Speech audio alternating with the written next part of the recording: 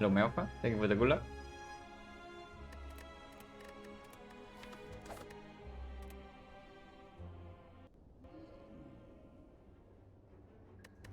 Probably clear common relic.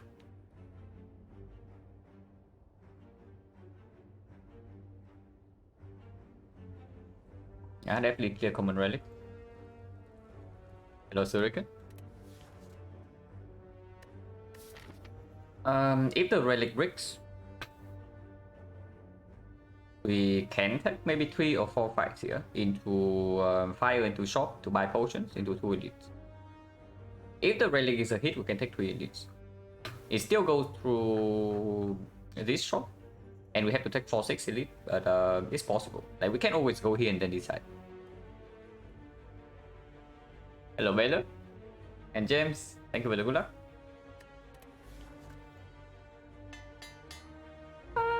I don't know. This one, I guess we go here regardless. Do I want 3 or 4 fights? Probably depends on what happens here, yeah. So better. Yeah, it's way better. Like free upgrades and then also advancing relic pool by on relic. And yeah, neutralize upgrade plays here. So always start here. We never go to right side.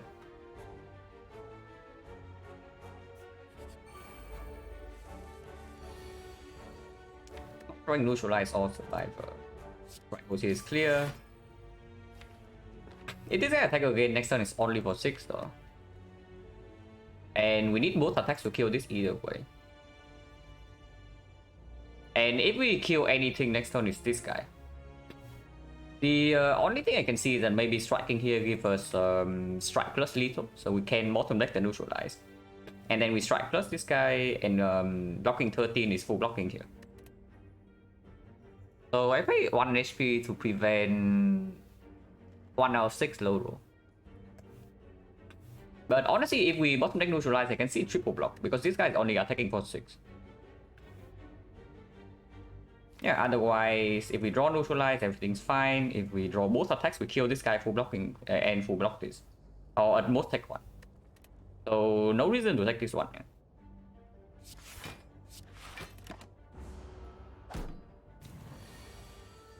Easy. So this guy never attacks now.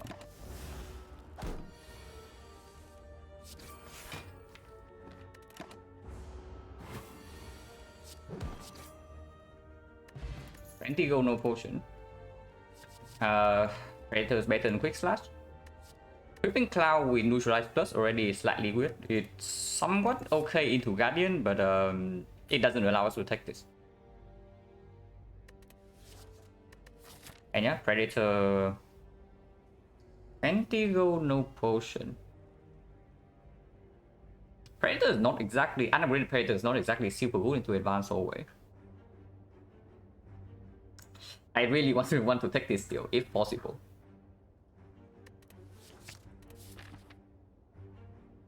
So does it mean anything? The chance to break on potion here would be, currently it's 50, yeah, so it's 50, 60, so 20%. 80% of the time we get a potion here or here, if I only take 2 fights.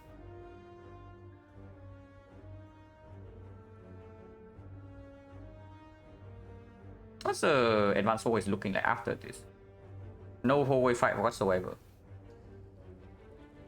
3 at least fight back to back though, but the shop here. So even if we use all our potions in this fight, we can buy 2 potions and then use it here. There's no reason to take advanced hallways, right? With even with no potions. Because Predator is a decent card and then neutralize good already. So the Predator is good against the elite, but it's not good against advanced hallways. And if you don't get a potion by this point, just avoid this. Avoiding this is not that big of a loss because we are trading against an upgrade. Hello generic user ID and Tech Coaster. Thank you for the good luck. Yeah, no reason to take advanced hallways, right? Because if this is gold, the shock also is stronger. Hello Jaras. 56 HP. So this guy rolled 56 HP and we draw 1 energy worth of attack on turn 1. Now, I don't like this very much.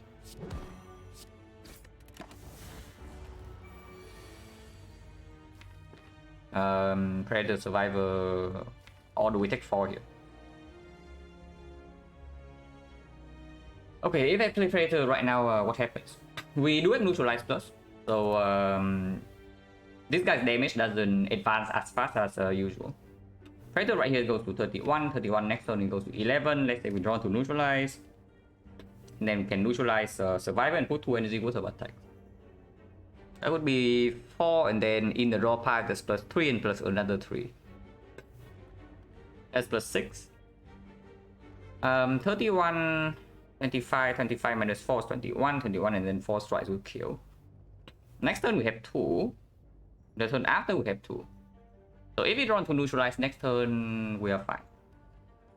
Even if we don't draw to Neutralize next turn, when this guy goes to 15, it's only 12, right? And 12 is Survival Defense, and we don't Strike Plus. So there's no reason to take this for yet. After seeing what the next hand is, we might actually take some damage, but not this turn. What were the other new options? It was transform 1 curse for max HP in board swap.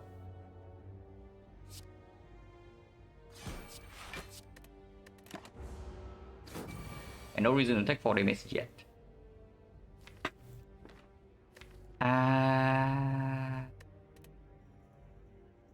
Oh, this is silver clear, yeah.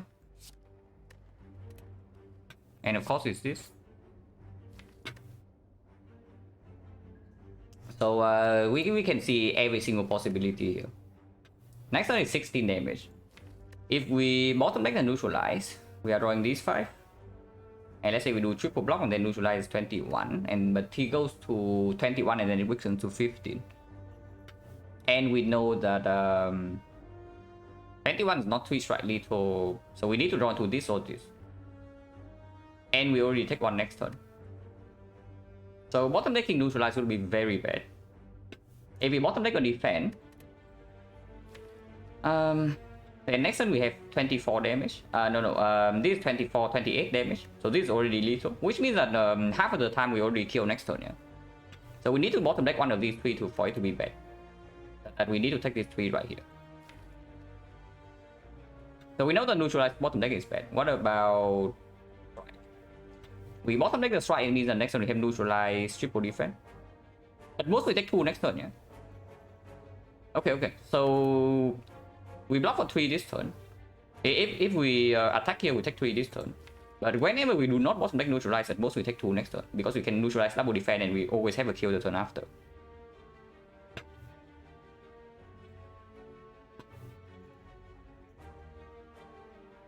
Yeah. But if we bottom deck Neutralize, we need to basically to redraw one of these, and we only have 4 draws.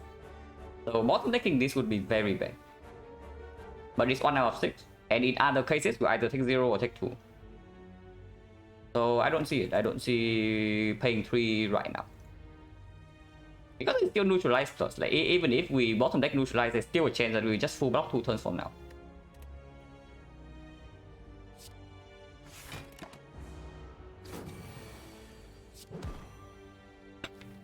Yeah, next turn we only need to draw 1 attack. So again, no reason to pay 2 because he is still weakened next turn. If we do not draw 1 attack here, we draw 3 blocks and that's full block because he's only attacking for 15. And then we draw into Neutralize plus 3 attacks and this is a kill. Or just strike plus 2 attacks.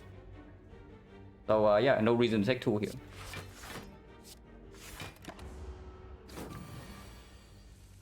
Easy.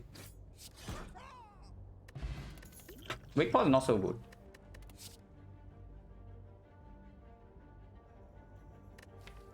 Now Deflect works with Predator, okay with Neutralize.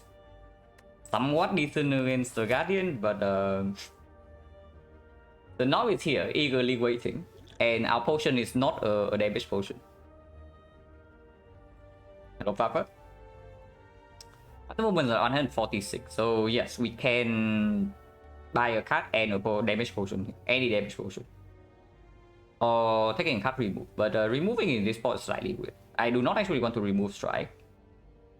And removing defense into Guardian is not really worth the gold yet.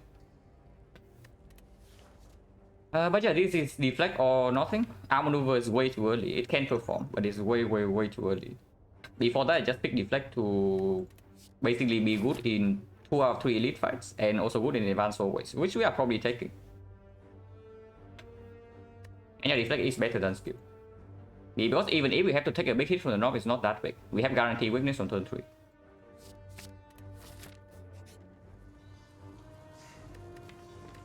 Well, the shop is right here. Okay, this is a fight, yeah, so advance over. Or a shop. Okay, if this is a shop, it would be slightly awkward, but I guess if this is a shop, we just go here instead. And avoid this node. Pinpointed upgrade is not too bad either, because pinpoint upgrade on Predator, and then we can pick any damage card here into upgrading here, which is decently strong. But taking the Tongs here will give us something like very nice to do in this shop, because we have exactly enough gold to remove the pen. And yeah, removing strike is not super good into this, and removing defense also weird into Guardian, yeah. So having a curse to remove is perfect. And we still have enough gold to buy a damage potion if we need to. And yeah, like Warp Tongs just solve this guy. We have the Warp Tongs, we actually don't need to worry about scaling offense anymore against the Guardian. He's dead.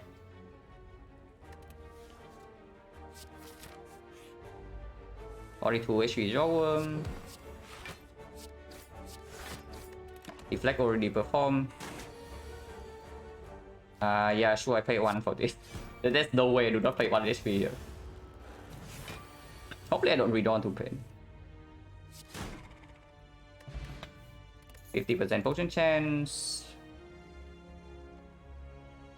Well, if we want Guardian to be super dead, this is it. But I don't know, are we super dead or what? If I pick this thing up. And then, yeah, if we know that knob doesn't exist, then it's very strong. It's actually incredible, because with the Witch Chain almost done already, and with the deflect pickup, and it being the Guardian, so we can carry it around. It works like super well with the Tongs as well. So into Act 2 is not even as bad as usual. But there's also the poison stuff. Poison stuff does not get an upgrade though, because we are probably going to upgrade Predator, but it's not like Footwork gets an upgrade either. Okay, picking Footwork solves the Lagavulin fight. But we already are good against Lagavulin, right? With the Weakness Chain, we would upgrade and neutralize and the Warp Tongs. Like, we are already fine against Lagavulin. The knob at the moment is very annoying, and Footwork definitely doesn't help them. And Sentries, Footwork overblocks it against Sentries. Actually no, Footwork minus block perfectly, because all of these are upgraded, and then they block for 8, and then Footwork minus blocks for exactly 10. But we don't need the Footwork against Sentries, right? And it might not even be positive, because sometimes it blocks the kill first cycle. The chance upgrade during fight. No, I don't care about this upgrade. It's still the poison stuff. Like, after adding a deflect right now and a curse, adding a Footwork right here, just praying that knob doesn't exist. And I don't really want to do that, because we don't actually need scaling defense against the Guardian with the Witch Chain and the Tongs now. So honestly, the only threat of the Guardian at the moment is, again, us not really being able to split on turn 2. And of course having too low HP, because we, yeah, freaking take a big hit from the knob. Engine. Also, this is better into advanced forward. The poison staff, I think. Yeah, like right here, the Footwork is a dead draw, but poison staff deals 11.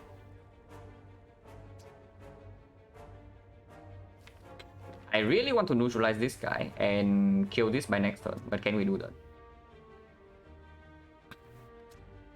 His damage, yeah, his is okay into the Guardian.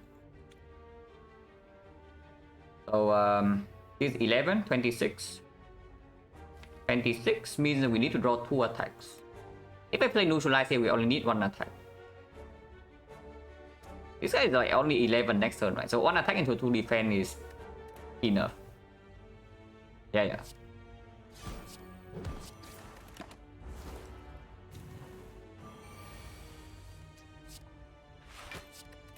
Perfect. And yeah, technically we could have ignored this guy. But I don't want to be slide. And 4 damage here doesn't matter as much as a slide, like for sure.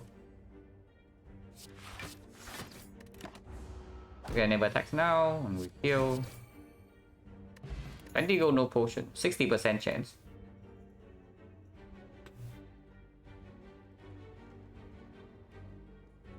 It's really just tempting me, yeah? Shifting is your day, yeah. I actually woke up like earlier today because yesterday I did not have enough sleep. So I went to bed like earlier and then I also woke up earlier. But I just had to watch the end of Coach Deflect run, you know. It was actually not possible for me to start stream before I see the end of that run.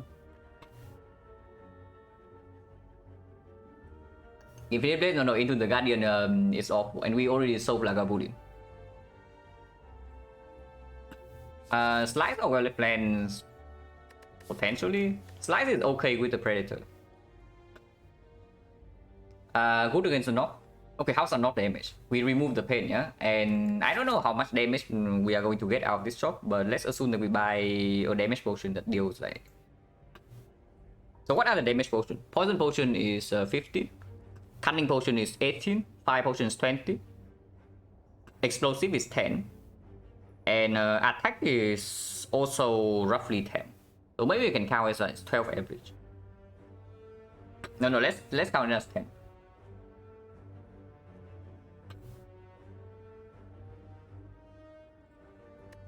Yeah, let's count it as 10.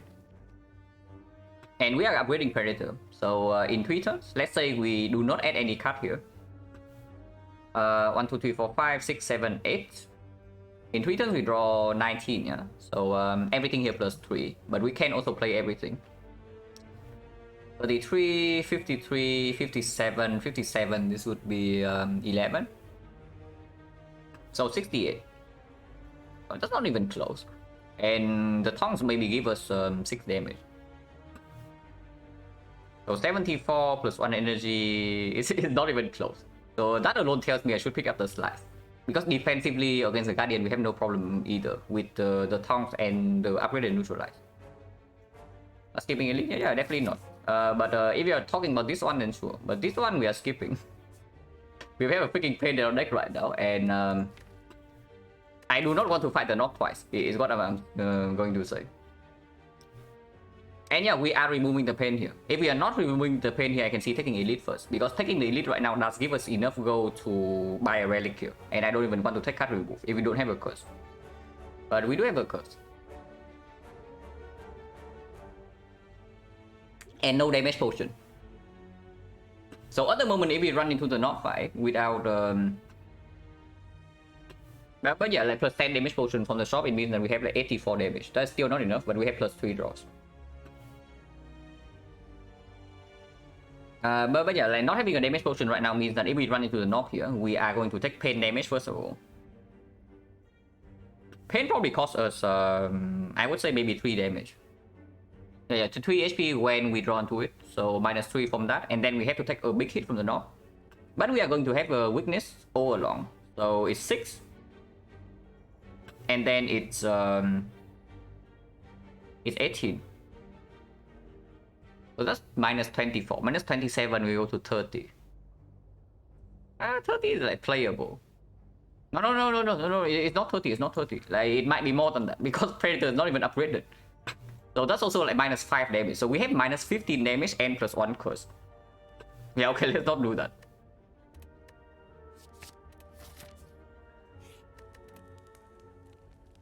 Also, I'm saying that lack of lean is fine, but it's only fine because we have this upgraded. We have this upgraded with the weak chain, and our defense are going to be upgraded as well with this thing, so we can play a long fight. But Predator unupgraded is also going to make lack of lead slightly weird, especially if we have the pain in our deck.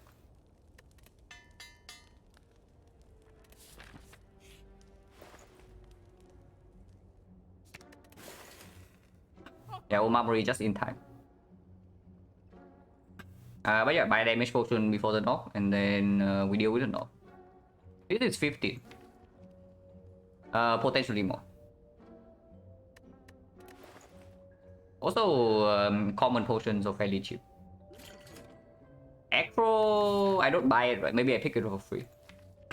It's pickable in this spot, but yeah, it makes us worse against the knock, and it doesn't even help against Lagavulin no sentries. Oh yeah, sentries as well. Sentries fight is not free for us. And this card also performs very nicely against sentries first cycle. Wavelet Plan is good against sentries second cycle, and of course very good into the Guardian, but first cycle in the sentries fight is what we are worried about.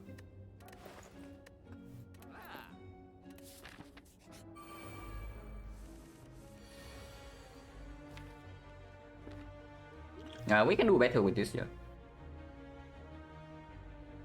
Currently 19, but then we take 5. If I do this, it's only 30, so it's 30. 30 if we do not draw Predator next turn, but 83 attacks we can still flex and kill.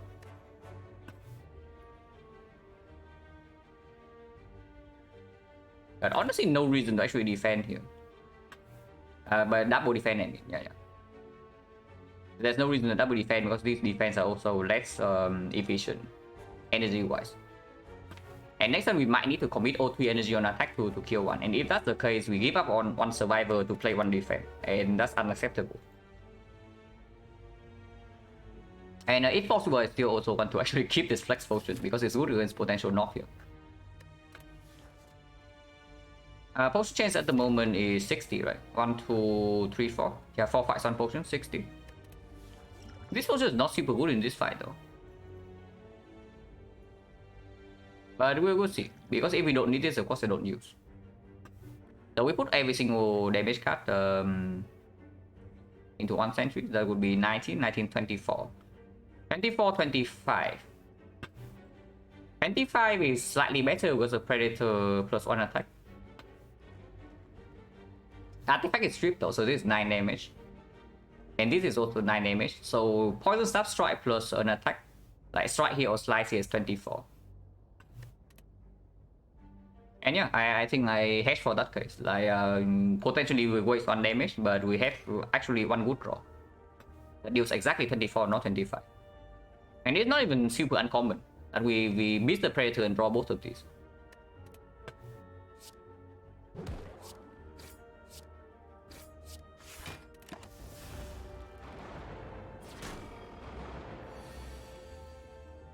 Now we draw the Predator. Unfortunately, we also do not draw Survivor nor Deflect, so we are taking 5 more here.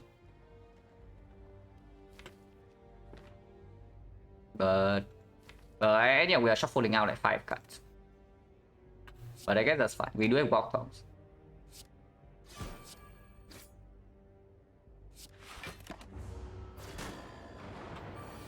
So I guess with the first cycle, if we are not using flex first cycle, it means that we are never using flex 4 in this fight.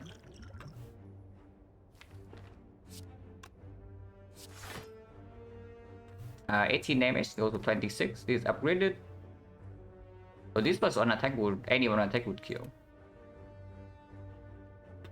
And we only have 18 cards. These would almost full block. So in this 23 means that we probably always kill this over 2. Okay, what is the amount of damage in the deck? Like we can never finish this fight in this deck cycle, right? Let's say we put 18 damage and we have perfect kill with Predator Strike. And the rest we have 18, 22, 22 plus Poison Stab. At most is 15, 37. So yeah, no, we never have enough damage to kill this cycle. If that is so, next turn goes to, we draw 17 in 3 turns. So next turn is this attack, this guy attack, and then this guy attack again. In the deck there are 5 defense. 5 out of 7. High block density actually. That probably tells me I don't actually care about this guy. Yeah, because if we kill this with Predator 2 turns from now, we also have a big turn 7 to do block.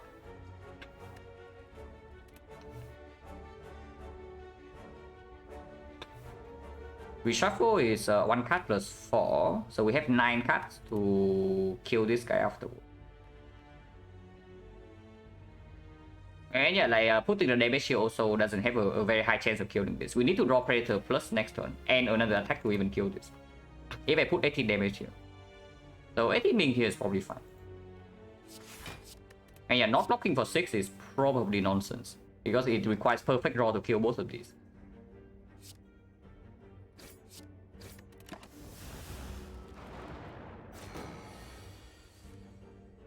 Now sentry stacks.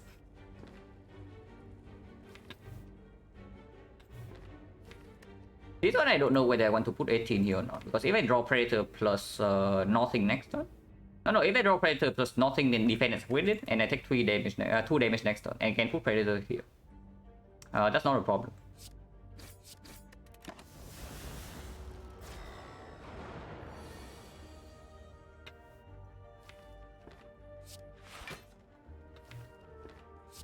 It is kind of cringe.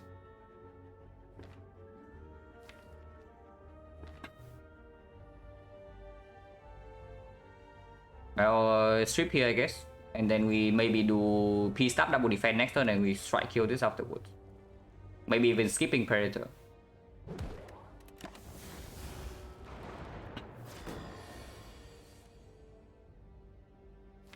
Okay, this is fine too.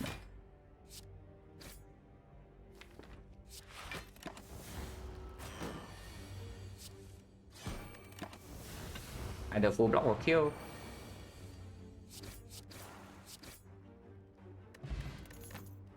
Speed pop, not super good. Game or nothing.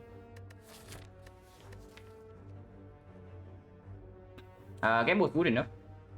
Good in the Guardian fight if it gets hit by the Tongs, because we are not going to manually upgrade it. But good with Predator as well. Not terrible against Knob either if we draw a turn 1. And with the flex spot, we are aiming to kill Knob by turn 3. Hello, anything next? Yeah, Speedball is not good enough, right?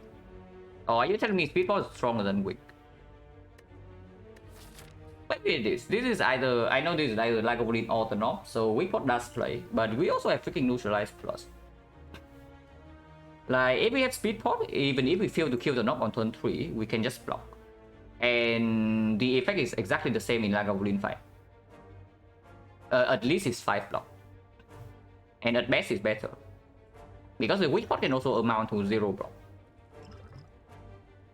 Speedbot outperforms in Lagavulin, and it probably outperforms in the Knob as well. With turn 3 we cannot kill.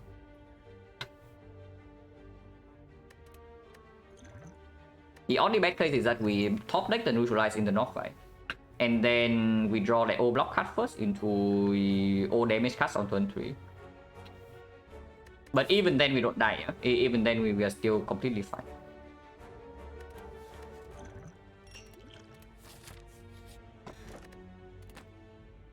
Oh, that guy is crying. Infinite Bliss is pretending to cry, but we don't care. Not yet at least. So honestly, do I ever rest here? Because on resting here, yeah, basically means that we have like a lot of HP after this, and then I can spend HP in the question mark.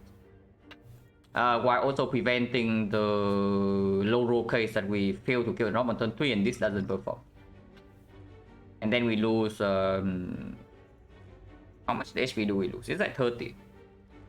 Okay, losing 30 would be very bad. And yeah, it's possible. Even with the flex potion, it's absolutely possible for us to kill the Knob on turn 3. We just need to draw like all damage cards on turn 1 with the Neutralize as well. And we completely fail while also having no weakness. And with the Warp Tongs upgrade, it doesn't make sense. With the Warp Tongs upgrade, we get stronger, not weaker, because it means that...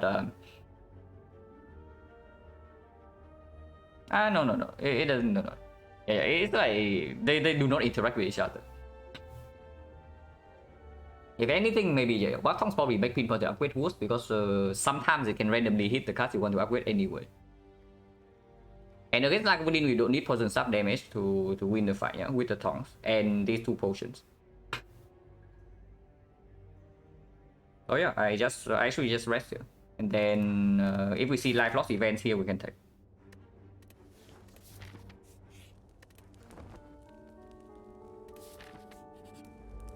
HP no. I mean, we're just kidding, guys. I was actually just kidding about like drawing all damage cards plus the neutralize turn 1. I was not serious. But apparently this is what we draw. So at the very least, I'm happy I rested. Because I do not think we have enough damage to kill on turn 3 anymore. Unless I play Game Ball next turn and then we have a good shuffle. But then I also take extra damage. Flexball doesn't happen this turn yet, yeah? Because we are playing Predator, so it's only 15. Unless you tell me 50 is always enough. But we can calculate. This is better than this, it's 11 damage. So currently dealing 24, 11, 35. 35 and we shuffle in 2 turns. We can shuffle next turn with this. And then we redraw into all of this. 1, 2, 3, 4. Can play everything in here and it's 27 damage. 27 plus 35. 35, 50, 50. 27 is 77 only. So if I do not play Game Ball, we do not have enough damage even with this. So yeah, there's no reason to flex yet. It can be better later and most likely we have to take the hit anyway.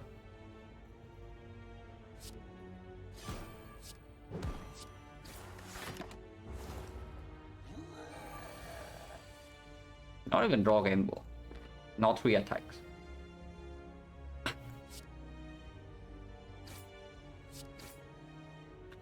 This is blocking for 6, and it makes us take getting 4 more damage next turn.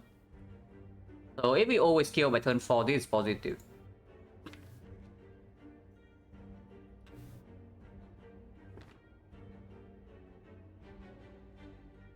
At the moment it's like 40 damage and we have only 15.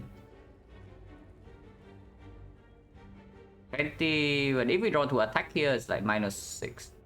If we draw to defend, we draw to 3 attacks the turn after, and flexible. So if we draw to an attack right here, yeah, it's +6. 21, 21, 37, 37 the turn after we always kill. Otherwise, flexible is 15 the turn after. So yeah, for now completely fine.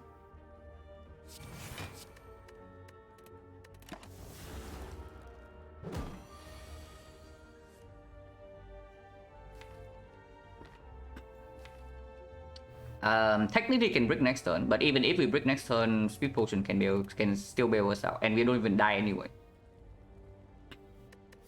But yeah, I'm very happy that I freaking rested. If I play Count Game Mode right now and we fail to kill next turn, no, we die. 18, 22. 22, if we draw 82 attack would kill, yeah? Oh no, neutralize plus a strike would not kill, but it's only 20. But even then, we are still going to have 3 block cards. With 3 block cards and Speed Potion, we just block it. And we never take another 28. So yeah, no problem. Double strike end turn. Playing Count Game Mode right now would actually give us a chance to die. Like, because I play double strike first and then play Count Game Mode, but if we Count Game Mode to Predator, that is and then draw all blocks next turn, we will actually die here. So let's not do that. Let's just take 28 and get out of here.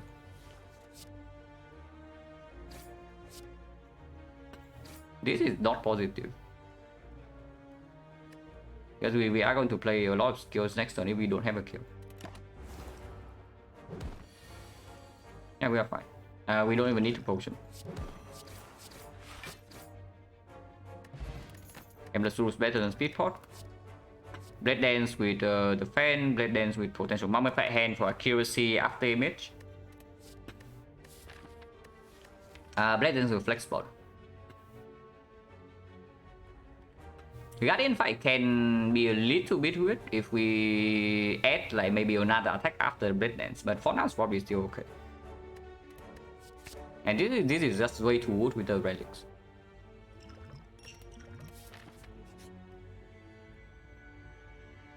I know that I did say that we rest here to take life loss here, but yeah, no thanks.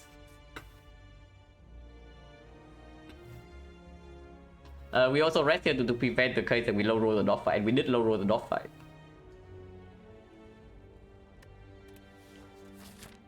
Is not as good with the tongs. Not really. But Silent is better with the tongs, but 20 is too much. Potion chance at the moment is like 14. 1, 2, 3, 4, 5, 6. Yeah, 6, 5, 3 potion, 14. We just saw Standing Light already, but life loss events right here we still cannot take it. Like Scrabbles, I guess you can click 3 times. It's true, Scrabbles we can click 3 times. But whole way fight first, yeah. After this whole way fight, I know whether I can take life loss here or not. And if I cannot actually take this fight, then we can also go here for potential healing. Because regardless, we have to take one whole way fight anyway.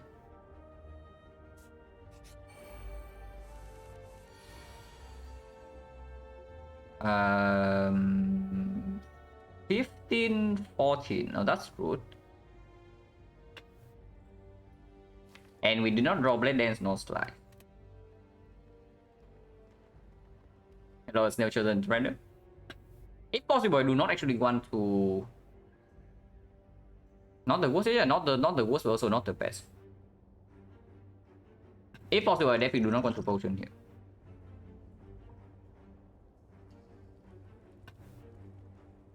Yeah, one off here is like quite sad.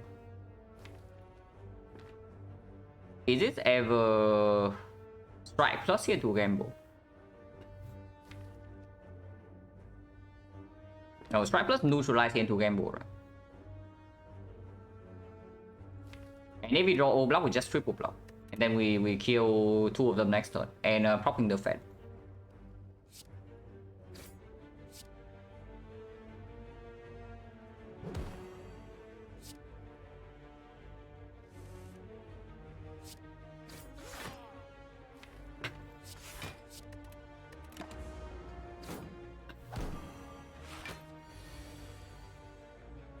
This guy.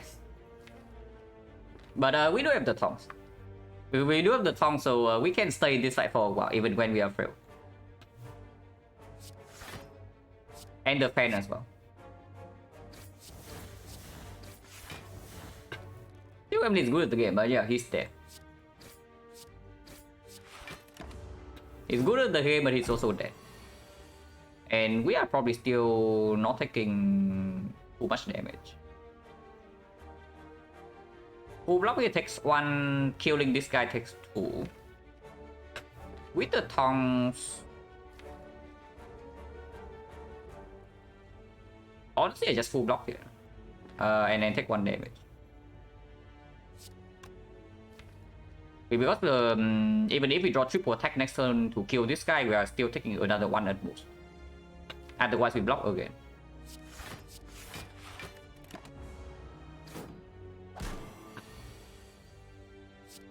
Yeah, no problem here.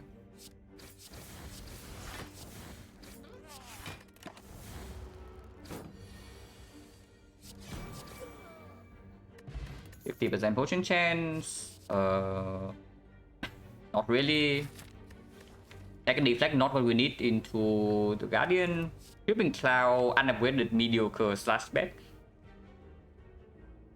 And at the moment, I don't even know whether we are upgrading cards before the Guardian or not. And I don't even want Creeping Cloud in my deck in Act 2, right? With the fan and with this thing already. And yeah, there's nothing else here. So we skip. 27 HP, 50% potion chance, but these potions are okay. With Mummified Hand question card, this fight does get better though. Because any power can pick up, and a lot of powers has synergy with Blade Dance. What's the bad event here? Dead Adventurer. Dead Adventurer not now we can take because we have Flex Spot or Blade Dance. Dead Adventurer Lagavulin is impossible. Dead Adventurer Sentry is probably fine. Serpent's Bed, Mushroom's good, Living War probably good. Yeah, Living War is probably good. Better than Horrify, I mean. Of course it's good. Healing event sure give us an upgrade, and I can see upgrading one of these two, maybe even this one.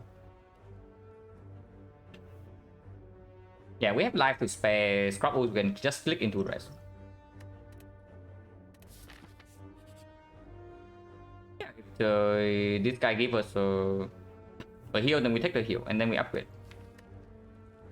I do not take that remove here over heal. I just take the heal into upgrading. Honestly, probably cow gamble. I think this will play very nicely in the Guardian fight. And with the Predator in our deck, it's going to be better later as well. With question card giving this card synergy. And we don't actually need the front load damage upgrade against the Guardian. Taking only the heal instead of card remove also gives me a real shop in Act 2. And strikes are not even that bad. At this moment at least. Opens up by straight in Act 2. Opens up P-Box. Even with the Weststone upgrading, this P-Box is still completely fine. Because we can block with the fan. And any power is upgraded with the Mummified Hand.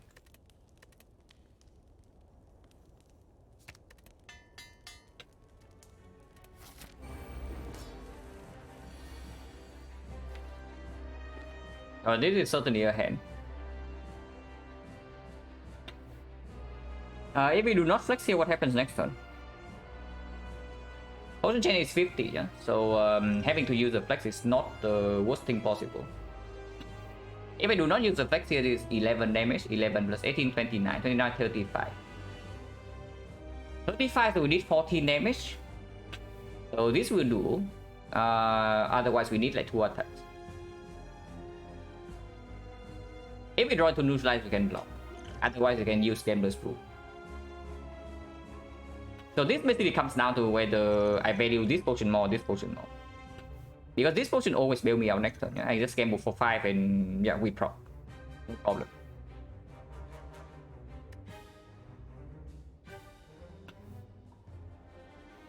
No reason to flex, right? I think flex is stronger.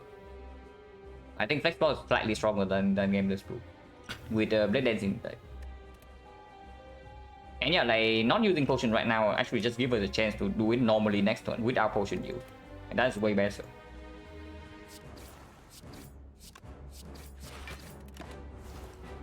Sometimes we can just block this here. Yeah, no potion use.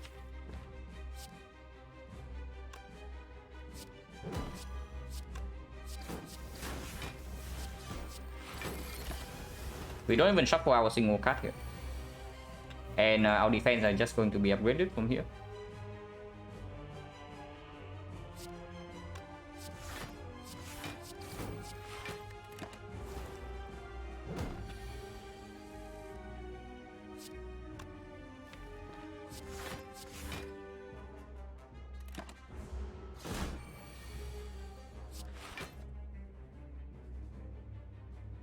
Taking 5 damage doesn't matter.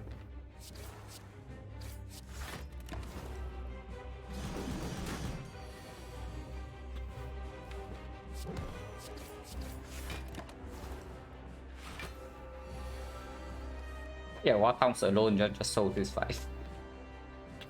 I don't really like these hands though, but that's why we do have Cup Rainbow Plus.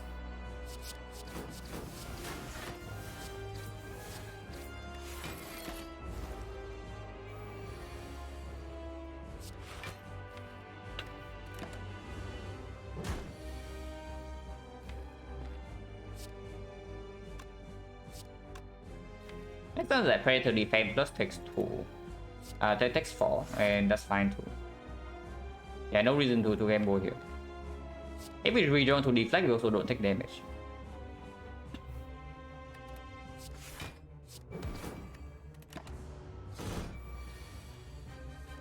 Yeah.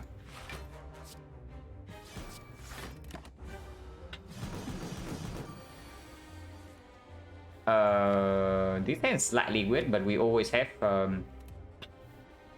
it's like 22 here. 22, 27 next turn. Yeah, we always have 27. So no need to panic.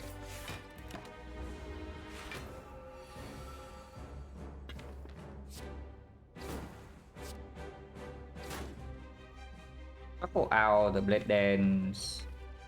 Yeah, it's fine, whatever.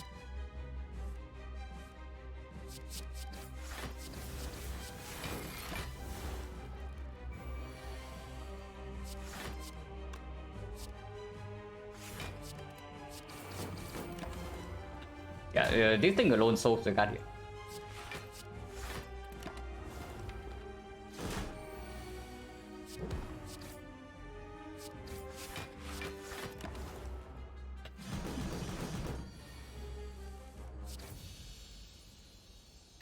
No potion. Oh, here's a power for Mummified Hand. I have to admit it's not quite the power I'm looking for, but it is a power. But yeah, of course we're not picking that. On the other hand, okay, Nightmare right now does not have any target. With the Mummified Hand, Nightmare gets way stronger later on, but for now it's useless. See, I don't know. We see it seems fine, but is it better than Bullet Time? We do have Predator Bullet Time with card Remo Plus. And Question Card also means that we can pick up card draw more easily. Also, this deck at the moment not super Snecko, but Snecko with Mummified Hand is a thing. And if we pick up Bullet Time, then of course we can pick up Snecko. Easy Corpse? Is it easy? So with the Fan and the Mummified Hand, we are not even we don't even want to lean towards poison. At least in Act 2. If we are stuck in three, if we're stuck with 3 energy, Bullet Time is way stronger. Or Thousand Cuts to pickable deck had 2 Blade Dance and what moment to pick it? At the end of Act 1. I had a situation, okay, not too recently, but I had a deck that picked 1,000 Cuts over Alchemize and Corpse Explosion at the end of Act 1. That was pretty deep. But the deck was basically Ornamental Fan with like 2 or 3 Cloak and Deckers and the Footwork. Basically, it does not deal damage whatsoever, but it can block like extremely well. And the 1,000 Cuts was my entire damage for the rest of the run. But before the end of Act 1, it can be a Slime Boss solve. Like it's a 1-card solution for Slime Boss. So if you say that you cannot split the Slime Boss decently, like maybe below 50, and you are forced to split him on like 60, 70 something, then 1,000 Cuts is the card that saves you from certain death. Yeah, Bullet Time is slightly good with the 0 cost, but not this thing. Like you don't really count this thing for the Bullet Time as 0 cost, because this thing, if anything, it makes Bullet Time better, not worse.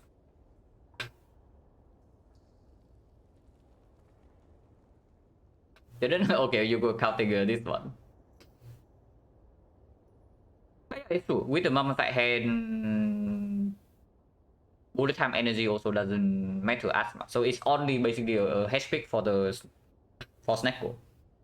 But it's not the CE is super bad for Snecko either.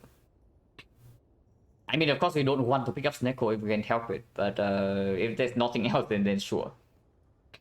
Your Question Card does pick for Snecko a little bit. The Pongs does pick for Snecko a little bit because occasionally it can give us a 0 cost upgrade. And Mummified Hand also speaks for Snecko a little bit, which actually not right now because we have no powers. It's probably easy. It's not that good, but it's okay.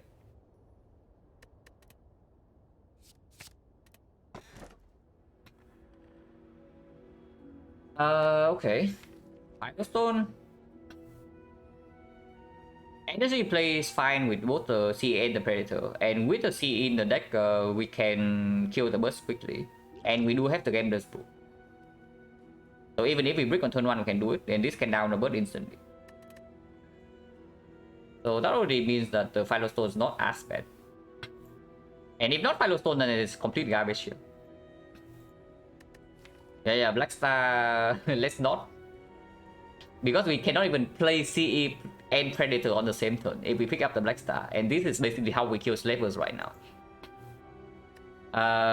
If not the Star, then it's the Bell. But Philostone is probably stronger than the Bell. With the 2 costs in the deck, and we also want to pick up card draw with the thing.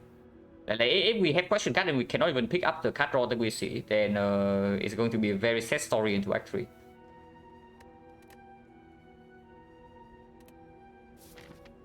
Collector, we have CE against this. 3 elites on the left, 4 elites on the right. But going for right side means that we are taking a lot of advanced hallways and no early shop. No late shop either.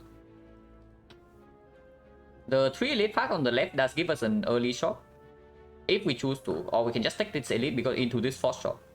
So we enter the first elite fight with no shop, but afterwards there's a fire immediately and then a shop to solve the second elite, and third elite is optional. Also the burning elite lives in the act, so if we can take this, we would like to. 4 elite is way too ambitious, yeah, because I don't even want to take advanced hallways that much right now. And here is like 2 advanced hallways into elite before fire. And if we have to pivot away from this, then this part is awful compared to the other one, because we don't even get to go to the shop. Yeah, at the moment, buy space completely pickable.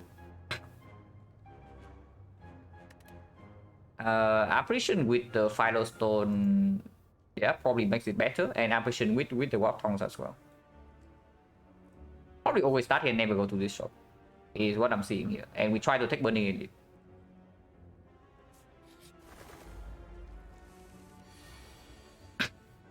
$36 damage on turn 1. Yeah, okay. Very interesting start of Act 2 right here.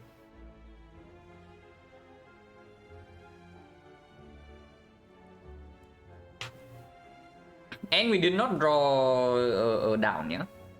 We did not draw a down. So if I draw 2 Blade Dance right here, we're currently blocking for 19. And then we don't even down the burst, so we need Blade Dance plus 1 attack.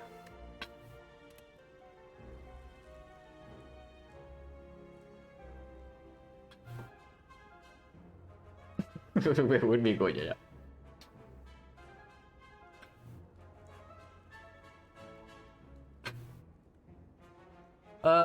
I can see gambling for 5. I keep C and keep the deflect. Because this also block for 6. This blocks for 12. Actually, it blocks for 16. And Gamble draw is okay too. Hello, it is it. But yeah, we need to keep CE, yeah? If we do not deploy CE in this fight, it's going to get like super ugly a few turns from now. And I keep the deflect. Keeping this is 3 more block, but this is way too greedy. Okay, acceptable on this.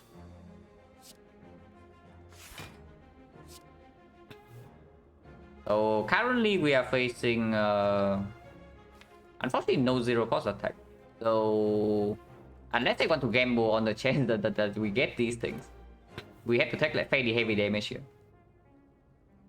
Block for 11, take 13. So 13 damage and 1 potion use. Gambling for 3, and we need to hit one of these 2. Not really, right? Because any of these would also kill. So gamble for 3, the only miss would be exactly these 3. But even then... Okay, that would be bad. But that's exactly 3 cuts. Anything else is either better or even.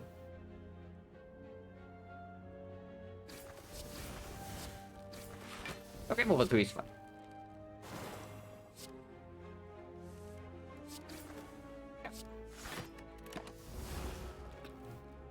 Second potion kill. Even if it does, I don't use it. But I don't think it does. Okay, CE has already paid off. Now, if I had taken the bullet time, I would be probably very sad in this fight. Yeah, it's green, but next to it is like 3 cut draws on 4 energy. But it's green, and we do have the fan and the flex potion. Yeah, I got all 4 of these. Like take all would be nice here. But yeah, after this blade dance probably the best, just because of this thing. And we are taking elite before the shop. Also, we don't have the dexterity yet to scale the backflip, and we don't have discuss synergy with the acro. And at the moment, we can spend our energy, so having more cut draw matters a little bit less. Upgraded card also gets stronger with the top, because it means that we can upgrade the rest of the deck. Yeah, with our fan, maybe. But this alone already speaks for this, and we don't have the fan. But I never go to this shop here. Potion chance 50. Ew. I say ew because first of all we are facing advanced hallway, and secondly the shop is after the elite. And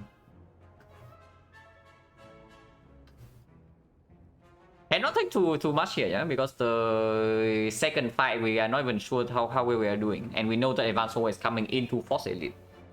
And potion chance being 50%, with taking 2 more fights after this means that I never buy a potion here for 6 HP. But I do want the gold. Taking gold once into this is minus 12, 39. 39 taking 2 fights plus 1 elite or 1 potion. It's doable, and we don't even need to upgrade anything here yet. We can rest here.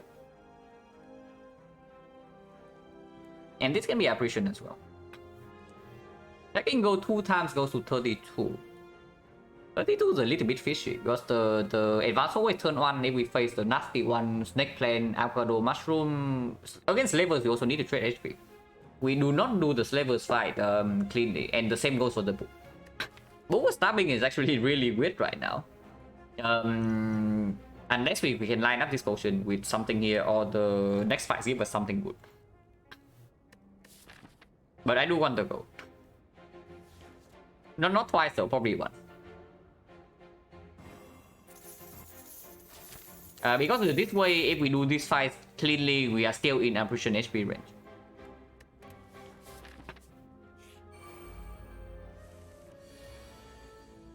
Yeah, Blade Dance already been playing here. How much damage is this? It's 36, 36, 40, 46. So it's not quite a kill. But we do block for a lot, yeah. It's 4, 5, 6, 7, so that's 8. 8 block already. 8 block plus another 8, so that's 16. 16, we are taking 5 this turn. If I do not play Predator, we have full block. If I do not play Blade Dance, we also have full block. Like I play Predator triple attack into Survivor Defense. We block for 20 and we are facing... Actually, that takes 1 damage. So it saves 4, but we deal 16 less damage. But next turn, with Predator draw, if we draw to CE, and we have 2 more energy. This is 30 already. 30 already, so 36. We need 18 damage on 2 energy. Which doesn't always come. But I think Predator needs to be played. Yeah? Not playing Predator here, it's just throwing.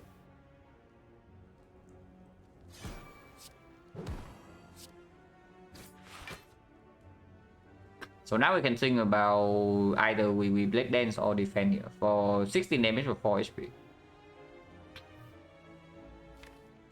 If we do not even draw CE next turn, we still need to kill one of these. And then they run away without gold.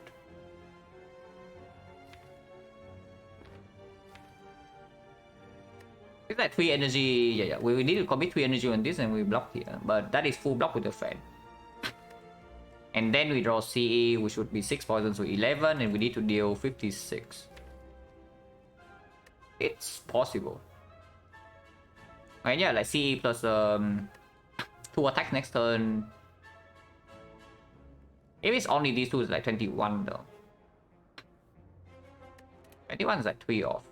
3 off would be bad, and there's no zero cost attack here, so we actually need to draw into one of the good ones.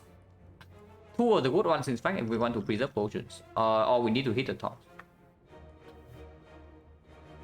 Hello, do we need? Yeah, I just take 4 more here. I just take 4 more here.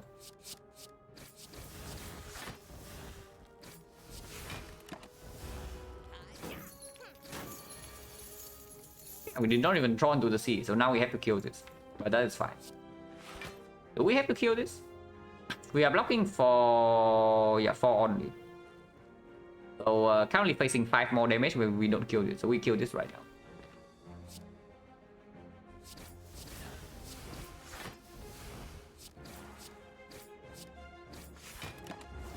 Next time if he runs away, we're fine. If he... to attack, we also have a kill. Yeah, this is the kill. Potion, so 40%.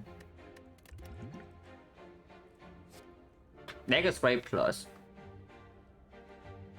Well, it's green, and it's good against a leader.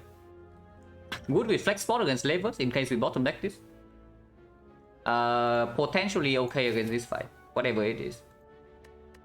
If we see Centurion Mystic or Triple Cultist, this performs. And it goes against Collector also. Against this fight, it also delivers, especially with this hand turn 1. So if possible, I absolutely do not want to Flex Spot here. Yeah?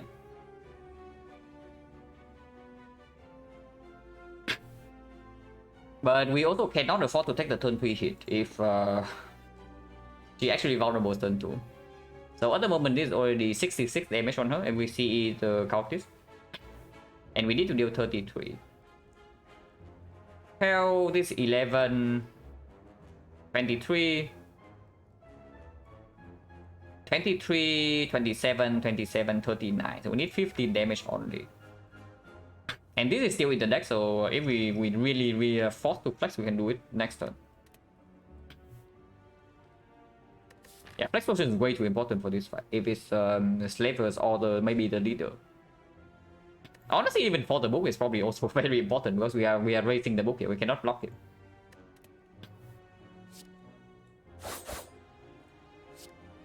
Yeah, see, he goes here instead of here.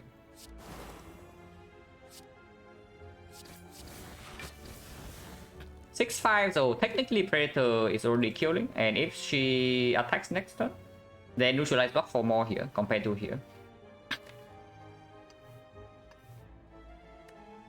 6, 5, 4 is 15, 15, 11.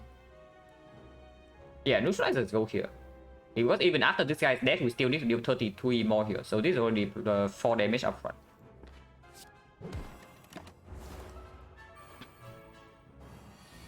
Attacks on turn 2.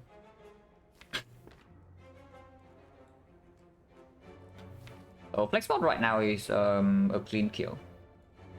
And yeah, neutralize right here, block for 3, because I don't even want to play defense. Probably kill this. And we need 19 damage.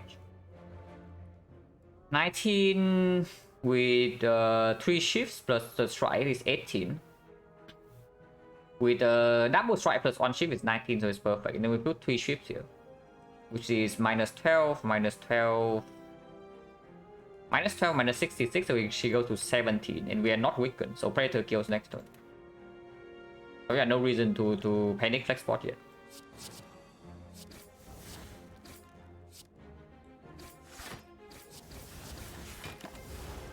Because we only have 1 dice. Overkill by 1 damage because we put the neutralize here on turn 1. So neutralize on turn 1 here, block for 3 on turn 2, and also give us an exact kill here, so it saves another 12. But that is really sick. Potion preserve. And potion chain is 50.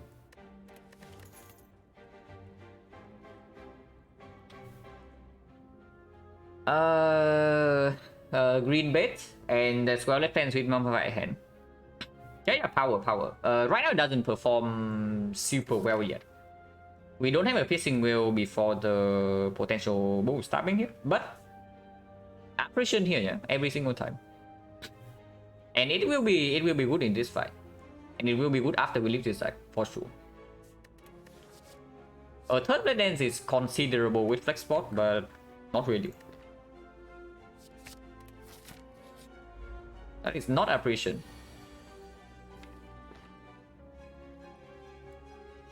This is not the apparition I signed up for, guys.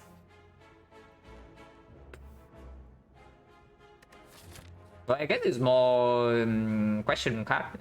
Only if we don't actually lose HP here. This is just a gamble full, yeah.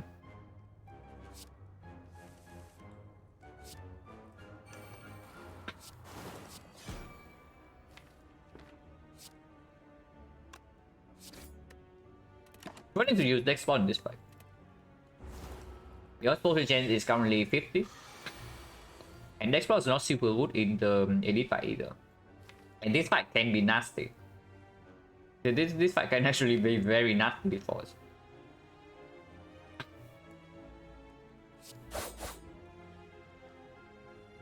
I absolutely never using the flex spot.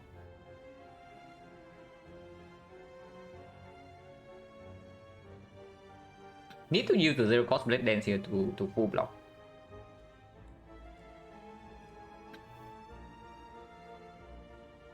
But next turn is weird. Yeah, next spot immediately we can use the blade dance 2 cost and then we hold this one.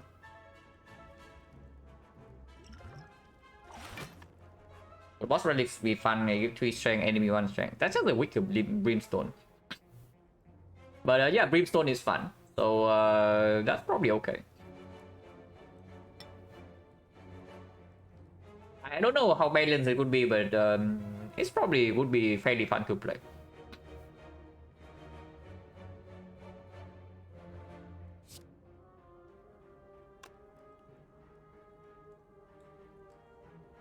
Wait, why did I deck spot? Because I actually want to play neutralize right now. Yeah, I guess we play neutralize, then zero cost right now. We hold or defend instead for next turn. And yeah, this block for 8, and he also attacks for 8. So yeah, next spot was way too early, but I guess whatever.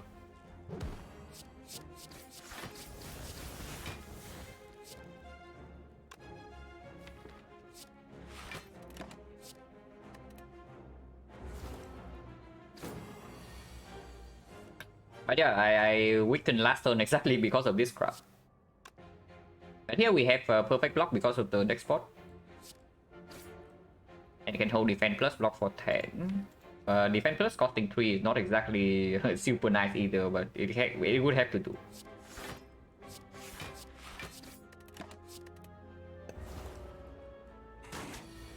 $28. Next spot performs again.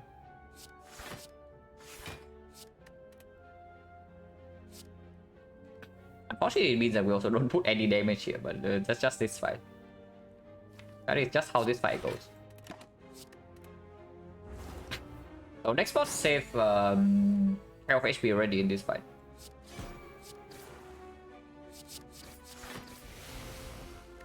No potion refill, 60% chance. Ooh. Piercing wheel with the Philostone is necessary later on, if we don't see a malaise. And even right now it performs with the Wireless Plans into the bow stabbing fight. Into Slaver's fight as well. And then there's the power.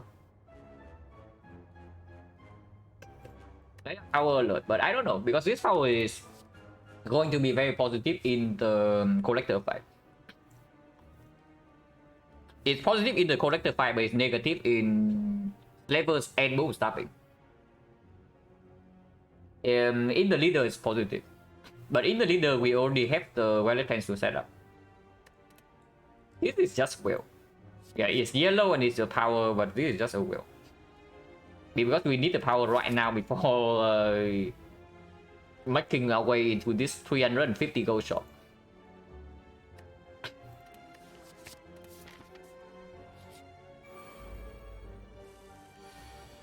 Would have gotten away with the tools. His hand is very bad though, I would have to say. And she's attacking next turn. Potentially. Even if we kill these right now. Also, we cannot kill both of them, yeah. We can kill both of them, but we are also going to be frail. Like, P stab here into 3 shift here, kill into 1 shift here, we'll kill this next turn with poison. So, even with this buff right here, this guy never deals damage. But she would be attacking us from 36 next turn, and we would be frail. And she's not wicked. So even with 3 attacks, we are still exactly dead. We're with the fan, so we need to block for a little bit more next turn. If she attacks. And there's a 50% chance that she attacks next turn if we don't kill right now. This hand is very bad. Holy crap, is this bad? Is this draw bad or what?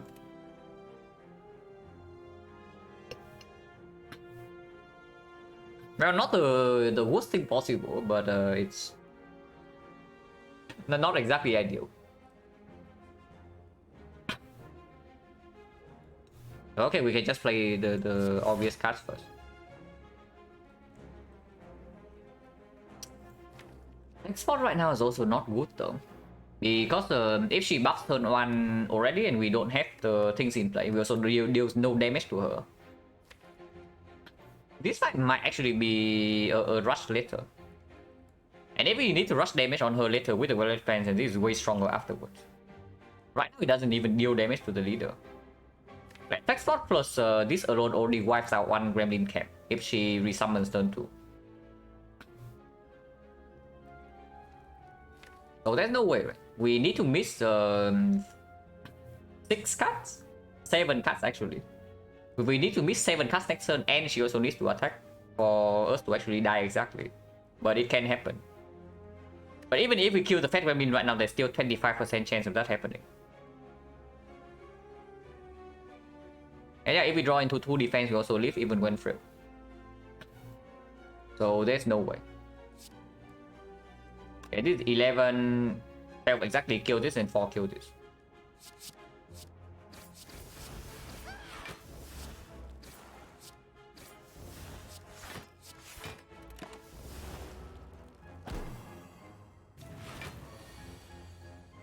He attacks and we are not dead because of Mummified Hand.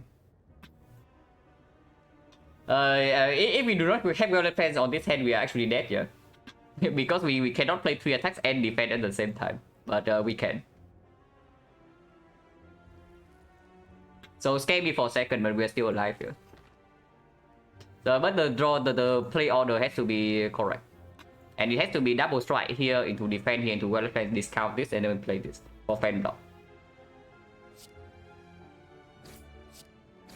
But yeah, it scared me for a second. Moving 100 runs, probably.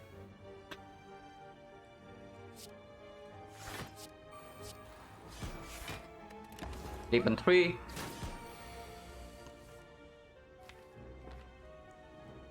If she attacks again next turn, we are toast, yeah. No matter what. She attacks for 12. 12 so goes to 6, 6 goes to 4, so it's 12 damage only. Actually 12 damage only you can block. Also, if we click Knowing Skull a single time extra, we are dead already. If we do not use next spot and Snecko fight, we are dead. If we misplay the Chosen Cultist fight, we are dead. We might still die here, but this fall down we survive because of the HP we saved like before this. Holding C is complete nonsense, but holding Will is also... Man, we summoning... Yeah, of course we summoning this turns better, but we just have to hope that she doesn't attack next turn or what. Because if we do not hold the Dagger Spray right here, we cannot kill the minions, resummon, and then nothing good happens. Unless you tell me that we flex right now. If it flex right now, this is 11, this is also 11, but if she doesn't attack next turn, it becomes 15. Flexing right now, 1, 2, 3, 4, 5, 25, 25, we can gamble for 4. And we play like 3 more attacks, so it's 40. 40? 40 plus 24, 64. 64 plus 16, 80. So she's still at 48. That's not good enough.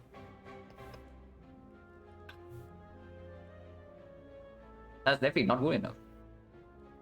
Well, 10 plus will be good here. So if we get 25% next turn, we are dead. That's basically what I'm seeing here. Because holding Piercing Mill is never the winning line.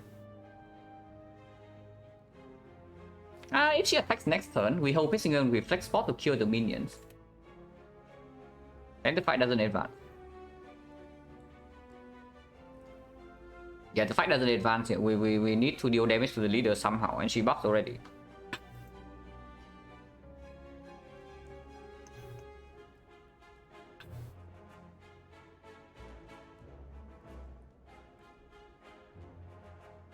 If we hold will next turn and she attacks, we always survive.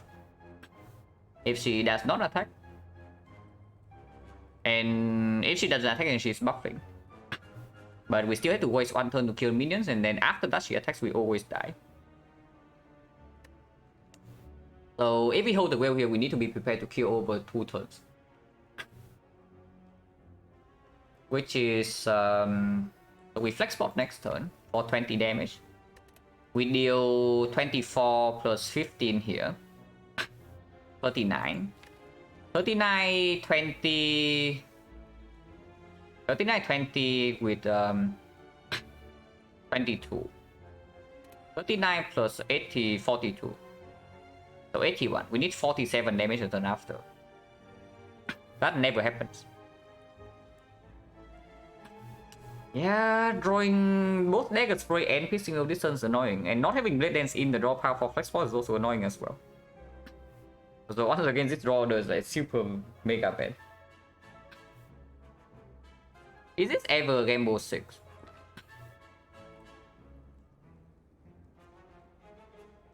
Like we Rainbow 6 shuffles immediately, put neutralize guarantee weakness on her, put 3 attacks, and then we hold something. And we shuffle out all the bad cards. Except neutralize. But neutralize is not too necessary if we are trying to rush for a kill. And this way we can actually maybe redraw into Blade Dances and Dagger Spray. And even if she attacks next turn, we can still redraw into the will. So 6 cards.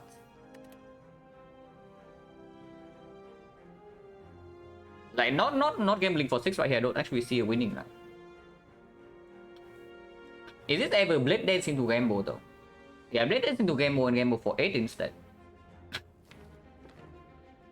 Because this head doesn't use energy. This head actually doesn't use energy. And I would actually like to draw back into the... Having shifts in the redraw is not so bad either if we draw into Predator and it's good with the flex spot. I like that quite a lot. Blade Dance into Gamble right here for 8. Because otherwise we have only 1 choice to retain here. And I don't like that. I want 3 choices. If we redraw to shifts immediately, it doesn't hurt.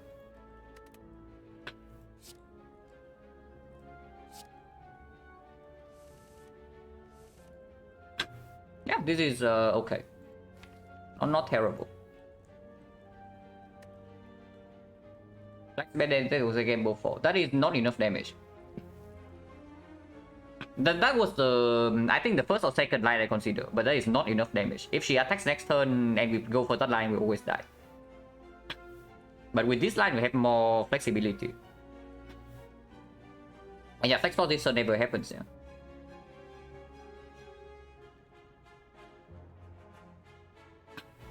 Never 29, no. We only deal like 80 something damage. And she's still at 40 something. With and we have no flex potion, and we're going into the next turn blind.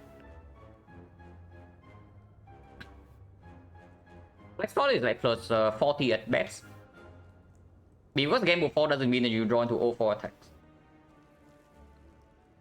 But yeah, it is a reasonable line, it just doesn't work out because of the attack order.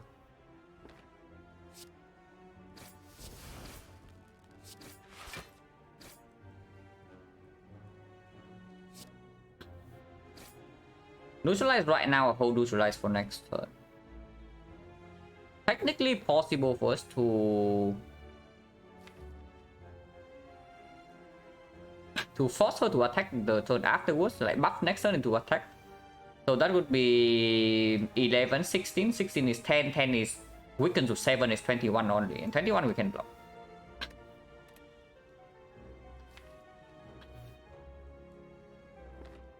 But playing neutralize right now puts her to 90. 90 and then next turn.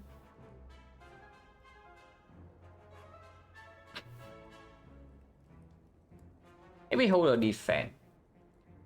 And she attack next turn for 27. 27 defense minus. So holding neutralize also has the advantage that we get to work on something else. Yeah. And if we taunt the piercing wheel, it blocks for way more. If we taunt this, is 5 more damage. With flex spot, potentially 4 more block. And yeah, before I see her intent next turn, I do not actually want to play this. And holding these do not make a difference. This might actually play with flex spot next turn as well.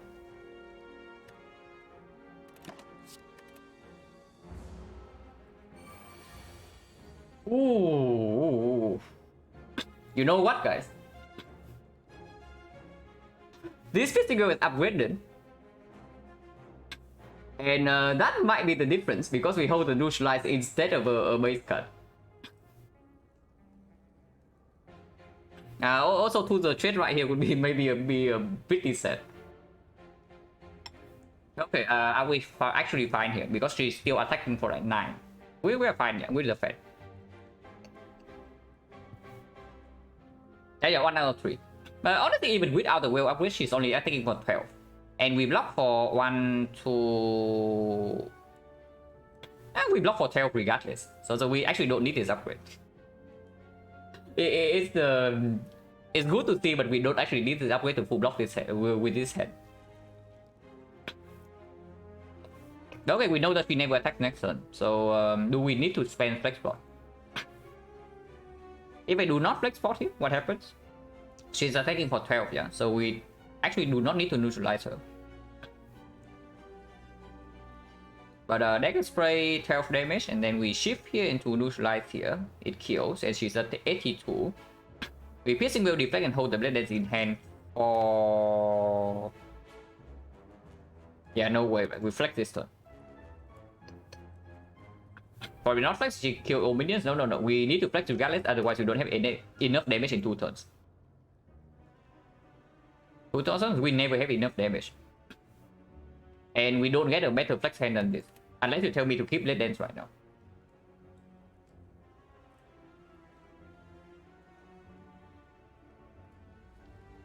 Okay, if we preserve the flex, it means that she's going to 12 and we block for 4 here. No, we cannot even hold Blade Dance. We need to neutralize her, otherwise we cannot kill minions. If we do not neutralize her, yeah, and we also don't play this Blade Dance, we die.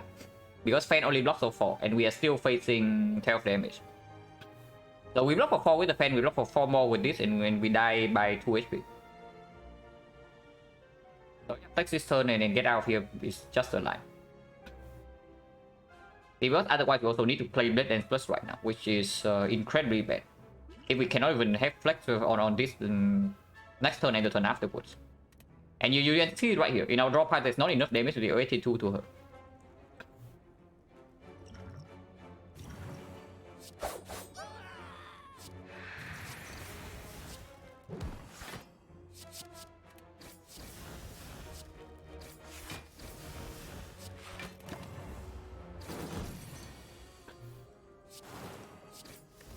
Yeah, she's dead next turn.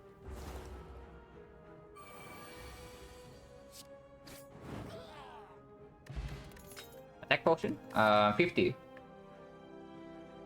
Yeah, 50% potion chance. Well, bullet time's back again. We have not actually picked up any card draw, so it's not better than before, and we have 4 energy already.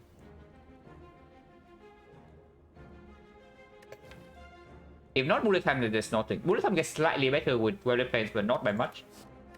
And we are resting here. Like, there's absolutely no way we are waiting. Bullet time doesn't play super well into the book. Bullet time doesn't play super well into the slavers either. Bullet time is slightly better than usual with the letter opener, but not by much. It's okay, but not really, right?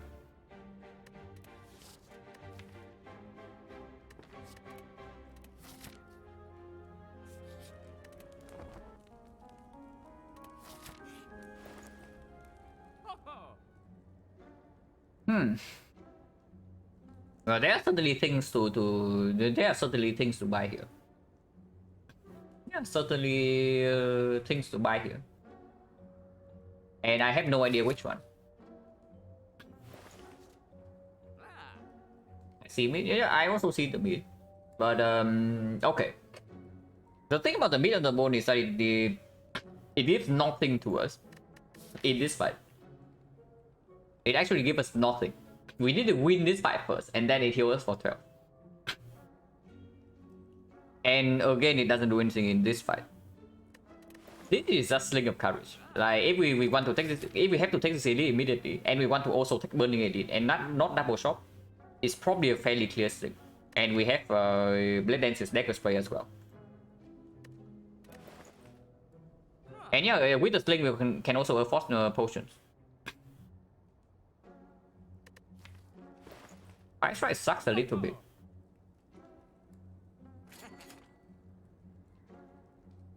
Here we can do remove Poison Potion, remove Dex Potion, or Regen Potion.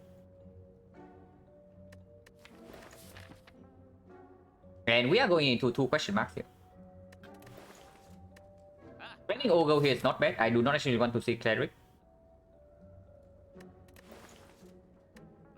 If we see Forgotten Outer here and by Regen Potion, we are forced to... We are forced to take the curse. Regen Potion costs a remove and also doesn't disable the Cleric, so that's very bad. But if I buy Regen Potion, I probably can buy a second Gamble. Second Gamble without card draw is weird though. It's slightly better with the letter opener, but not by much. Buy straight, even if we remove a card by straight, it's still very pickable, and I still do that. So it doesn't affect anything. Yeah, I can see Poison Potion. Poison is better than Dex, right? Next fight is either Slavers or the books, and we definitely have to raise.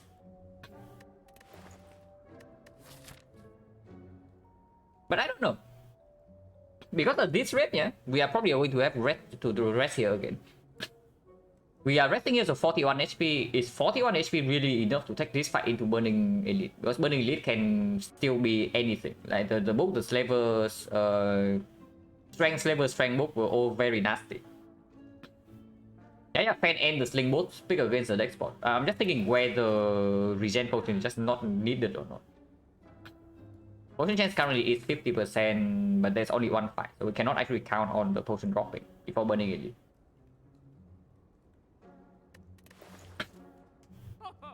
But next fight we cannot store. No, next fight is not a fight we can store unless levels and we kill 2 of them without the CE. If we cannot store, then Regen Potion gets like maybe 12 HP at most. Yeah, this is just remove in Poison Pot. Poison Pot also sometimes gives us a threshold against levels with the CE. And good against the book. The Poison Pot actually is very good against the book.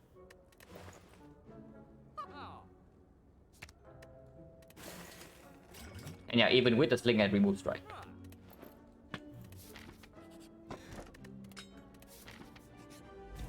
Save us.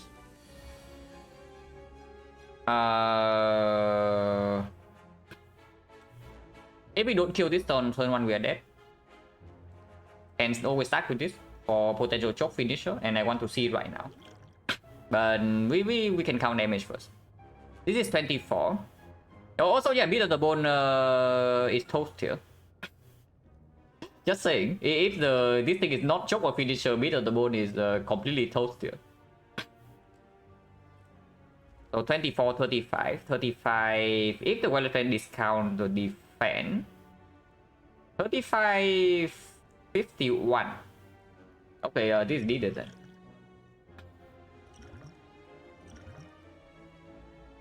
Or attack, flashes, dash. We see in the deck there's no need to actually pick or attack here. And that's just block for 10 more. So yeah, it's just a dash. And with the dash already, we know that we have enough damage to kill this. Double check. Even if we're playing hits the defense. 24, 35, 47, 55. So yeah, that's enough. So how are we distributing damage now? 23, 47, overkilling by 3. So can we do better? Each shield is 6, so it's 12. And we are blocking for 10, 1, 2, 3, 4, 6, 18. So defense does play. The defense blocks for 4 here, and we are playing defense. If we are playing defense, then yeah, overkilling by 3 is the best we can do. We cannot do better than that.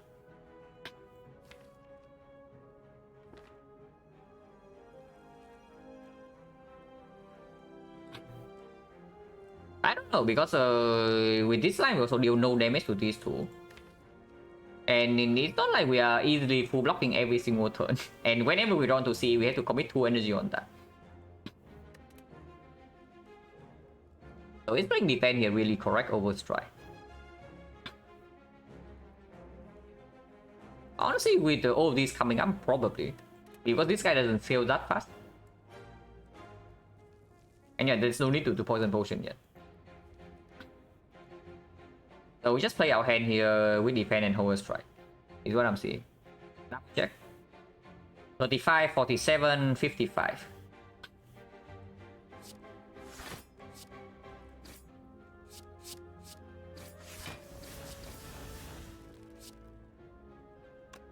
You draw 1 card with Immortal.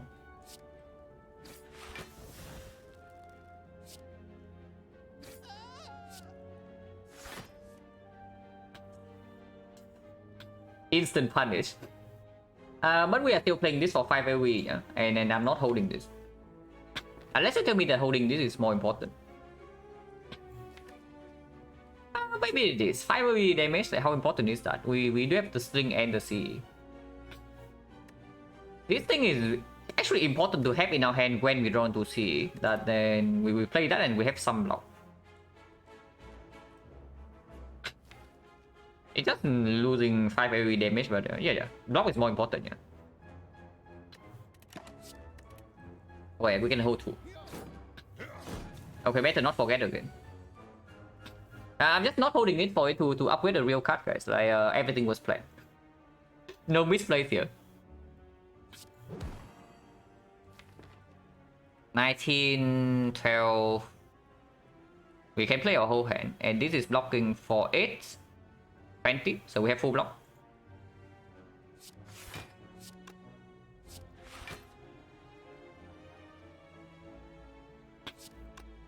And yeah, CE draw coming next turn, guarantee, almost guarantee with Rambo, otherwise we full block either way.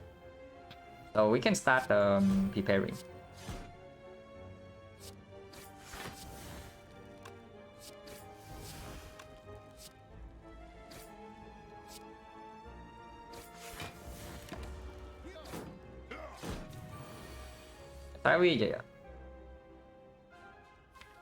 If possible, we want to set up the boss for. And we can just kill this guy without playing CE to set up the boss for again. Because we can retain 2, so there's no risk here.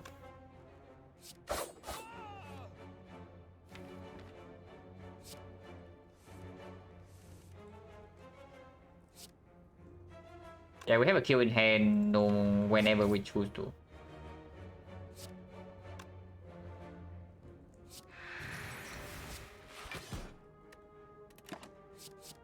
Honestly, just hold this.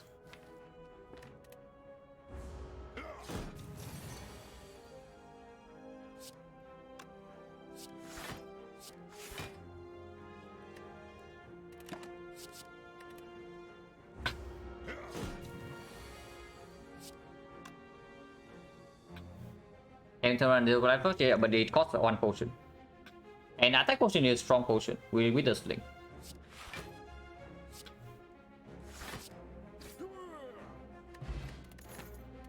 It came back. And there's also sustain. Here's our meat, guys. Footwork. Power alert. That does not help a lot against this guy, but we have 33 HP now. So it is slightly different than before. Also, potion chain is 14, yeah? 1, 2, 3, 4, 5. Actually, it's not 40.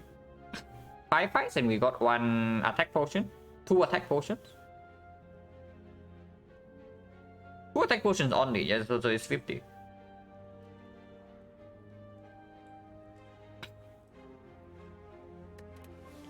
Yeah, footwork with Mumfat Hand, with Warp Thongs. And at the moment, we don't have a damage plan against Collector yet, so maybe we need to block a little bit more and let the CE do the job. This might not be super positive in this fight, but it's acceptable. And we do get 33 HP now. Late question mark Act 2 over whole wave fight with a full potion bell already. Yes, we drop. As always, robbing is worth it.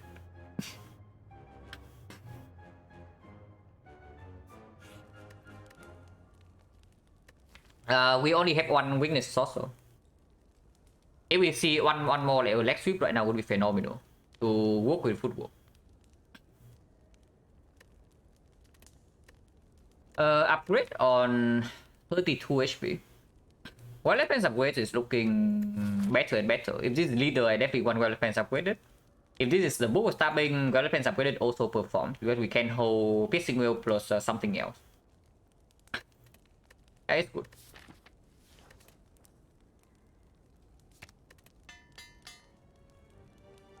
And yeah, we are still in ambition HP range, so of course we don't rest with the only Ornithopter as well. Cringe. Okay, maybe not so cringe. Slightly less cringe than before was we do have 2 Blade Dance, and we are currently struggling with Collector damage a little bit. We buy this.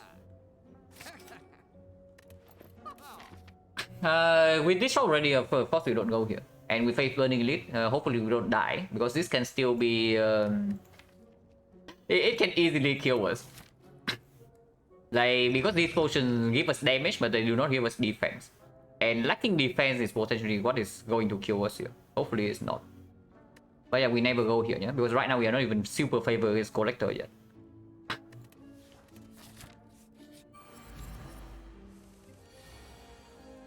Okay, could be worse.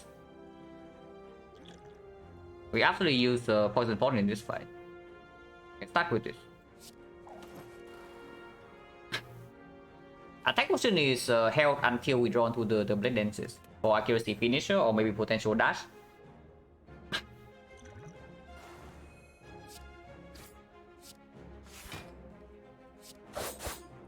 Let's play hand. Full block.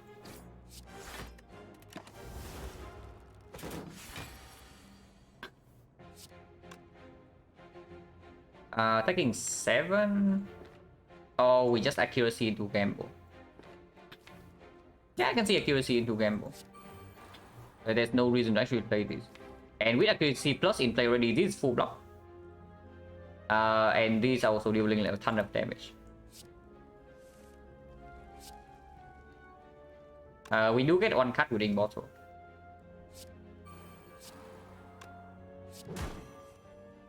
Oh, this is fine. 1, 2, 3, 4, 5. So not quite enough for 2 fan block. We'll only take 8. And next turn is a big hit, but this guy is weakened and we have footwork down. 2 turns from now we draw into a pit single and that's full block.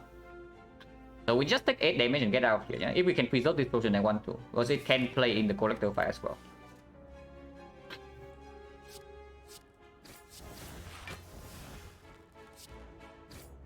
Should have held 2 ships, but doesn't matter.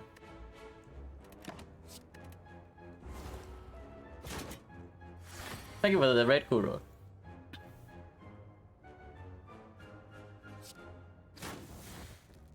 Wait, are we taking another 1 damage here or what?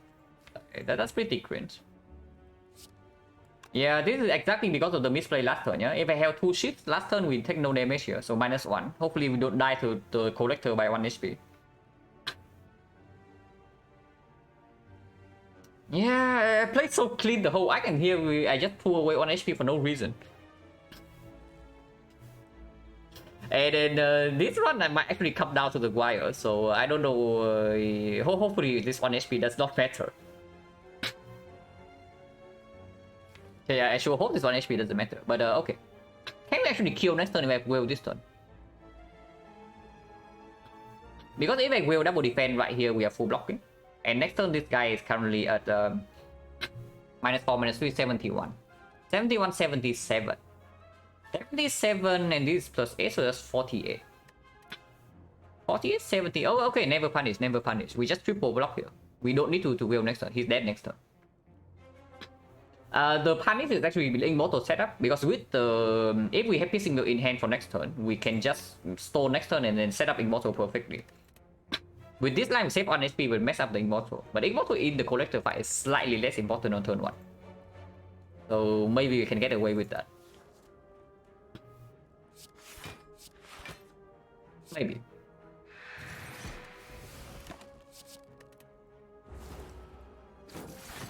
So perfect both HP.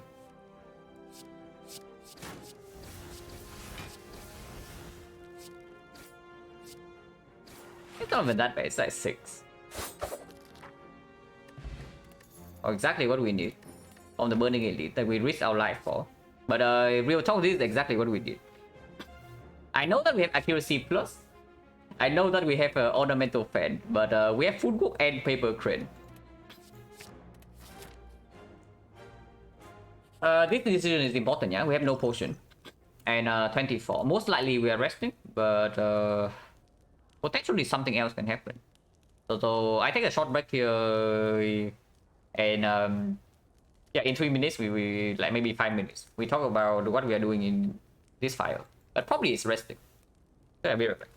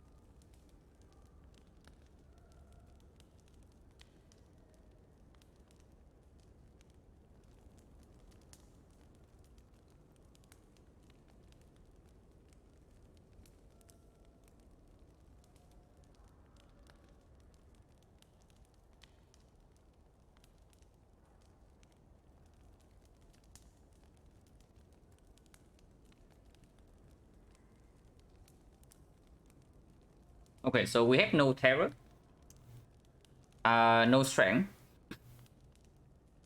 and no way to mitigate weakness, yeah? So assuming that the tongs doesn't upgrade its accuracy, this is going to be 8 damage per shift, so it's like 6 damage each.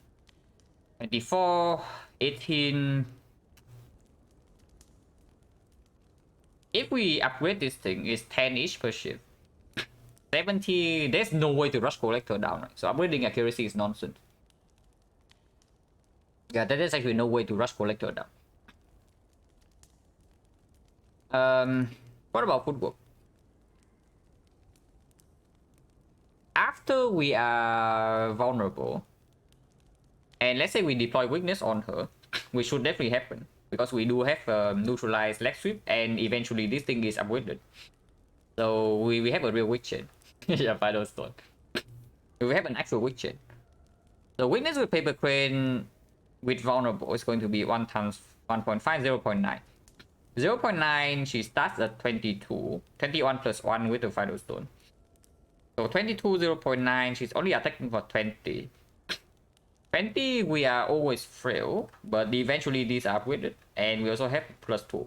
It's plus 2 and not plus 3, but we are playing it the first time we see it. And eventually this would block for 8, and we do have well plan plus, yeah, so we can always hold 2 blocks. This is 14, 16 fails is 12. 12, this is 10 fails is 7. So we need 3 energy to block whenever she attacks. It's doable. And basically blocks for 1 turn. Yeah, if it's blockable and we take maybe 5 to 10 chip every single time she attacks.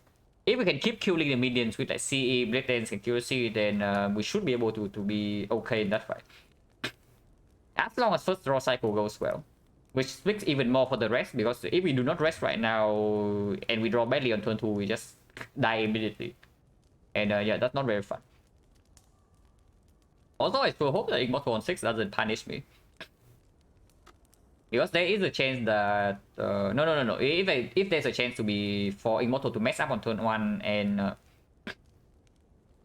don't draw into the important cast anyway, I do not proc the bottle turn 1 and float energy. So that's fine. And yeah, we just rest here. If we say that we can block even when we are debuffed. If we cannot block when we are debuffed no matter what, then we upgrade damage and go in.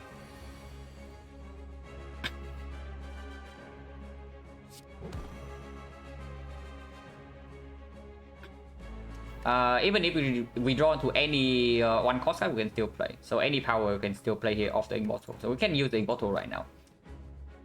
Drawing into CE right now would be bad, but the percentage doesn't change at all, whether you use the Immortal this turn or not. Actually, that's not true. That's actually not true. Like if we float some energy here, the number of cutscene is plus by 1.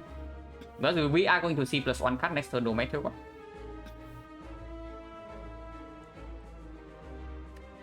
Seeing a card next turn also makes the game mode slightly better.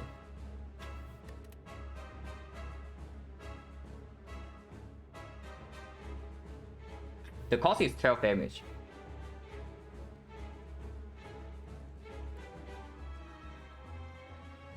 One out of 20 to be CE. Yeah, that just cannot happen, right? I cannot happen, I mean that I cannot let it happen. The 12 damage here might matter, but missing the CE matters way more. It's 1 out of 20. And proccing Immortal this turn also makes the game mode slightly worse next turn, because we do need to play some powers if we draw into them. So I keep the Immortal and float 1 energy, 12 damage.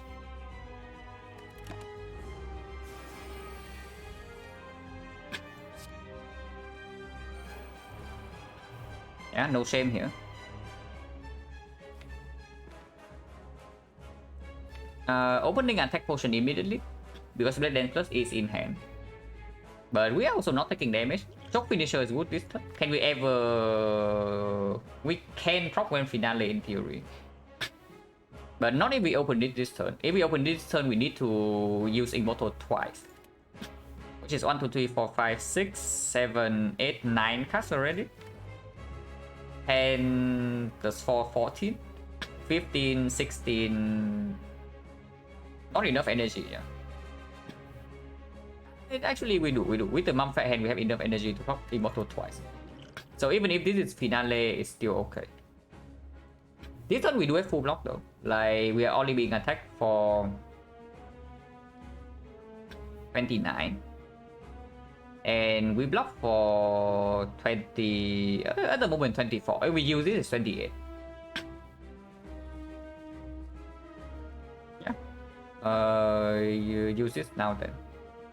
It does give us 4 block and it's good with... yeah, Choke Finisher is good this turn. That actually is very good in the deck. Like having one more card that blocks with Dexterity, that is a good upgrade with the Tongs. When we have Paper Crane in play, it's going to be pretty good. And if not that, then there's nothing else here. With the dash, we can even hold the Blade Dance right now to wait for Accuracy draw.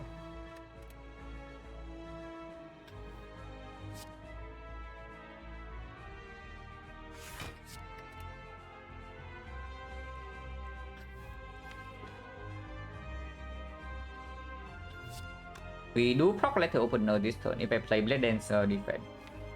Not playing Blade Dance right now, lose 1 energy. Honestly, not too necessary to wait for this. If possible, I want to hold... I want these powers to be upgraded though, so holding an upgraded card right now is good.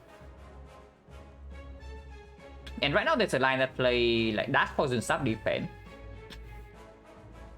That blocks for... not enough. I guess we play this defense as well then. Like Dash defense right here, block for 26. And then... he Stab Deflect. And we hold this Blade Dance for next turn. Yeah, I want the Tongs to hit the powers if possible. And the Leg Sweep like, as soon as possible. But that also, yeah, that lose 1 energy and also lose me 5 AoE damage. Honestly, probably not. That just sounds stupid. Yeah, that's probably just stupid. And we do, we will play our hand then. And when we hold the deflect.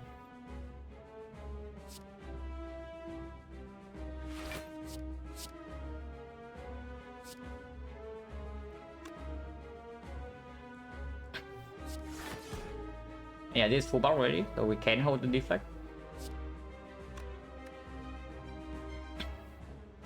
Holding a fake Castron next turn? No. But we have Warp Tongs. So holding unupgraded cards like decrease the chance of the Tongs hitting these things.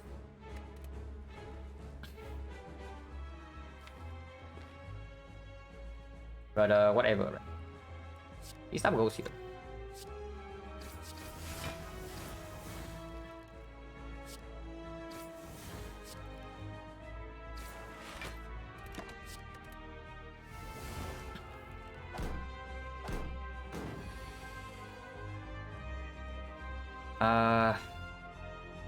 Let's say they play the football on side, but is that true? It's probably true. This needs to be deployed. And we also need to play the strike here. Otherwise, a letter opener is not enough.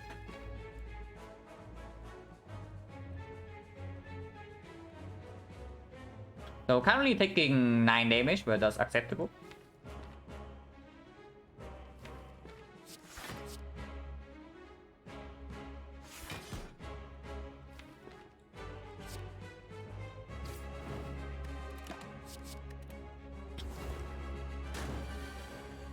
Okay, Lexus upgraded.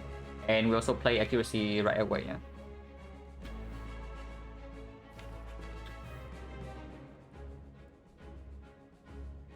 I actually want to redraw Leg Sweep, so maybe I play Leg Sweep right now. Probably playing Leg Sweep right now just to...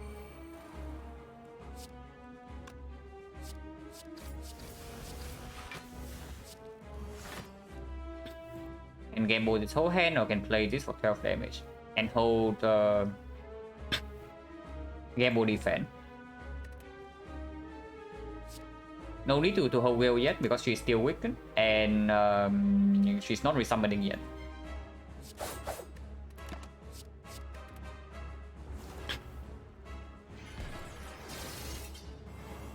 Yeah, it's only 19.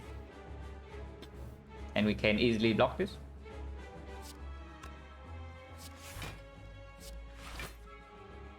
Poison sounds better than I can hold. Actually, I need to hold C in case she resummons. It doesn't hold. That is so. Then we hold. Defend here for 5 and hold CE. It was never actually going to be played, right? Until she resummons. Honestly, maybe even P staff here to deal more damage, and then we hold CE defense.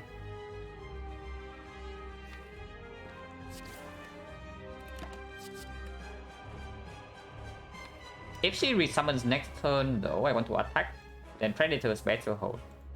If she attacks again, it's for 19, and we still have decent blockers in here. But I also want this to be upgraded. And honestly, our damage is not even behind. Our damage is not even behind here, so there's no need to rush. Yeah, she attacks again, and defense gets upgraded. So attacking 7, but that's completely fine.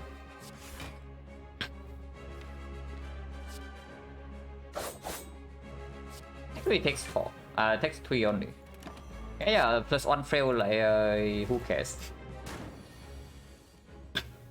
It's buffing and not resummoning. If that is so, then it's probably time for us to let go of this CE. Otherwise, we float energy this turn. And then hold double defense instead, and we can redraw into the CE if she resummons next turn. And because we still have will to block for 1 turn the minions attacking, and she's close to death already if we deploy CE poison damage here.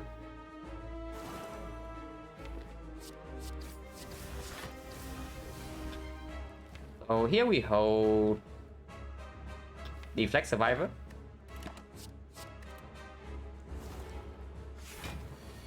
She attacks again. Oh, it does not matter.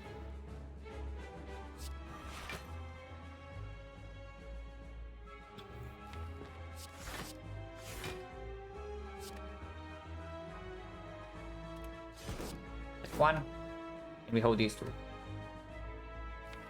I can play the Blade Dance Plus right now, but not really, right? Weakness runs out soon, and the moment weakness runs out, she's just dead. Okay, so she never resummons. Like, pretty interesting playing line here, Collector, but I don't think that's actually correct. Yeah, if I knew that she never resummons, then we actually don't need to rest. So Collector is playing this fight quite badly, I can tell you. But what can you do? Yeah, Collector is just trying to go in. She's just trying to kill us. Next turn she cannot attack. So honestly, Will doesn't even need to be kept anymore because weakness runs out and we kill over 2.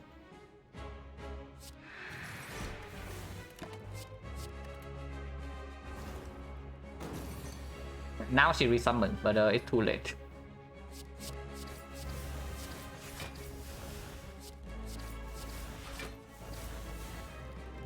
It is way too late. This kills though, and I want to set up Immortal a little bit.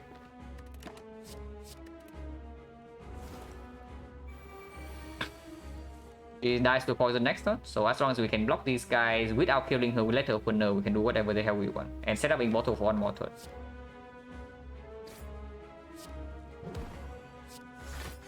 Yeah, it's for already full up.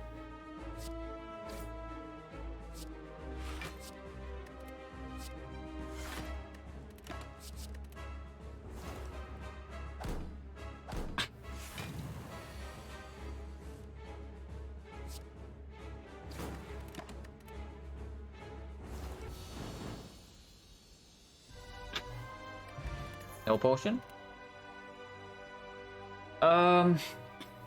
I have to say the rare card rewards lately have been fairly bad.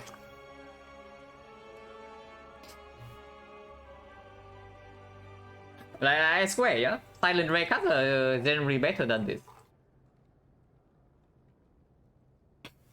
And yeah, of course, second corpse is nonsense. Doppelganger is better than Skip, but it's not better than this. And 1,000 cards not what we need right now if we even have letter opener, CE, and the accuracy already.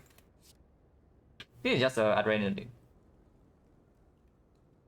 Wait, for I don't even want great form. I want Malaise. I think Malaise is by far the best rare card I can see here. And next to it would probably be maybe Alchemize. And then maybe it's like red form, and then maybe it's after image. But yeah, this is just adrenaline.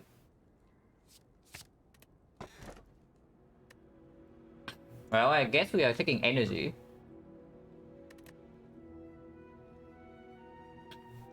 Fusion Hammer with the tongue is something.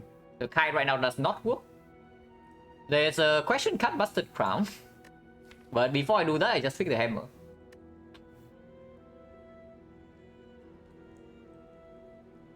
Yeah.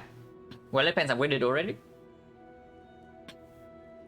It's obvious hammer, yeah. Unless you tell me that we are strong enough in the short term that I can just pick the kite. And say that surely this thing will give me aggro, that it has failed to do so. I mean, it's not true. We have seen 2 aggro so far in this run. One was in Act 1 and the second one I picked Blade Dance Plus over. And this is definitely correct. Yeah, it's just hammer.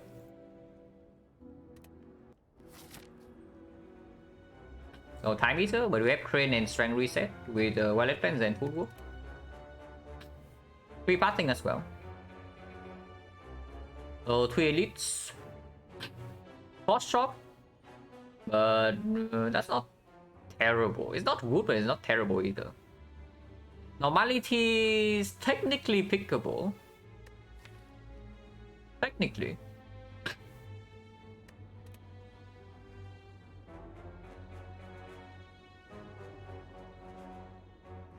But yeah, we just take 2 elites, yeah, even if we have to step into a death floor here.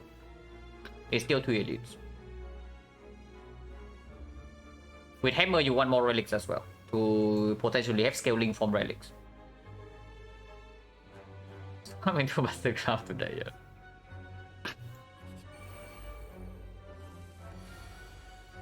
yeah. This side is not super trivial, but...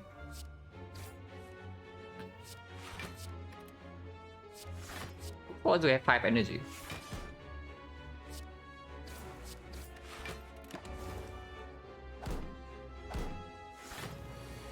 We also have no card draw. Good thing we have a facing wheel on this.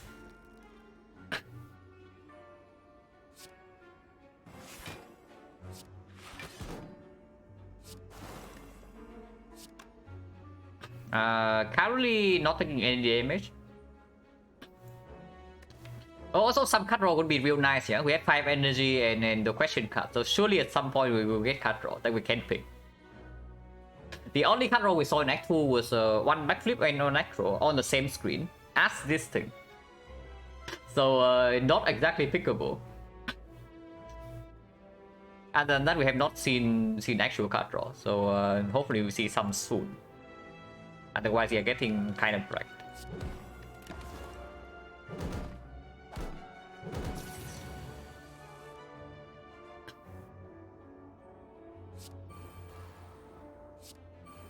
So they will die next turn.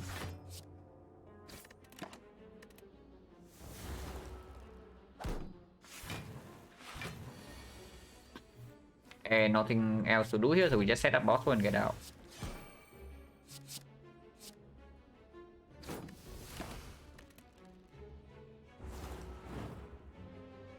Antigo no potion. That's not card draw, but I'll take it.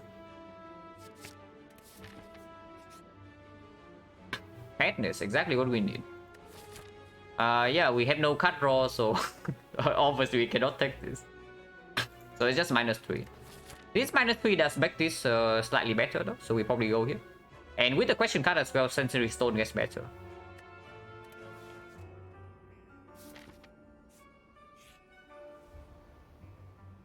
That was rude. This poison staff is not an important attack. It is fairly... we need to add more artifact strip with this as well. So stripping artifact for Donun Deca to get weakness in play is not as difficult. But yeah, cringe events. And let's make the future events better, and we are going to one more.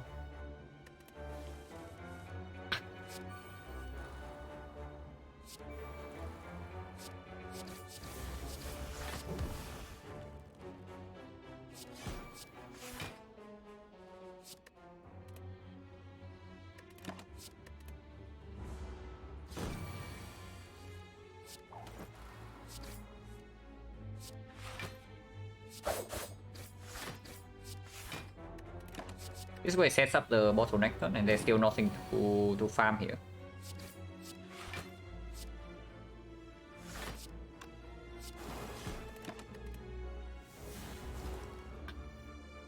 $15 gold, no potion, 60%. Technically cut raw, but not really.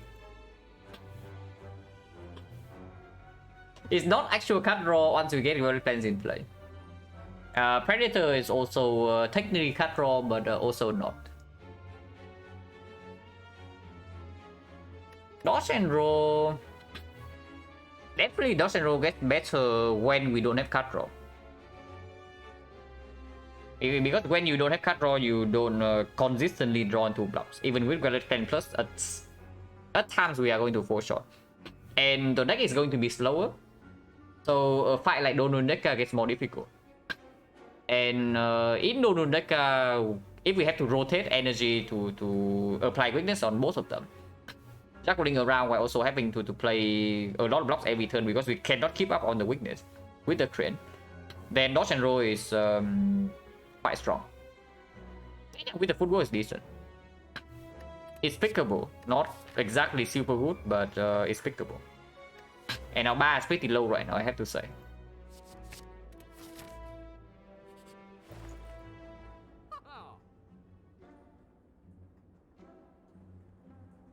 $157, yeah? How many fights? 1, 2, 3, 4, 5, 6, 7, 8, 9 potentially with the spear and shield. Yeah, I take it.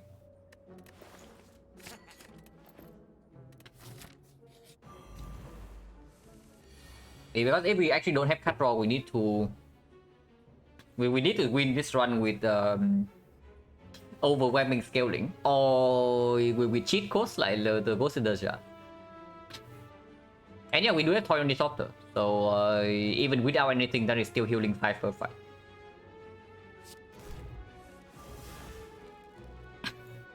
Kunai incoming. Kunai would be pretty decent. It doesn't solve the hard fight, but we can save up potions for that. And Kunai with Paper Crane should deal with actually fairly nicely.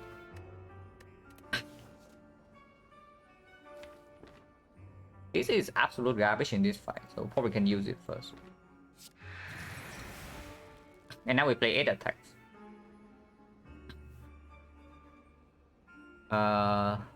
Need hand space.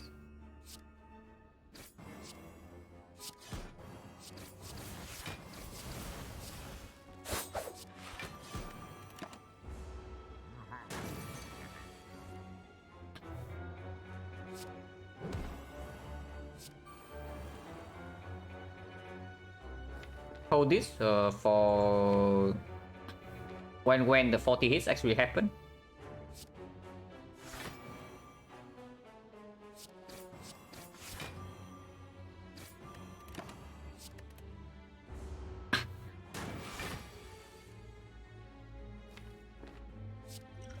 Strength.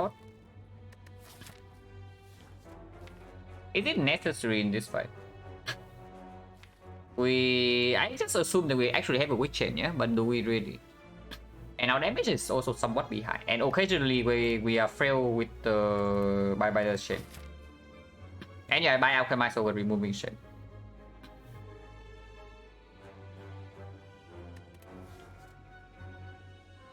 Yeah, And this potion is like not super premium either, and we can just reroll here.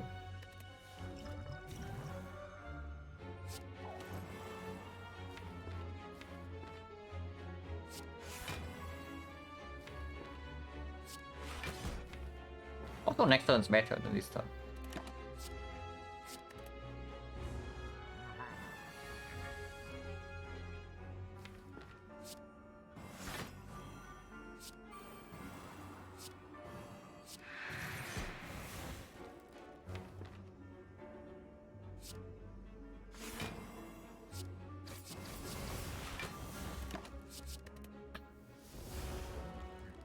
Yeah, with Dex Plus, we can keep up a Witcher, for sure.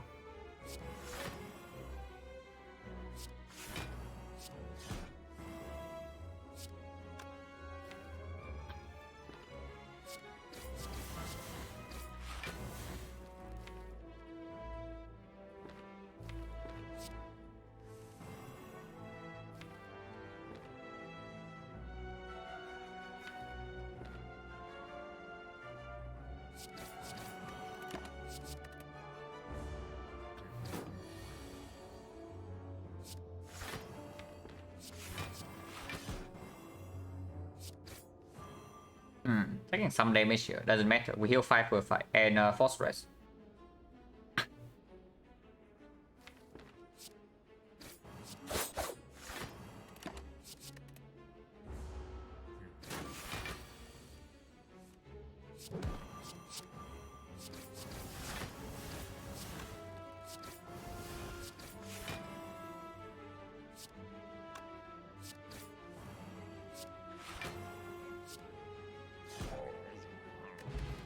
Oh, exactly what we need. Not quite cutthroat, but it's very, very good. I mean, we don't turn this down, like absolutely not. And yeah, we still take 2 more elites. Getting 1 question mark for an elite makes no sense.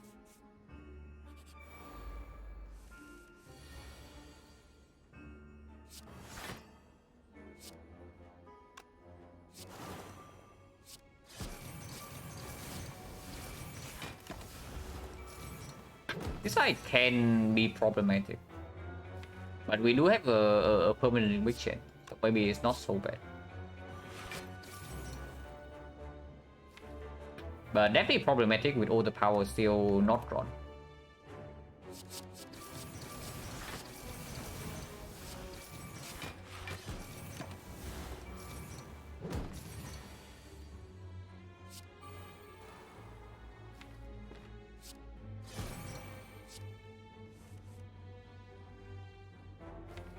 Yeah, like this turn we are taking some damage. Potion chains, 1 potion drop, and 1, 2, 3, 5, 50%.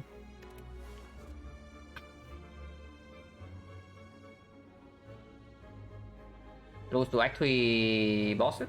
I don't think we are too scared of Act 3 bosses, just because of this alone. But in Act 4, if this doesn't get stronger, we are screwed. At the moment, this deck does not perform against Act 4. Colorless spot. Next one is Aptly. Liquid Technique or Adrenaline? Not sure.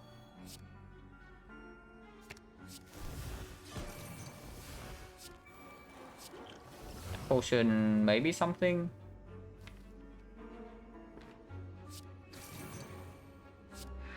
Still have to take some damage here, yeah? And next turn might hurt as well. But this potion is better next turn.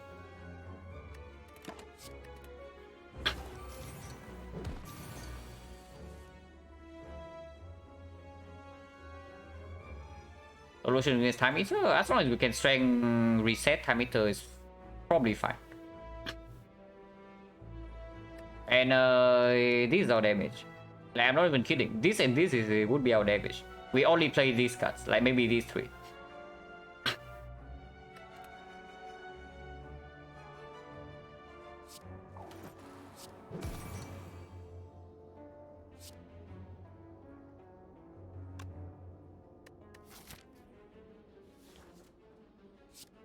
How much do we need to actually block for?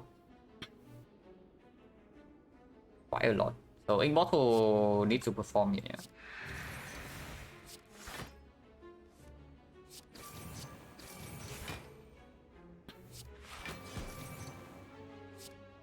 Taking a little bit here and keep survival for next turn.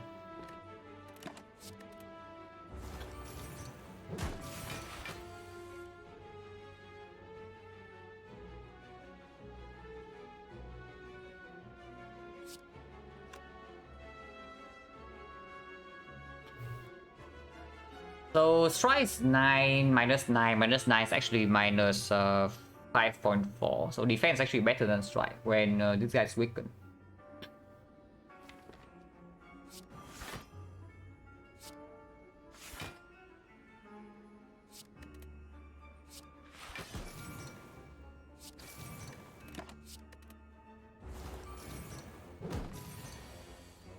We are fine here.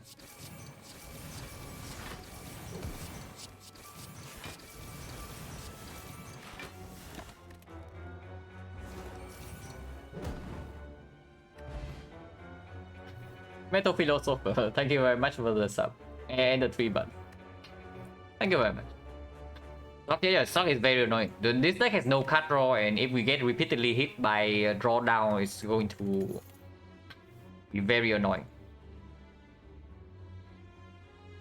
Once again, no card draw.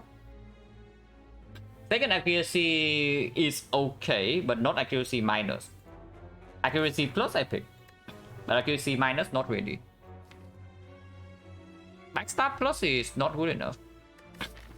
It's good into potentially Retromancer, but that's not what we are looking for right now. Dagger Spray plus exactly the same. So these things are just not it. And yeah, recall first.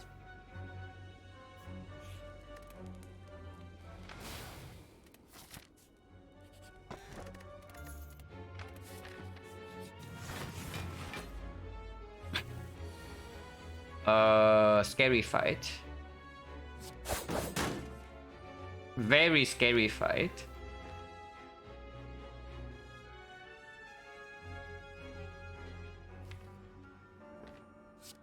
With well not in play double CE.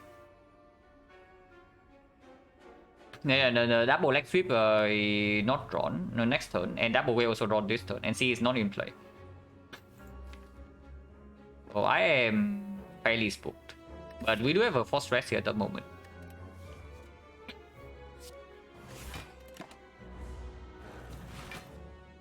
And yeah, we draw 2 wheels already, and still have like a bunch of powers in the deck. At least we have paper crate. I guess we lose 10 this turn. Hopefully it doesn't get like so much worse from here. This turn, next turn, this guy's attacking and there's no weakness. This guy's still weakened. This guy might not attack. We'll try here to maybe see and kill all of them next turn. I think 10 here is like not too bad. And before I float energy, I play my card. Yeah, CE is here.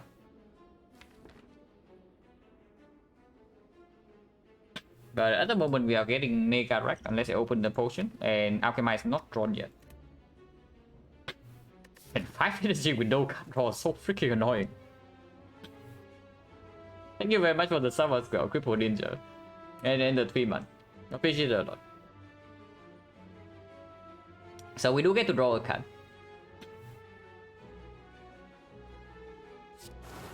Play this first in case we draw exactly into accuracy. Not accuracy. So currently, I think how much damage? Plus 5 plus 21, so it's not a kill, yeah. We're facing 28 and I block for 14. So I face 14 HP damage right now. It's actually only 9 because I do get to draw a potion. Potion chain at the moment is also 60. We are on to 3, 4, 5. No, 1 potion, so 60. Yeah, 9 HP for random potion attack. We need more help with this one.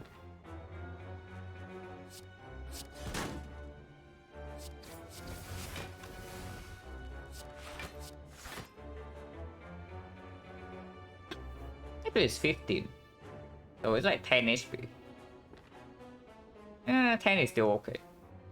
Maybe use this right now though. We're 60% potion chance.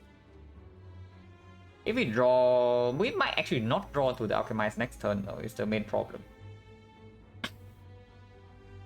It's gonna be dash right now, but killing this right now also is not what I want to do. Predator, Quick Slash. Yeah, next time we can even fail to draw into this. Very low chance because we do draw with Immortal, but 1 out of 7. And this also needs to not be cut draw.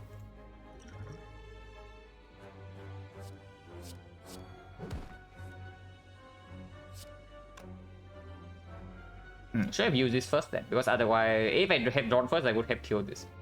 So now we face a little bit more damage because of that. And yeah, I do take this 15 damage to roll Alchemize. Like we will definitely need more help here.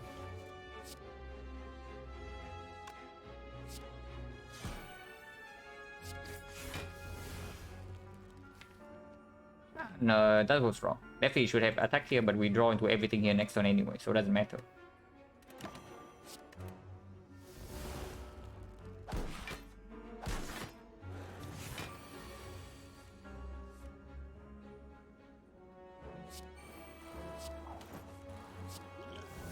Wow.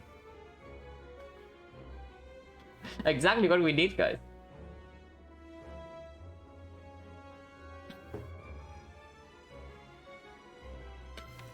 Nothing else to do here, huh? So we set up bottle and then leave. This is not even 5 HP, like it is a freaking scam. Like we already did help and this is not even 5 HP for us.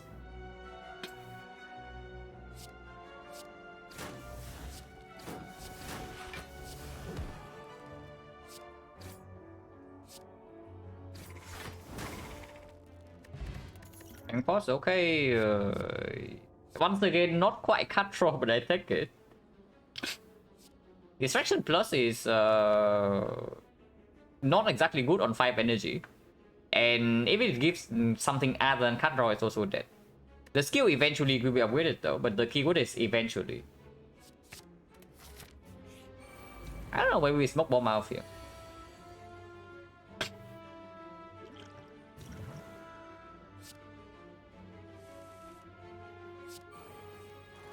Maybe we actually smoke bomb out here, hopefully not.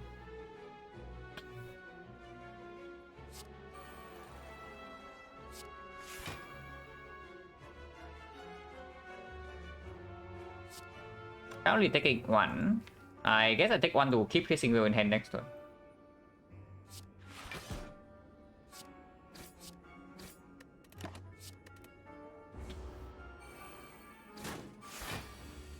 Yeah, because of this crap.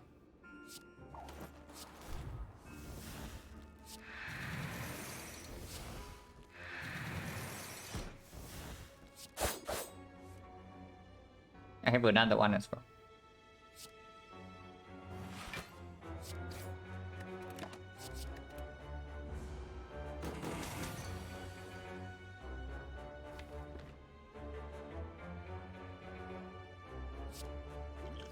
If your memories is good.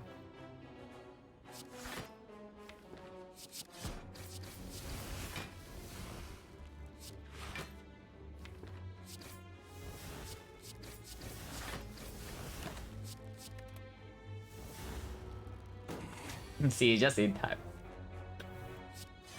Might actually just be in time, but we just get out of here, you know?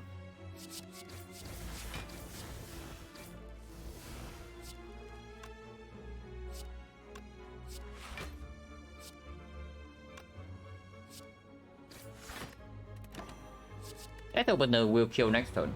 Oh.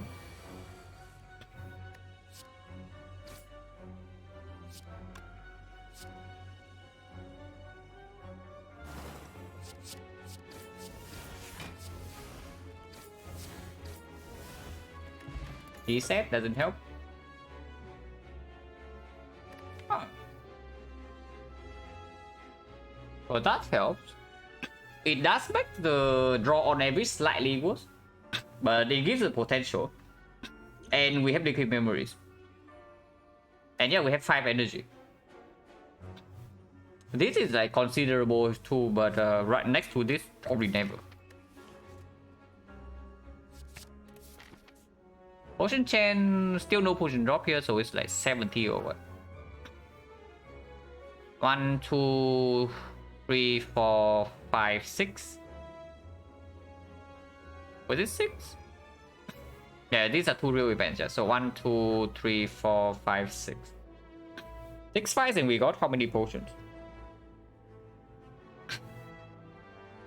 2, right?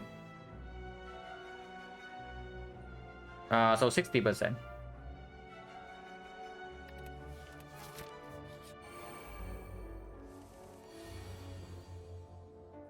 I am slightly spooked, but good thing we have CE turn 1.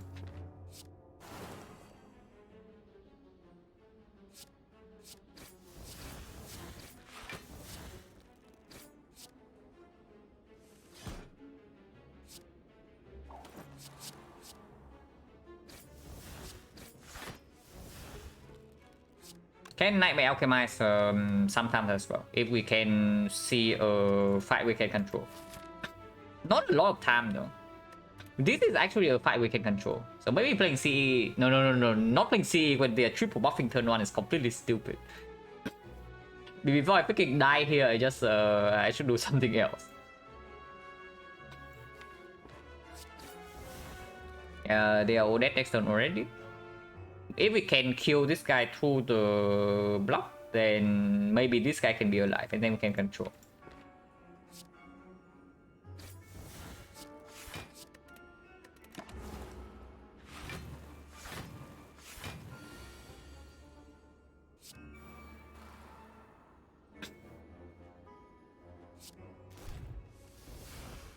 Yeah, we actually can. This guy's a 60, so we can deal up to 10 damage. And yeah, I am taking damage to get Alchemize in play. It's +5.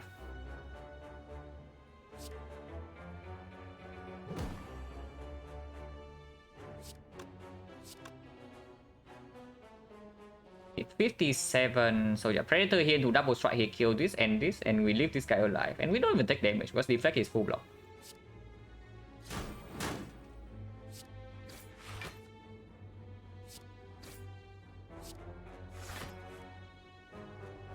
Playing this is fine too, it goes to 1.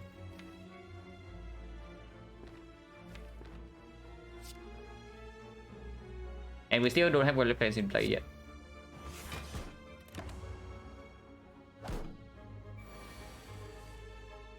Not throwing Wallet Plans, no Alchemize. That is definitely annoying because next turn we have no guarantee lethal anymore. And we miss triple will. Oh, this is very bad. Hello, Pizospo? Yeah, this is very bad. Like next time, if they attack us, we get wrecked. That's the summary. And Immortal cannot be happening. But yeah, we do have Smoke Bomb just in case. It's true. So there's no reason to kill here. Smoke Bomb also gives 5 HP. No. There is a reason to kill. Like, card choice is important. Freaking card choice is important with like question card and Nightmare now.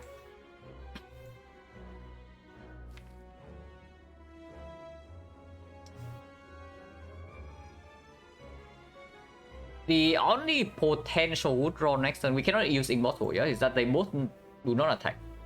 Because we are also frail and we have 1 block card exactly. I don't know. Come on, guys. Like you see this right here. Like, of course I know they have lethal in hand. Like, we have lethal in hand like 2 turns before this. We have lethal in hand like 2 turns before this. You don't have to tell me that we have lethal in hand this turn. But I'm trying to get 5 more HP and 1 potion here. Smoke bombing is stupid, right? Like, and then next turn the only way we get out this cleanly is that these 2 do not attack. Because we are blocking for 5 here only. And we do not get it open up. Trying triple well and no wallet plan here is like so freaking sad.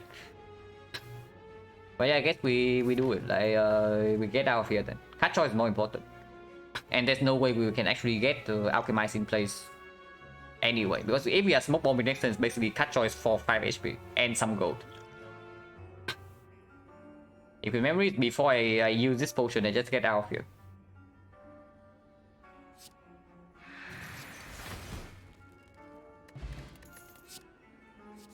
Okay, Ekron 5 energy, that's something. Don't use the potion reroll one? No, you do. But only if the potion is bad. This potion is one of the best potions possible. With Nightmare, no cut draw in our deck right now.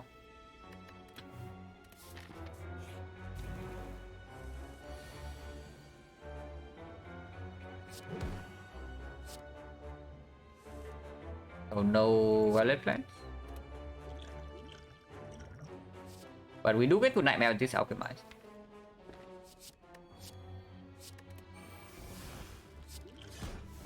Okay, we get to upgrade our Alchemize next turn.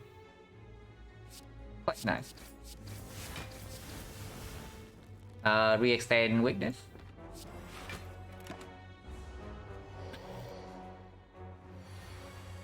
Ah, we get to Nightmare Alchemize again. So that's very nice. And yeah, before Violet Plants down, of course I do not wait for double Nightmare. Like Nightmare. That makes no sense. This turn we take 12, but we are also healing by 15, and we heal another 15 next turn, so no problem here.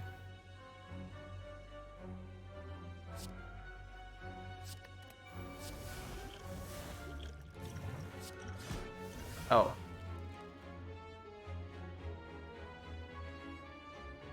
Okay, tough call here, guys. Do I actually just take minus 24 here? Do I use Liquid Memories and full heal? Because if we Liquid Memories for the left field right now, I do get 4 more potions, and we don't even lose HP to this hit. 4 potions probably worth, right? This potion is strong, but it's not worth like 20 HP. Yeah, it's not worth 20. It's more than 20. It's like 33 HP for this potion. So we just use this right now.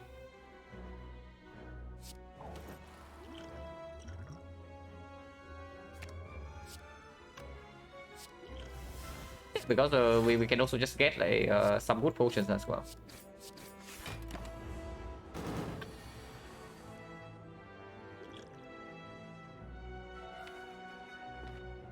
Still 27, yeah.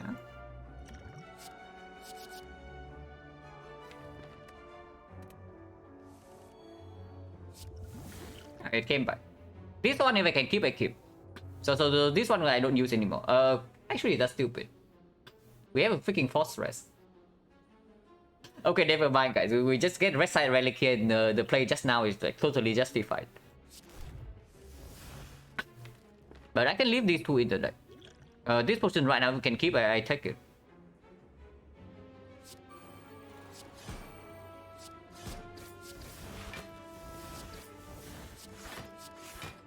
Leaving this in the deck just in case we need to play Alchemize. We need to use this afterwards. It's okay too. Full block exactly.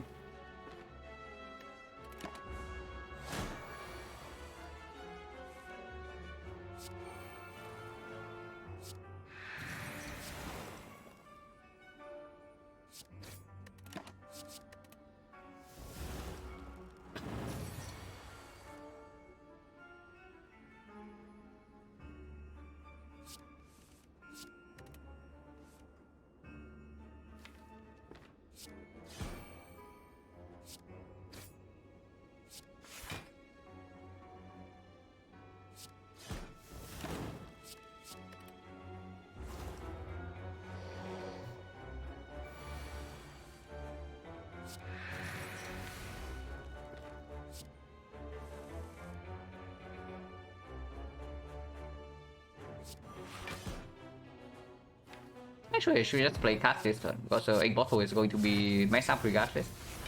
If I do not attack this turn. But now we can set up Egg Bottle next turn.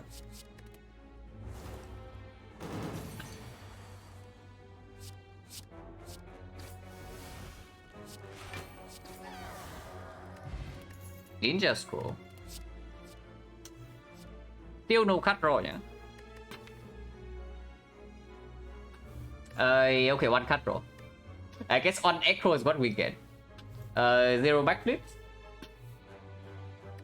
Ninja Scroll, yeah, pretty cringe. Makes the tongues worse as well. So it's bad into Time Eater. It's bad into the heart. We have no kunai at the moment. It's good into Spin Shield, very good in fact. But it blocks the Warp Tongue's turn 1. There's no way I should click this. But this card, however, we have enough weakness already, but we also have enough wills already. Nightmare Echo, yeah. Hopefully it doesn't have to be that way. Because Nightmaring Echo doesn't even solve our problems. Another will, how bad is it?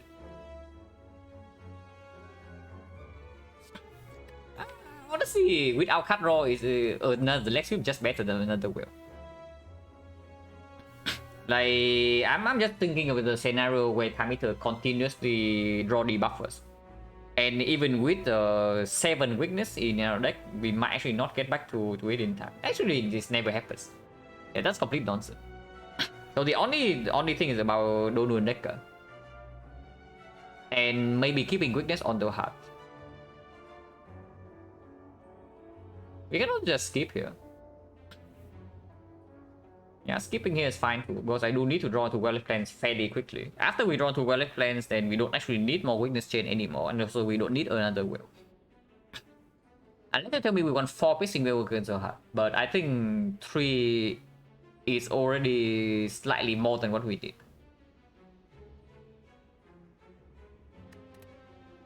This is just a skip, right? If anything is Leg Sweep, just to prevent the case that we bottom deck all weakness against Time Eater or the heart. Or Awaken one if that matters. It's definitely not the will. Yeah, 4 will, we absolutely do not need the 4th will. And this is a better upgrade target as well with the Tongs. It's okay. It's fine. And yeah, we don't pick this up.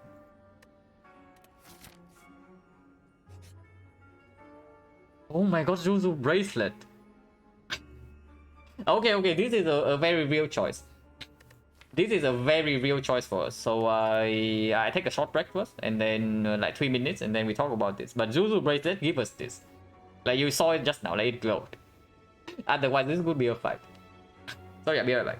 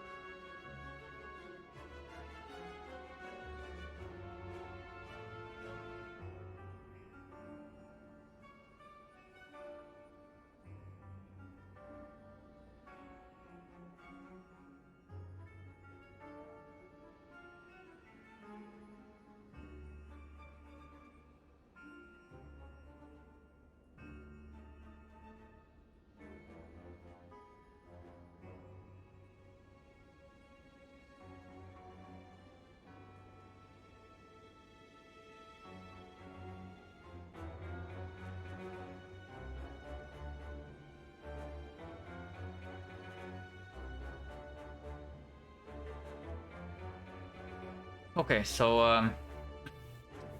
Mount the Bloom instantly turns off the Ornithopter, but we are currently full HP, so we don't care. Draw consistency right now we don't have any, yeah, but we do have 2 potions to bail us out. This potion basically means we don't take damage for 1 time that we break. The other potion wins on 5 for us. With Nightmare Footwork, and Footwork is going to be Footwork Plus now. Mountain Bloom also means that every single card that we pick up from here, if we buy a power in the Act 4 shop, it's going to be upgraded. If we take a card from Act 4 Elite, it's going to be upgraded with the tops, always.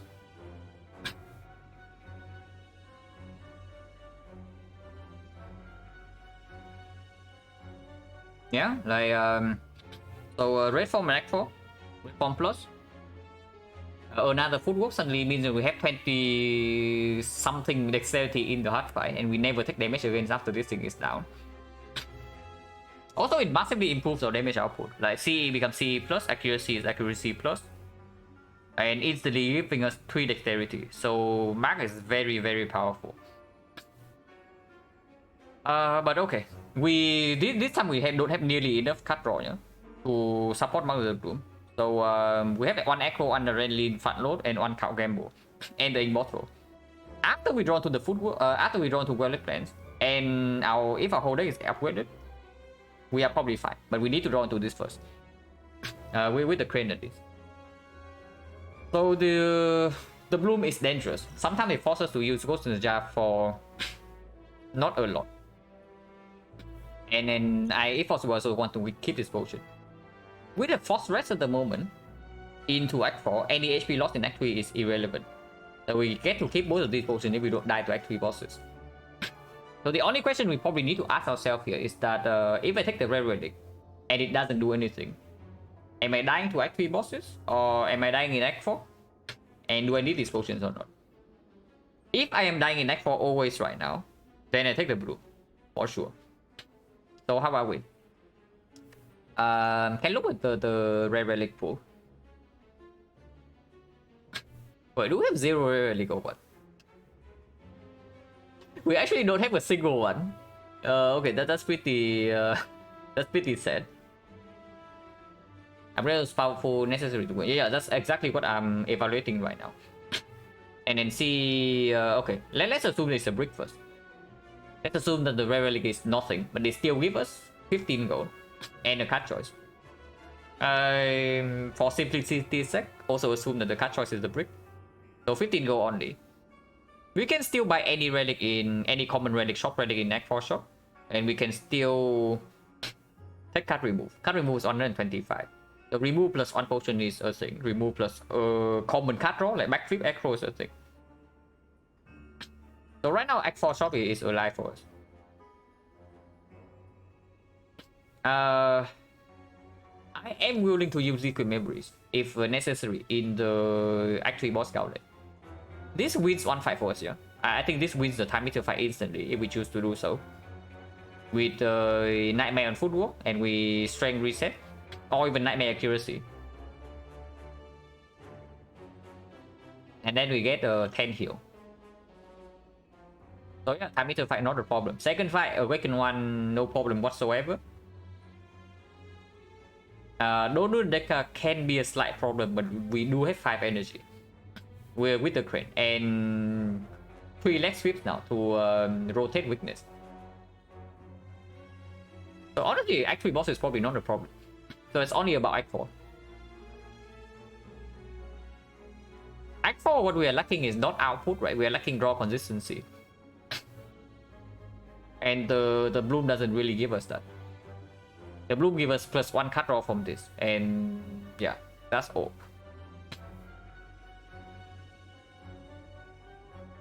Yeah, if that's the case, there's no way we pick the Bloom here. Because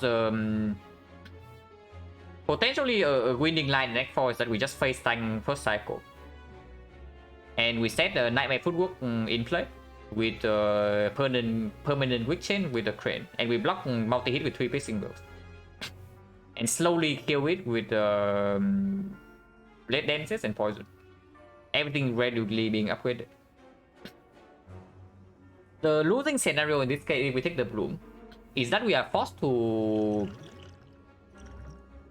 maybe pop this potion, one of these two, or maybe even both of them, in the Act 4 elites or the Act 3 bosses. Because the bloom doesn't improve the elite fight force. I mean, it does, it gives us a lot of damage, but damage is not exactly what we are lacking in that fight. And even with the upgraded accuracy and whatnot, we cannot kill them by turn 2. So we need to block and probably also losing some HP. And if we are forced to ghost in the spear and shield fight, then the hard fight goes down the drain. With the bloom, that is. But without the bloom, after we kill the spear, we can store the shield forever. So we can get Nightmare Alchemist in play. And that heals us for 20. Even if we are forced to use liquid memories in that fight. So we heal by 25. And then we enter the hard fight, we big hit, we ghost the big hit. We block multi-hit with leg sweep. Because weakness, first cycle of the hard means that multi-hit is only 1 times 50. Actually, it is more, with the Philo Stone. So I guess we still have to will. But doesn't matter, yeah, we have 3 wills. And yeah, we block big hit with ghost, we block multi-hit with the other thing. And then we play the slow fight with Nightmare Football. That blocks every single big hit. And multi-hit, even with the Philo Stone, the Paper Crane basically nullifies that. So at the moment with this deck, upgrade all doesn't improve our chances. It makes us a lot stronger, but it doesn't prevent the bad cases whatsoever. And our deck already has an answer for the bad cases. That is this thing with the Nightmare Alchemist. So yeah, it's just the relic then. So now we can talk about the hits before we actually see the relic. So good news is that we have 2 fires with nothing to do with Fusion Hammer. So any red side relic can be used. Giria, Peace Pipe Shovel, all are good. Wing Boots, I don't think we can actually get Wing Boots here, right? So it's turned off. Her name actually pretty nice. Birdface Urn with Nightmare, Mummified Hand, excellent. Prayer Wheel. This is, yeah, 40, it can still drop. Yeah, Prayer Wheel can still drop. So Prayer Wheel is complete free. But everything else seems to be decent. Tough Bandage is very phenomenal. We have Calgamore Plus. Old Coin actually is super good. Pocket Watch with a deck with no cut draw is excellent even on 5 energy. Incense Burner Gambling Chip, excellent. Healing is not too good, but it's okay. Red Needle is mediocre, but it's still positive. Stone Calendar actually good. Ice Cream actually very good. Lizard Tail is good. Mango is good. Tori is good. Tungsten Rod is good. So there's only like Unceasing Top, the Specimen, and the Prayer Wheel. I'm just assuming that we cannot get Wing Boots here. Maybe that's not true, but it's probably true. So there are like 3 misses and everything else can play. Ginger doesn't play that much, but it's still okay. Calipers would actually be good with Nightmare Footwork for sure. Actually, what's the option? We don't care. We have 3 Pissing Wheels and the Paper Crane. And even if we lose HP, we have a Force Rest anyway. Unless it drops a rest side relic.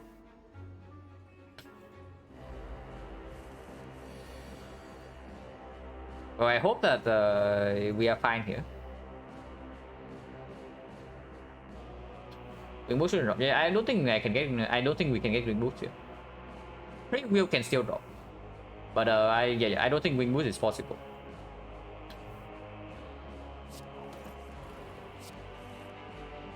At least guarantee weakness. Alchemize, we might need to use liquid memories. So just in case. Because if this fight is under control, we do not carry Atlas. That we have like one more card in our deck. Because at that point we have Elephant Plus in play already. Advance to the bottle already took it. Yeah, 4 times 6, not a huge problem. Taking 2 damage. Unless it draws an attack or a block. Any attack, any block would do. Even a power would do. And we are fine. And yeah, I still do not want to lose HP here if possible, because the red side relic can still arrive. in this fight.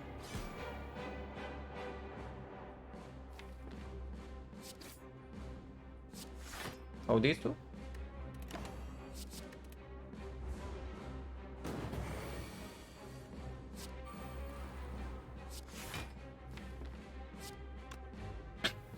And there's no need to Nightmare Compromise here. I take the Liquid Memories.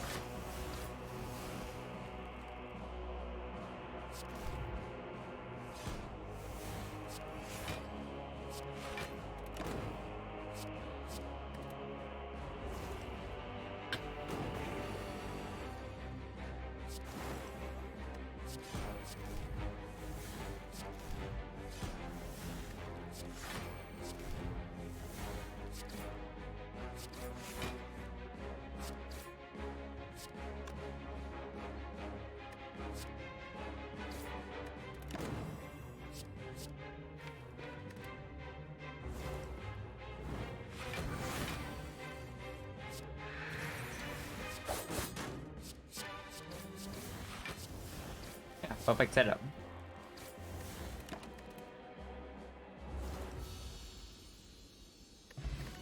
Yeah, Caliper's completely fine. No card draw. Draw potion not better than this, right? Even if it's strong. This potion is quite strong, but there's no way it's stronger than this now that we have like Calipers with potential Nightmare Footwork and Paper Crane.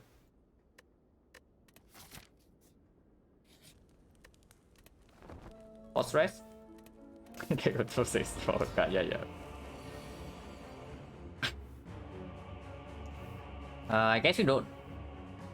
Do we Nightmare Footwork in this fight? If we are not Nightmaring Footwork, what are we doing?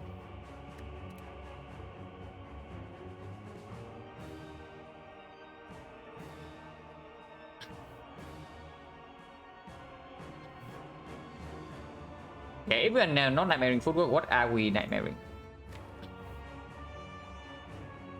Accuracy is slightly weird.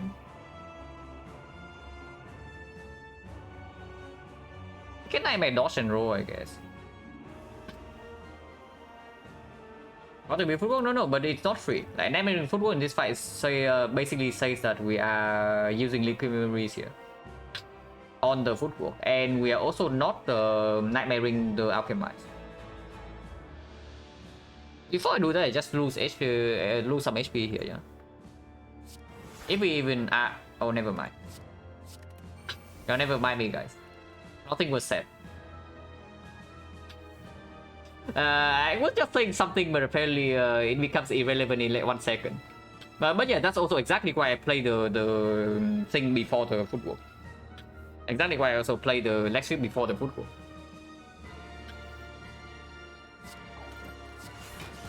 Our Calipers would be... we would perform here. It's still drawn down. But now we can lose some HP. But no, this fight is not over yet. Like, it's still fairly annoying for sure. But after we get well-lit plans and we strength reset, it should be easy. 31, this doesn't retain block, so no reason to do it. Our game mode right now, just to draw into this faster. Not really, yeah. Exhausting this is also good.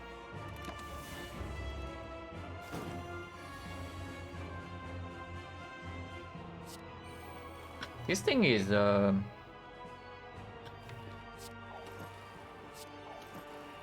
this thing is certainly doing something nasty. But I do not wait for the thing to upgrade this, yeah. I do not wait for Tong to upgrade this. So we enter here and we block with forecast next turn. Should not be too difficult, I hope.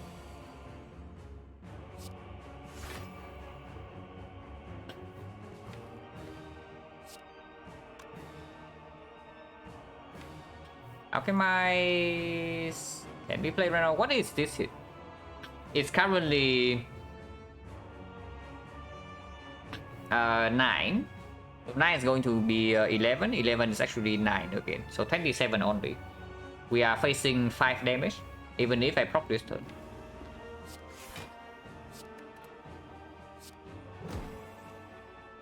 Yeah, I guess I face 5 damage. I hope accuracy for it to potentially be upgraded. Exhaust this? Yeah, exhaust this, right? We exhaust this and say that we keep the memories no matter what.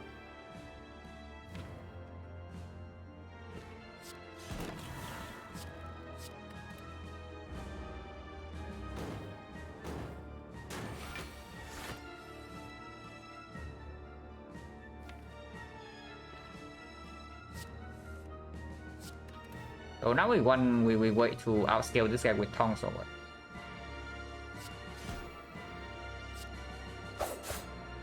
We should just play the accuracy. We should just play it.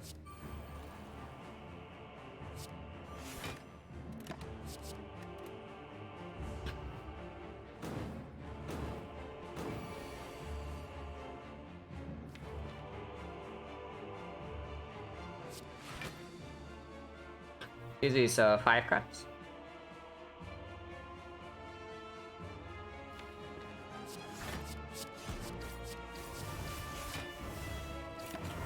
We are frail, but don't really care.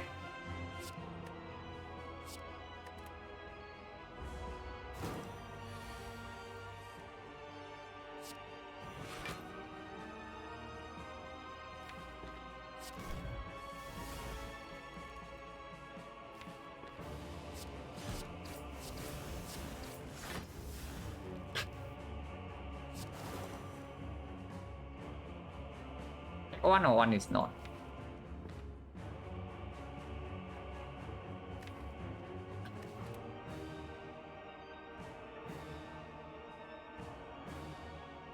One to draw debuff is still here.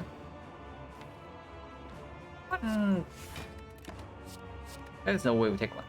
Like, why?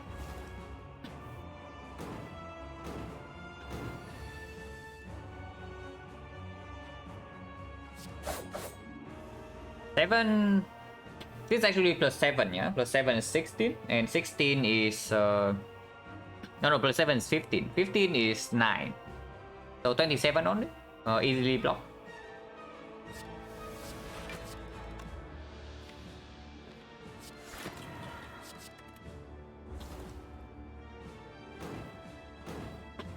Silent is nice in the sense that whenever this guy decides to do this, we can just block for next turn. Like this, for example.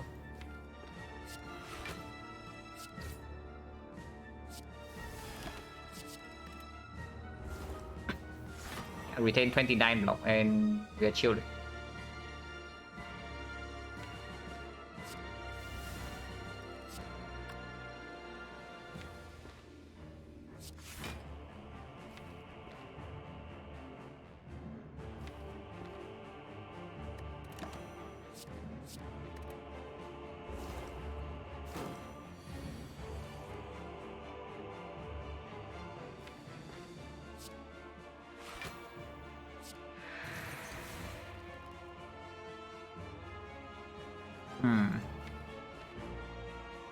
How much damage is this? -1, so +1 goes to 9. 9 is 5. So currently we're taking 1 damage, but 1 is fine.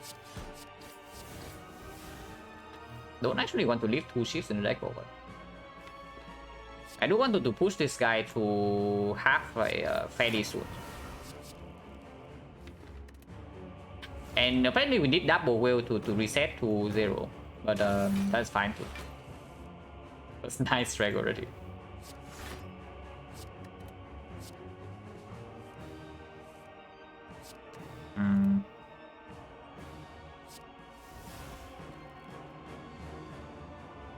Annoying.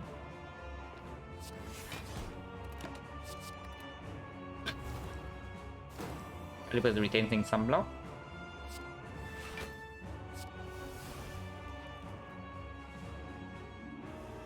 Very annoying.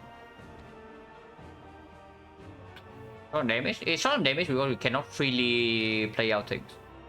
If we can play out things, our damage is going to be better.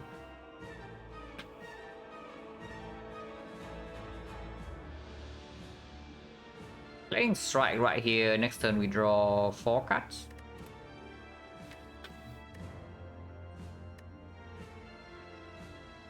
And I play like 3 block cards. And we have 2 for the turn after. Yeah, there's no need to play strike here.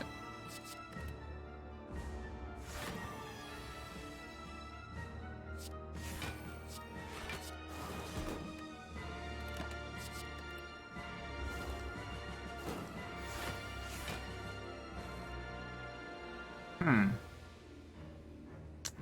think 1 will here, or I take heavy damage. If we play 1 will here, this guy is still having it's going to have 11 strength, so it goes down to 3. 3 is very playable. Our attacks are also upgraded now.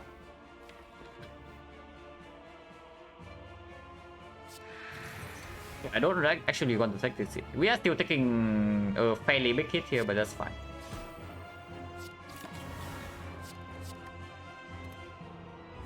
-8. HP loss does not matter, yeah, as long as we don't die here. Now we can push to 13, so it's +5.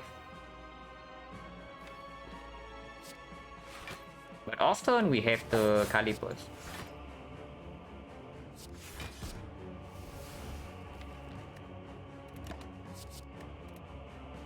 And now CE plus is here, so that's also our damage in second half.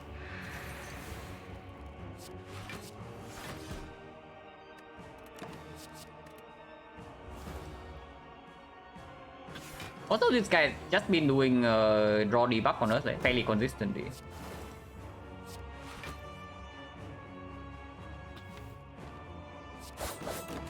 But we should be fine here.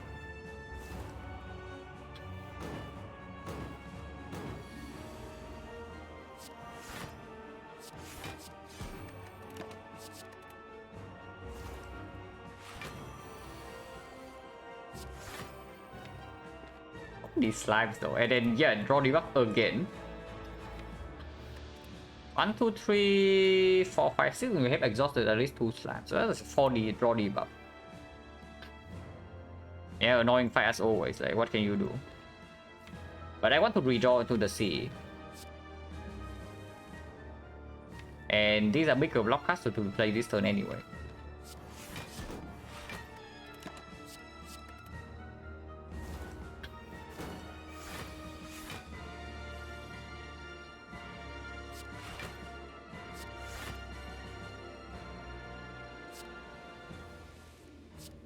We don't see is good. Now Caliper is doing his thing.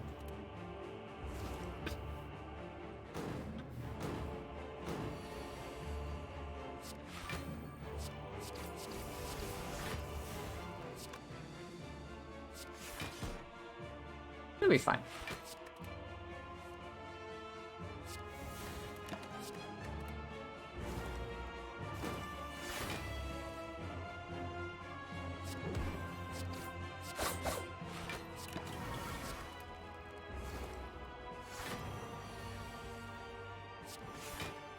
Yeah, like we have crane, so we can actually do something like this.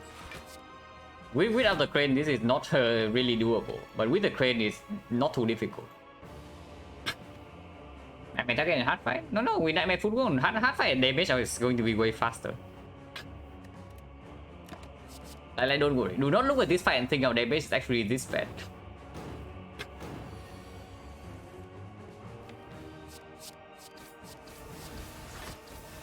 You can see right here, like when actually we can attack, our damage is way better than whatever the hell we have been doing.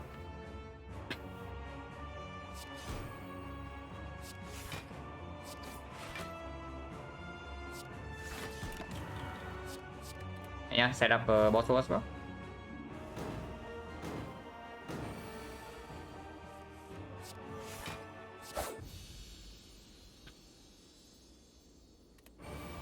That's probably more annoying than Awakened one. Awakened one is a free fight, but this fight is not always free. So we need to be a little bit careful. Start with, well, I'm going to do liquid memories here. This fight can actually kill us if we are not careful.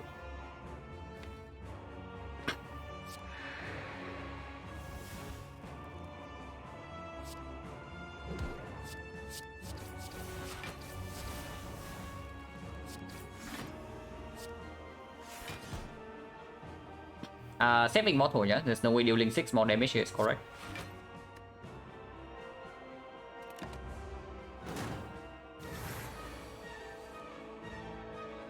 Okay, we get weakness down turn 2, which is quite good.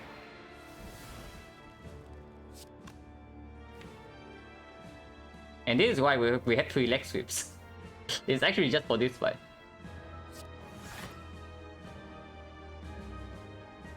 Take 4 here and play Predator over the strip is probably the line.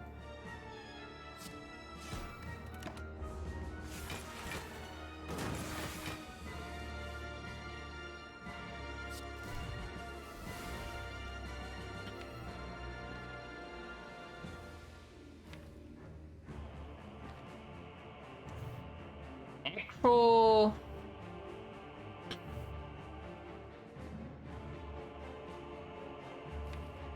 Well, depends not in play.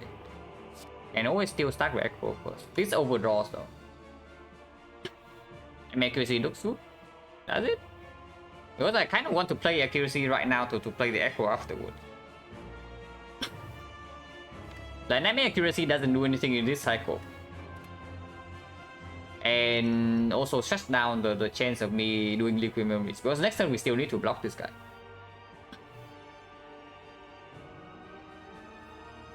Keep Echo after? No, yeah, but yeah, you see that well, what this thing is doing right now, yeah? It doesn't do anything. Like this cycle, the Blade Dance is in our hand already, and the second Blade Dance is in the discard pile. So next turn we still need to block. And Nightmare Accuracy doesn't help with that whatsoever. And we only need to kill one of them this fight because we do have CE.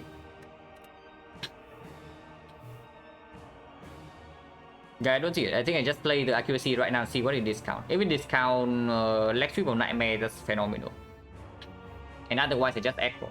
And then if we need to liquid memories. Like this fight is not so simple that Nightmare accuracy here wins. Because that line already takes damage this turn. And next turn as well we play accuracy. Of course with Mummified Hand we have energy to do something else. But this is not in play, this is not in play, this is not in play.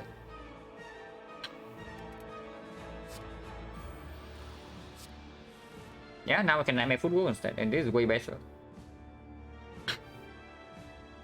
Nightmare in Footwork means that we don't actually get to block this turn.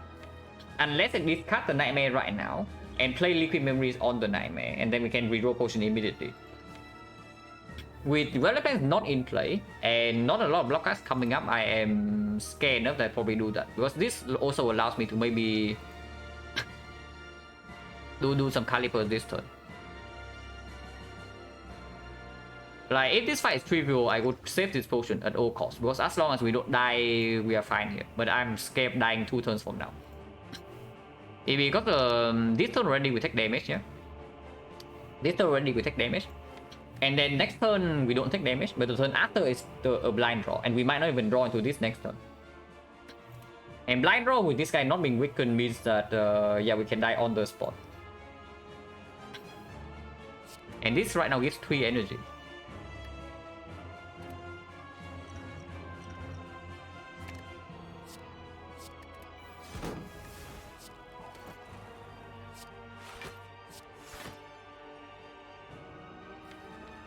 We do not need to actually play Alchemize right now. So I play the Leg Sweep first. And Sweep goes here to Sweep Artifact because this guy is weakened already. And if I draw into Well-Lit Plans, I play it immediately. The Big Miss first cycle does not matter as much with Nightmare Footwork in play already. And Calipers, and we Sweep Artifact on both of them. What a shame instead. Still taking 2 this turn. And full block here, you can play Alchemize. Alchemist gets a cut out of the deck and also gives 5 HP, so this is just better.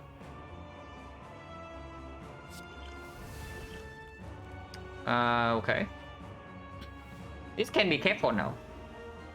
And can be used in the spear and shield fight. If we do not actually buy potions. It heals for a lot. Being frail here sucks a little bit. To go upgrade is good. And we only need to block for 22, and weakness guarantee here next turn.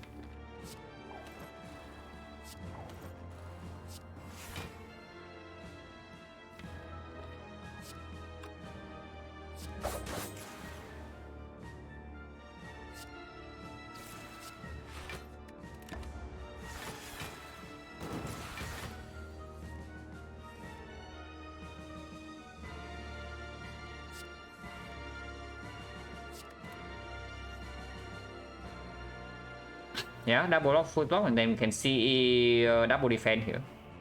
From here, this fight should be under control. Or Lex Limit is probably better. Then we can hold Predator defense instead, or defense count gamble. I think 2 is fine. Like damage is irrelevant. As long as we don't die, we have full HP.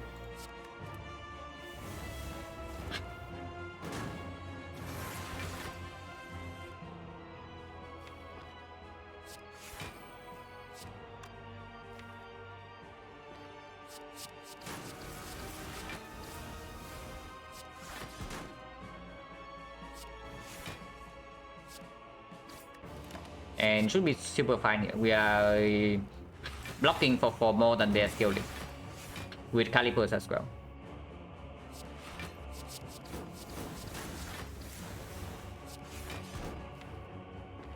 And count combo is still very good in our hand, yeah, for whatever the crap this is. It will guarantee weakness.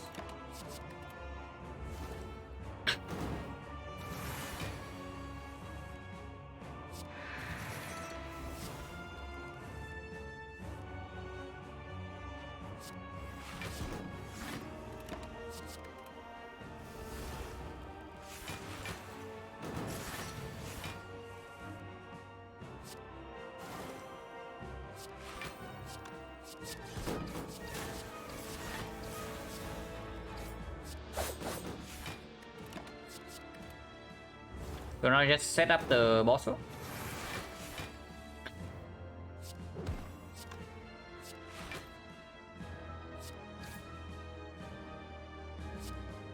Okay, 2 more skills and poison kills this next turn.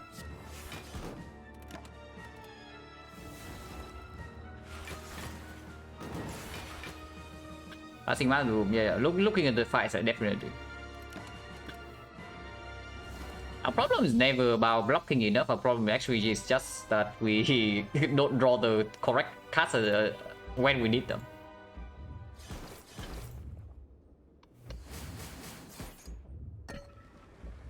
Also, Caliper is playing huge.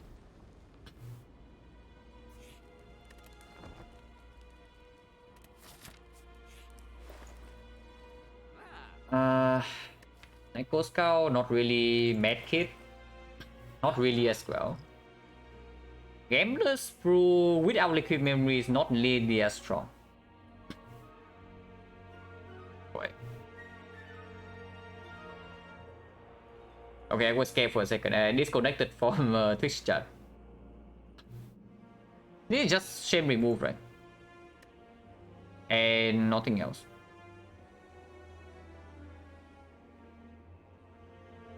If it did this, yeah.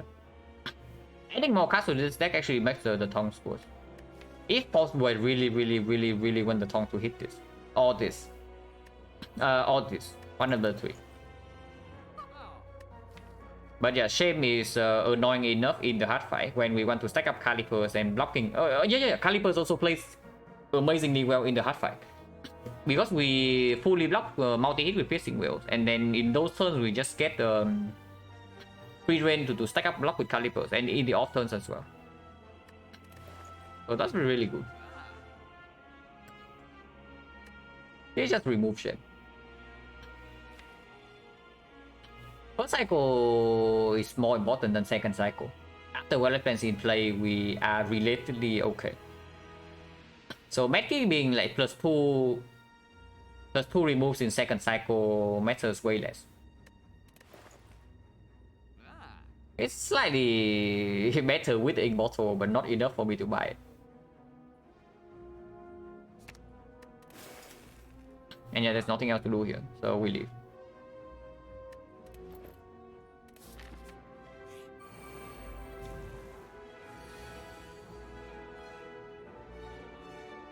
Okay, Nightmare Adrenaline. Not really, right?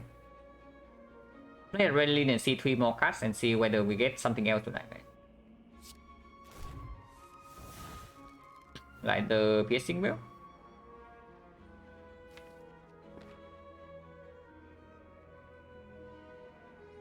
Yeah, Nightmare Piercing Wheel basically means that we are full blocking next turn. And we have 8 energy here, so it's okay. We can spend 7 energy with this hand though. And we will still not be full blocking. That's crazy. Unless I do not deploy C debuff.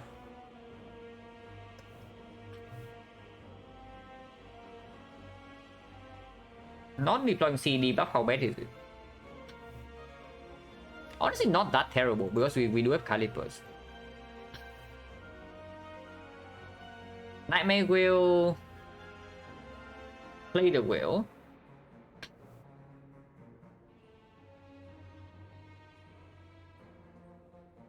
We can see this guy. With Nightmare Wheel, we can stall this guy. Honestly, we can stall both of them. So as long as we can kill one first, it's good regardless. It doesn't matter which one we are trying to kill. But this guy is full block, being full block on turn 2 with Piercing Wheel already. So I probably should shift this guy. Or to deal with him on turn 3.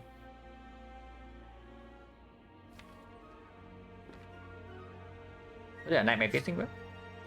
And we have a lot of healing here, yeah. So even if we have to take a hit in this fight, it doesn't matter too much.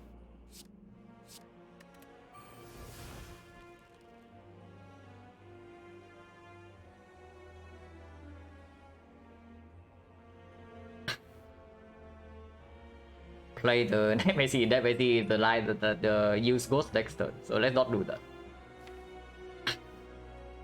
Do I ever just leg sweep into Gamble here? Honestly, leg sweep into Gamble sounds pretty good to me. And we sweep this guy.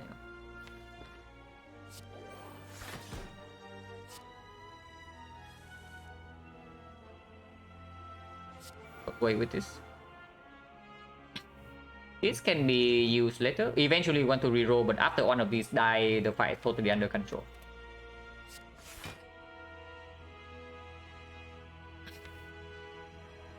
Weakness here does not matter next turn. So before I apply weakness, I just do leg sweep into Piercing Wheel. But it's probably time to turn around and do leg sweep here and Piercing Wheel here instead, and strip all layers of artifact. This line takes a little bit of damage, but that's fine. We have full heal from this. As long as we don't take more damage after this. X6 here.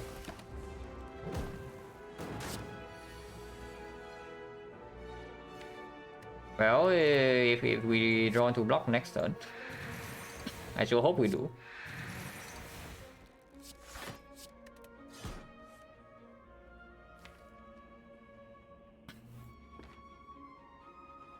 Time to turn around.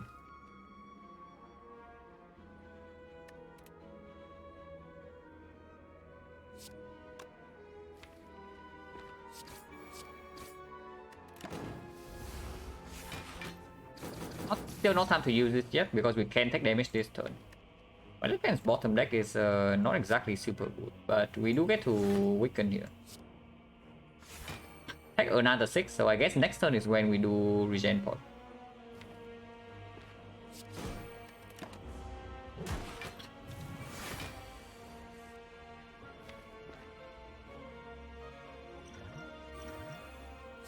Because this turn maybe we take some damage again. Hopefully not, but we can. Okay, maybe if we spend like 3 wheels already, and next time we probably have to wheel again. Killing this guy first is just better then. I do want to read on to this. I do not want to read on to the slice.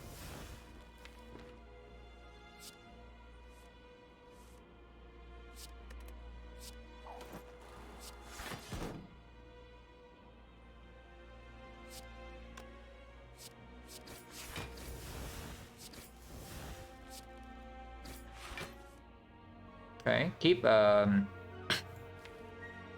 next turn is how big is this hit? This guy is not attacking, yeah? This hit is only 13. 13 is 5. 5 is 3. It's 12 damage. But honestly, yeah, there's no need to actually play CE here. So we keep a well gamble.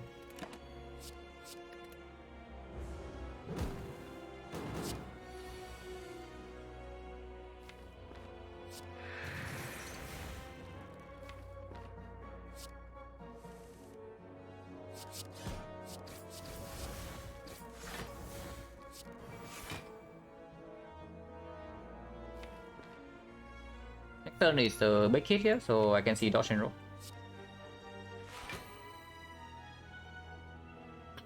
And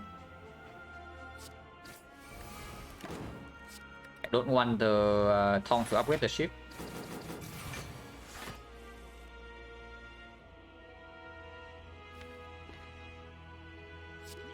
Fallen Potion is actually quite decent. Ship artifact into the hut, second cycle, and otherwise to deal decent damage. Not too bad.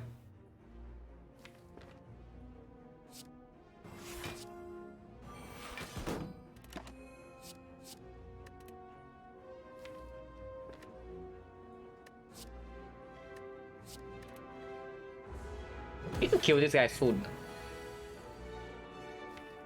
Maybe not that soon. We have 2 pissing heroes coming up still.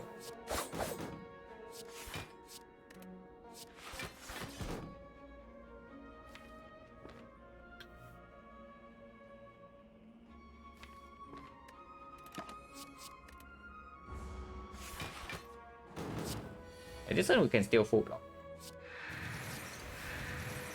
0.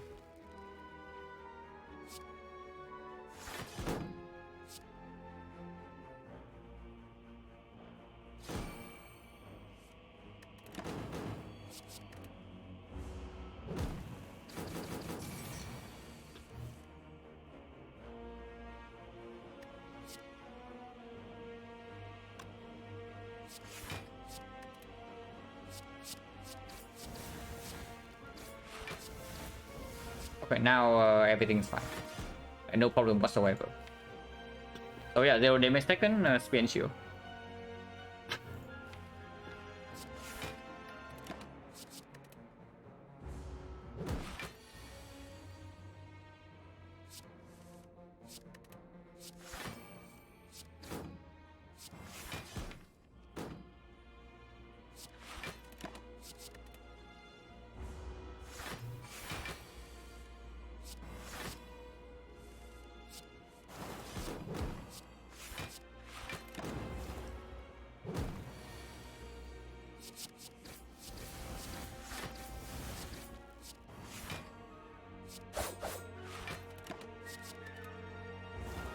So be careful with the CE reapply though, because maybe it kills too fast that mess up the immortal.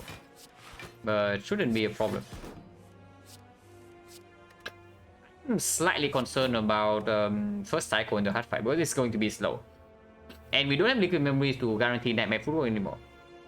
So honestly, we probably have to nightmare whatever comes first. But we do have a few targets. We do have a few targets.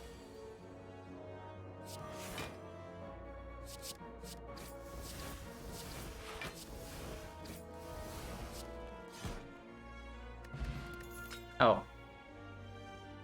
Oh, you are worried about our damage.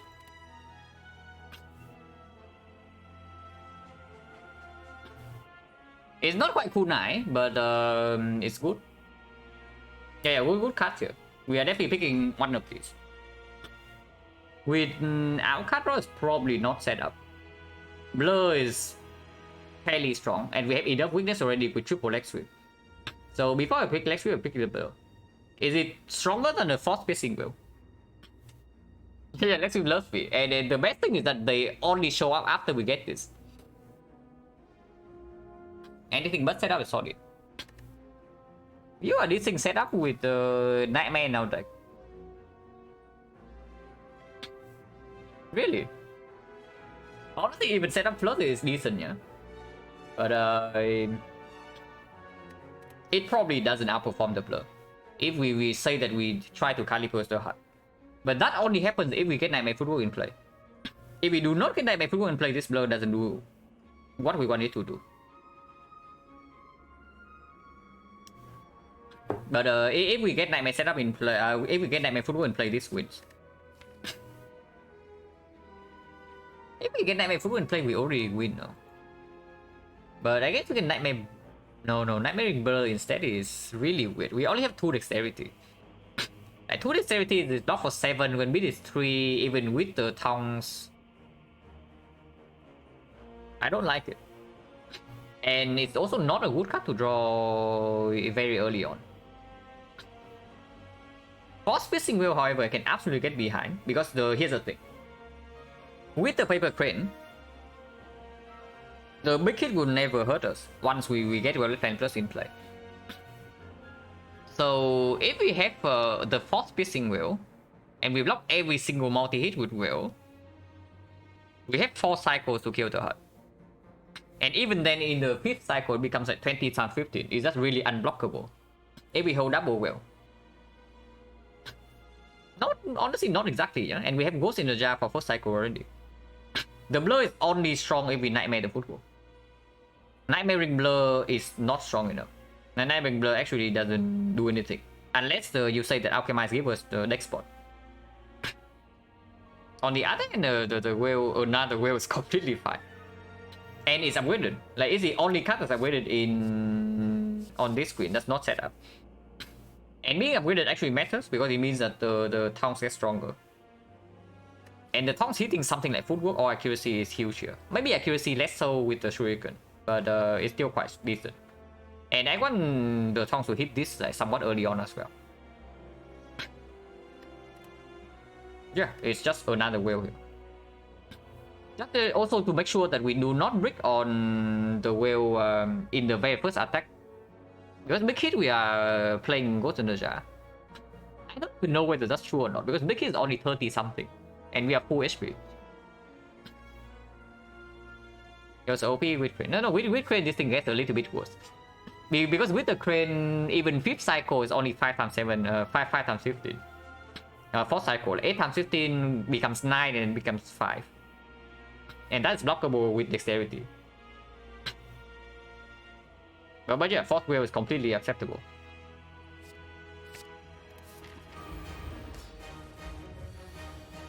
It's acceptable if we draw 2 of them on turn 1 and nothing else. But can start with dodge and roll because it's upgraded.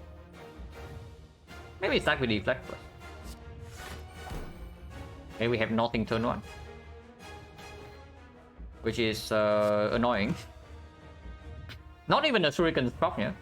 Like 3 attacks right now would actually be decent. But this hand is a complete garbage. We advance Immortal, I guess. Of course, don't use potion here. Make it 69. Yeah, nice. If it's 69, we don't have weakness, then of course we go here. Because Alchemize also in our hand. Well, hopefully I actually draw to will or weakness next turn, otherwise we're getting wrecked here. We have 3 leg sweep and the neutralize, and if we do not draw into weakness first cycle, I'm going to be like very upset. It's what I would say.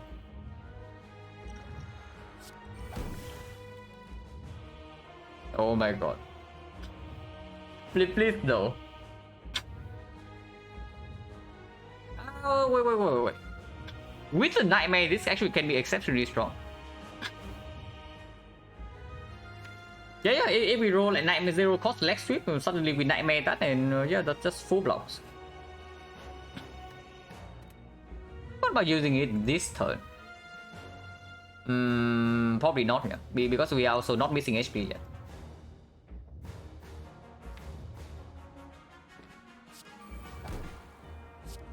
Get to Inkboss for next turn as well.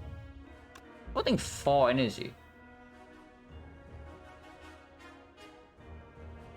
It's better next turn. It is better next turn.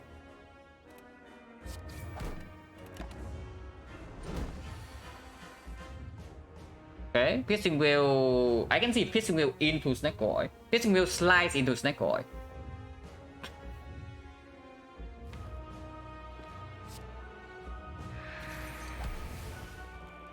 Nice. Maybe even Acro first.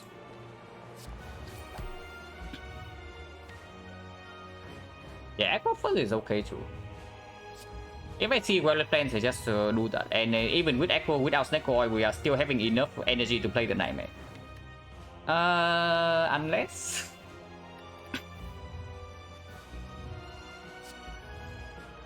I guess we play well plans then. And we XecnaR after. We don't need to do oil right now. There's no reason to. Also, we actually do not draw to any weakness first cycle, by the way, yeah? With the triple leg sweep and the neutralize in our deck. So, good thing I bought Alchemize for 157, otherwise we are dead now.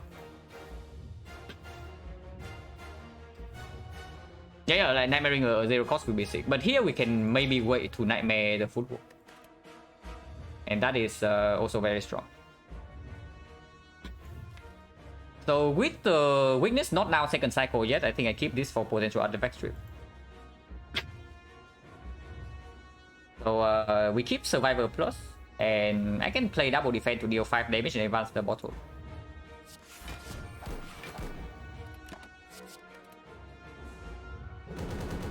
Damage is like super slow, but that's why we have the Force Grail.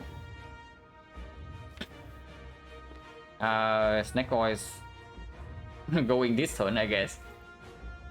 This hand is very bad. Wait, give me a second. I need to close the window. Like, the sun is coming up, and I do not really like the sun directly on my PC screen.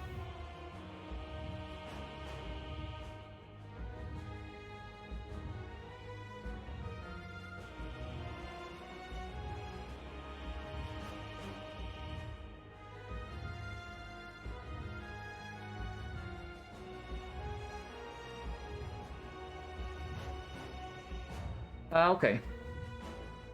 We survived the...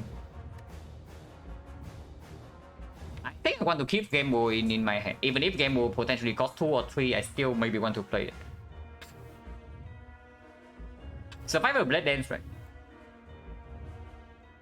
Yeah, because I actually do not want this card to be low though.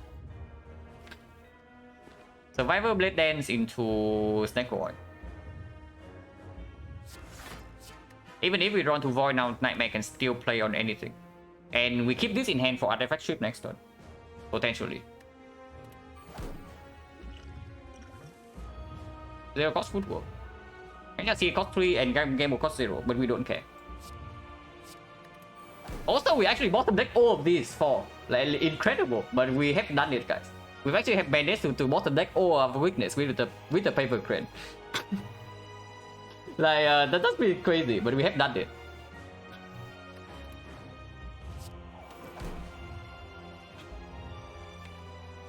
And of course our turn doesn't end yet, yeah. I'm thinking of maybe... If we count game mode right now, we cannot even play a single leg sweep. But that does not matter. Slime into count game mode, and then we play neutralize. No, we can play leg sweep with the adrenaline. And if we play leg sweep plus, then we don't even need to sweep artifact anymore. Second cycle. Multi-hit is how much? How much multi-hit is 4, so it's 5, so it's 3. Only 45 damage with Nightmare Fuel in play. We are fine. We're withholding the other 2 leg sweep. So yeah, gambling right now is completely okay. Game over 7. We have damage, yeah, maybe a little bit, but we can block for 4 cycles here. But of course, first deck cycle was really slow, like insanely slow. But now we can actually get to maybe dealing some damage. It shuffles out all the leg sweep, but we don't care. I want to shuffle in the neutralize though.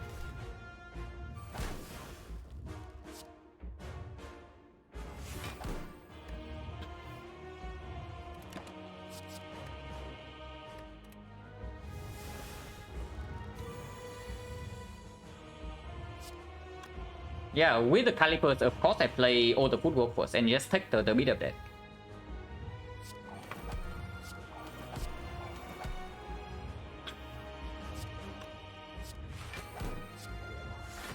We still have 2 more wheels, yeah, so we can wheel the next hit as well to stack calipers up.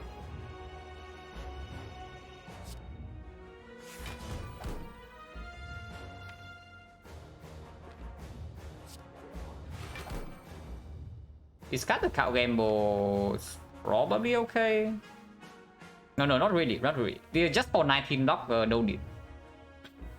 Yeah, next turn if we draw no damage, I just piercing wheel into gamble. But now this can come down. It's better after CE is deployed, but CE cost 3, so I don't even know whether we ever play this or not. Maybe we do, but we'll see.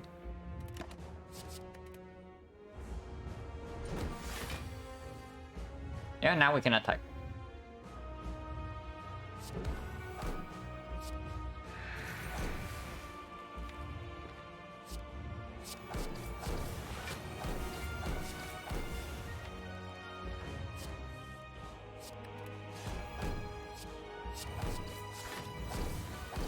Yeah, our damage is not bad here. Like look at this. So C is never played, so we can play this now for 21.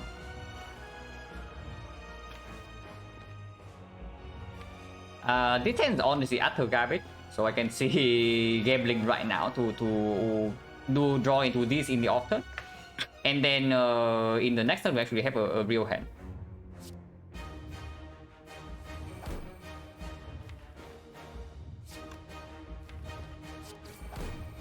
Right now, block is lost.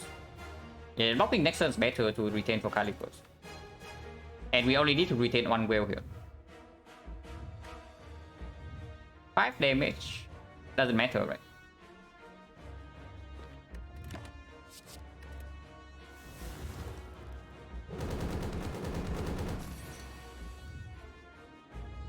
So play 1 block and play 3 attacks. And then hold the deflect piercing wheel.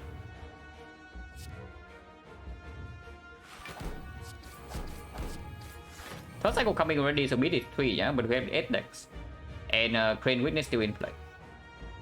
Damage is slow, but we have 8 more turns.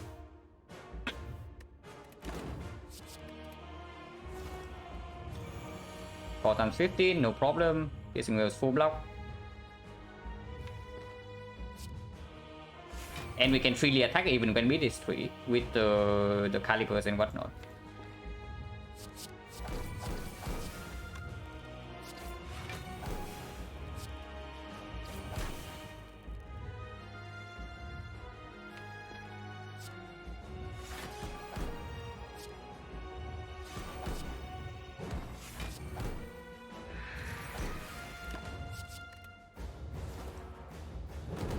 Next cycle is still full block multi-hit. And big hit is never a problem.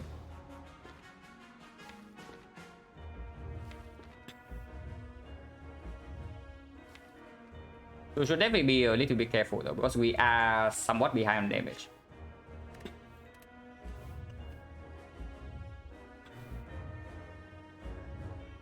And Caliber is not actually stacking up. Yeah, I am too. But no need to say that. You can definitely see the damage is slightly behind.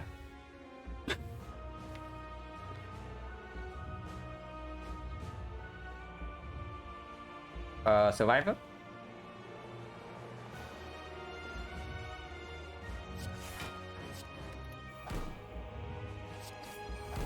Okay, so we can stack his wood here.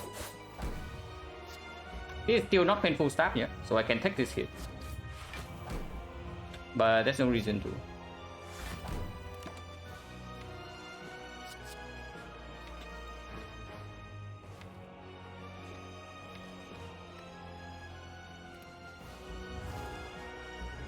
Yeah, it's speeding up. It's definitely speeding up. But definitely can be worried. Definitely need to play Echo. I play 2 HP. We have plenty of HP, so let's play some. Pulling out the blade dance is very bad. So if possible, I want to not do that. But the gambling right now also does not make sense.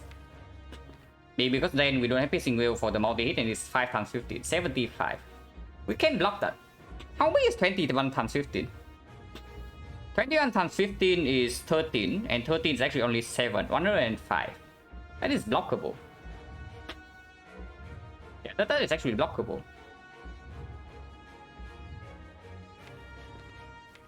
So next turn, even if we don't have piercing wheel in hand, is 9 times 15, is 75. It is painful start though.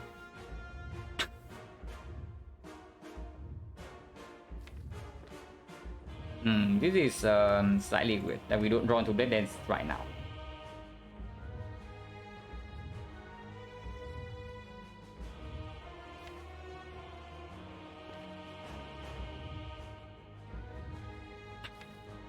This is blocking for 19, 19, 13, so it's 10. 10 with 19. If we get hit by painful start, we just die, right? Die in the sense that our deck is full of wounds. So we need to full up 75 still.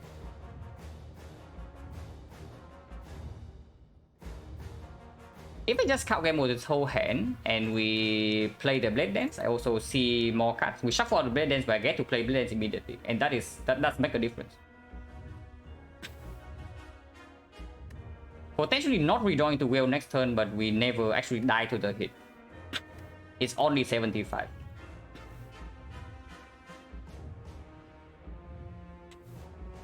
Yeah, like playing this hand like double strike and end turn gets nowhere.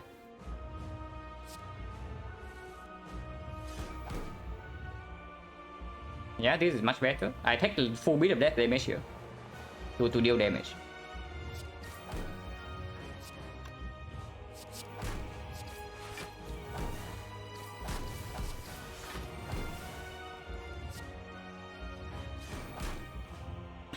And we hold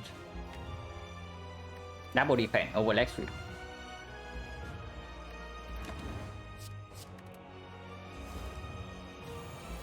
Yes, only 75. We don't have piercing wheel in hand though, so we are getting wounded here.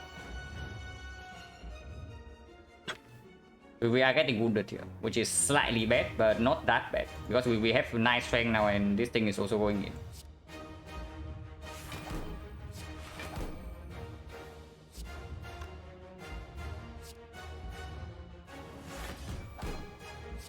Not a lot of wounds, it's like 4 wounds or something.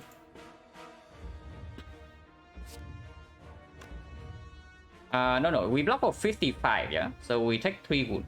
We take 15 damage and then 3 wounds.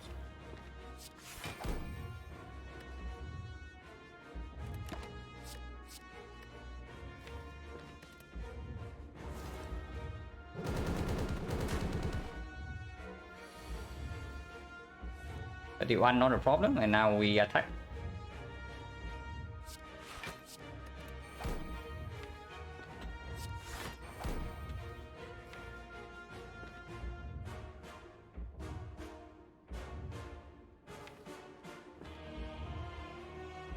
How much damage is it? It's 6 cards. 6 cards is 18, 11, 24. We take another wound and 7 damage here. If I play defend dead dance, it's actually 3 damage. So I can hold 1 shift. And then we have Echo piercing wheel in hand. This is getting really close. Just because of the first cycle draw being like as bad as it was. Not playing Blade Dance is losing, yeah, so we have to play Blade Dance. Deflect is in the draw pile though, so maybe I can start with aggro first. Did not drawn to the deflect. But dodge and roll is okay. We can take some hits here. Like one wound and then some more hits, but we have up in our hand. Dodge and roll is better next turn, but I don't think I want to hold dodge and roll.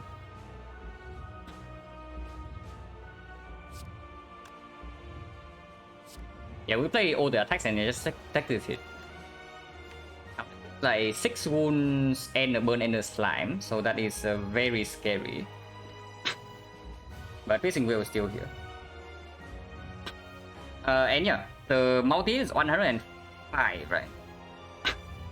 So dodge and roll next turn is better because we can stack up calipers.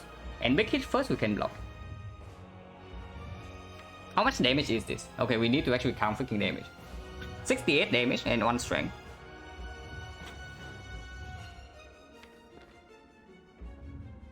$68 damage and 1 strength.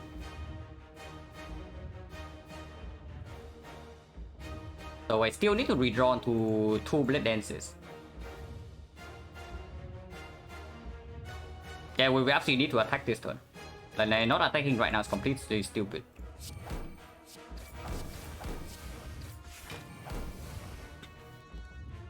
And we take the wound regardless, yeah. So is it ever shift dagger spray here and just take the whole hit? Big hit next cycle is how much? Big hit next cycle, this guy goes to currently at +6.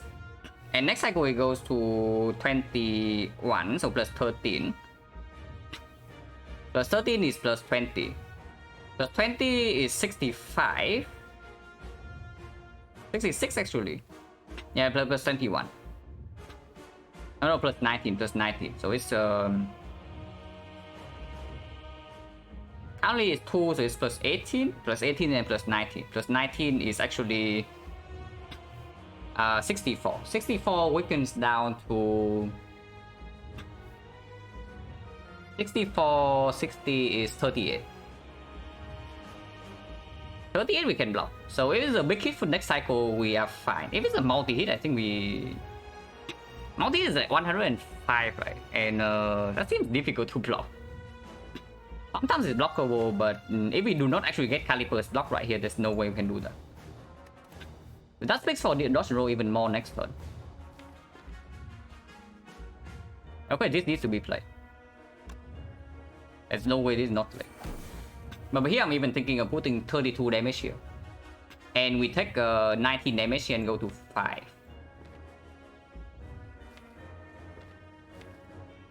Honestly, that's probably stupid. But keeping dodge and roll dagger spray in hand also give us 1 more so you can stack next turn. And then big hit comes first. If multi-hit comes first, we're dead though, no matter what. So maybe it's actually time to let go of this Piercing Will. 105 is not blockable if we do not get calipers down beforehand. But we still need to deal damage no matter what. 32 damage and a good redraw.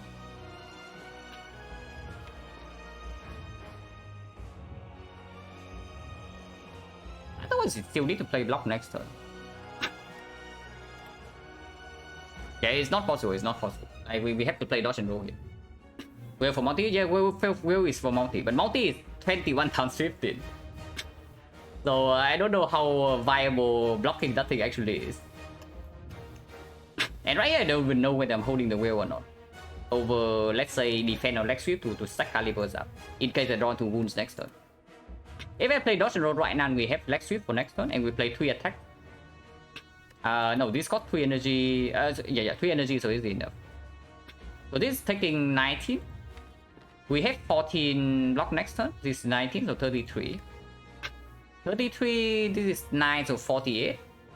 48 and 3 attacks is losing 5, so 43. 43 block. means that we transfer over 28 only, and 28 never ever did, even if we draw to piercing well.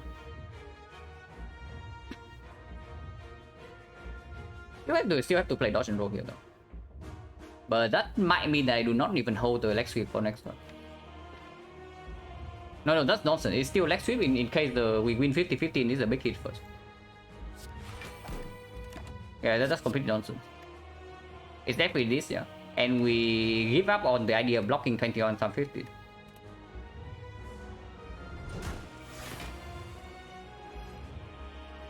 Predator is very good.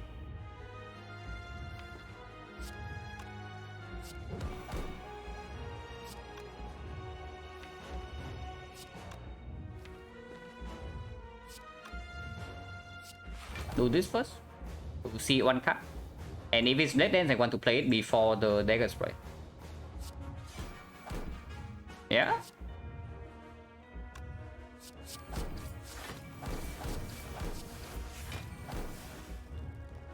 So Dagger Spray right here for 36 and play the defense.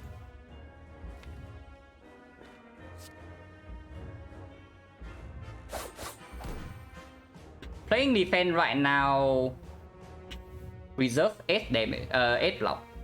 And honestly, I want to hold strike for next turn, and it also deals 5 damage here. Finish him, we still have 6 wounds in the deck. So scary spot, but we do draw 7 cards. But we draw Blade Dance, so we are fine. We are fine, guys. Like everything was calculated. So easy fight, easy fight. Never worried. But it's actually crazy that we first cycle was so slow. And we bought the deck like all 4 weakness cards. If I had not this run, it would have been pretty sad. But I guess we can also blame like another run on 0 card draw. But yeah, no loss here. Everything calculated. Close goal. Act 2, yeah, absolutely. Act 2 was scary as well.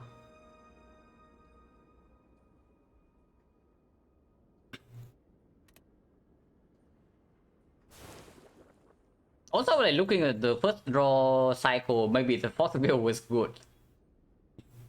So you can MVP, absolutely. We absolutely can die here for sure. With how slow the first cycle is. And you can also see that the blur would I mean, I don't know, because I don't even know like when we actually drew the wheel that we added. Because first cycle with our weakness, we actually needed to draw the wheel to block the multi-hit, otherwise we take 45 to our face. And 45 to our face is not exactly a very good thing when we are alive on 19 HP right now. I never felt, yeah, like when you don't have card draw, you never feel like you are in super control. Even if the relics are somewhat decent. All rounds pretty close, absolutely, even since Act 1. Maybe not in Act 1. Act 1, the only like dangerous call in Act 1 was to go before the potential knock fight, and we rested. And yeah, we did brick in the knock fight. Act 2 was really scary. Act 3 we never found card draw, so of course it became scary. And then Act 4, yeah. Also, good thing that we actually did not lose HP in this fight. And okay, the game winning shot here. Game winning shot right here. Like buying anything except the Alchemize here probably dies always in this run. But I bought Alchemize at full price, and yeah, it carried. Like 157 gold for the Alchemize, and that was totally worth it. Yeah, Act 1 was not... So we brick in this fight, like playing sentry stacks more than usual, slightly sad. And we brick again in this fight, but we knew that and we rested here. Into Guardian fight easy, so Act 1 not a huge problem. Philostone immunity in 2 birds, fairly rude, so 8 damage and 1 potion, but not too bad. Knowing Skull. We took go exactly once. Oh my god, this actually won the run. This actually won the run. We take gold 0 times, and we cannot buy Alchemize here. We take gold 2 times, and we die to this fight. So picking go exactly once is like the only thing we can do here, and it won the run in the end with hindsight knowledge. But this fight was like utter garbage. Like holy crap, we break hard in this fight, and the attack pattern was fairly nasty as well. Saving, like living on 3 here also means that the playing lines in this fight matter. We misplay this fight and we die here. We misplay this fight and we die here. We misplay this fight and we probably also die here. Sling as well. Poison potion actually did not end up doing much, but the sling was very good. Mid and the bone dies here. Like buying the mid, we either cannot take this fight or we are dead. So this is super good into this, and collector fight fairly close, but with the crane actually was not in danger with the easy attack pattern. And yeah, hammer kite crown. Good thing we did not pick the kite because there's no discard coming out. And yeah, here you can also see like why the question card is a freaking scam. And if you ever play gold for this crop in the shop, like stop doing it. That is a scam. The first fight potion was used. Did we use poison potion this fight? We did not, right? We used like attack potion here. Attack potion was from before this. Yeah, from this fight. Poison potion did not actually play. I remember like poison potion was used in this fight, and we did not need the damage. Yeah, attack potion in this fight was good, for sure. But we did not buy that. We got that from this fight. Then yeah, my bloom for calipers. Play in the hard fight. Definitely play here and play the X3 bosses. The only potentially big mistake in this run that I would regret if I actually die in the hard fight is that I use liquid memories here, because I am scared of dying to this fight on turn 4. Oh yeah, Zuzu carried this run because Zuzu actually gave us this. Yeah, I don't know. Maybe without Zuzu, this could actually give us a red form from the normal fight. Yeah, probably not, right? The card rewards would have been the same. Yeah, card rewards would have been the same. So yeah, Zuzu just gave us calipers for free. And 56. But yeah, draw order in this fight was not so good either, so I was scared of dying on turn 4. Which is why I liquid memories on turn 2 to Nightmare Football right away, and that trivialized the rest of the fight. But if we had died in Act 4, then I would regret this like quite a lot. But yeah, never worried. Snake Oil performance well, 4-1. Like after so many terrible Snake Oil, finally it performs, and in the hard fight as well. But with the Nightmare, it's really difficult for it to not perform. It needs to not roll a single 0, and we also need to... In fact, honestly, yeah. Honestly, this thing got pretty close to killing us, the Snake Oil. It was good in the sense that it gave us Nightmare Footwork instantly. But you also see that we actually could not play Corpse Explosion. And this would have been a fairly significant amount of damage in the hard fight if we can play it like maybe 3 times. But it costed 3. So we could not play this. And it did cost us some shuriken stack in some turns. Definitely react to how the run went. Easy, normal, hard. It's difficult. Like a lot of marginal calls. And you can see it right here, the hard fight. It lasted 14 turns, and we killed exactly on the turn where we would have died, with 6 wounds in the draw power because we could not block the painful start cycle. So pretty nice one. Will there be more robot? Yeah, robot after this. Like right now.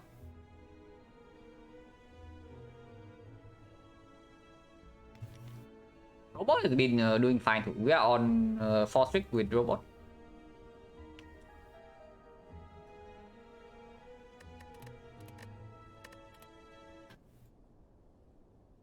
Robo has been... We have been high rolling pretty hard on robot though, I have to say. But yeah, just take the high roll.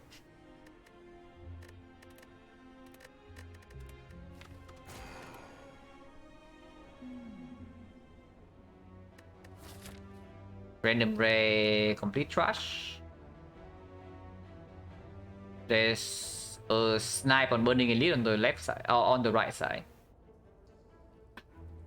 What's my highest trick on robot? 5. On at the start of this training, actually. I won like the first 5 runs that I did on stream with this account. What? Why not snipe the burning elite? Like 4 question marks right here, so the chance to fail is how much? Like 10%? It's like 70% to snipe, yeah? With 4 question marks here. Even if we fail, we can avoid this. Let's go. No, this is a swap guy. This is a swap guy. We have like the bánh mì guy. Like haven't been around for a while, but he's there. The swap guy, the dead guy, and maybe some other guy. I'm not recalling.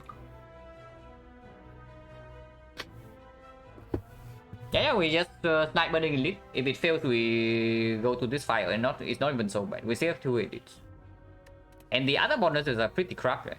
This is not good enough. Boss fight is okay, but if we can snipe burning elite, it's better. Transform 2 okay too, but 18 damage matters here, and transform 2 also doesn't give us super early elite. Especially considering that the 3 elite path that doesn't involve this goes through advanced hallway fights no matter what. And I don't want advanced hallway fights. On the fact early advanced hallway seems a recipe for disaster if you have to take too many of them.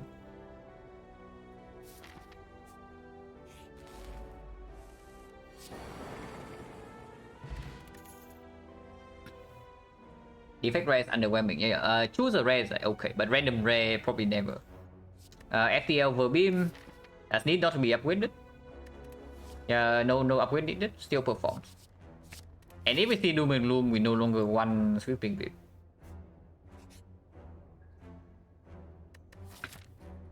There are a lot of remove events in Act 1. Yeah, there are a lot of remove events in Act 1. And if we see a shopper in this question mark, then suddenly regret sounds pretty good. And we know that we do not take damage from the next few fights. Tungsten Rod. That's pretty good. Yeah, Tungsten Rod instantly plays. Okay, the pain is free. But do I want 2 curses in my deck or not?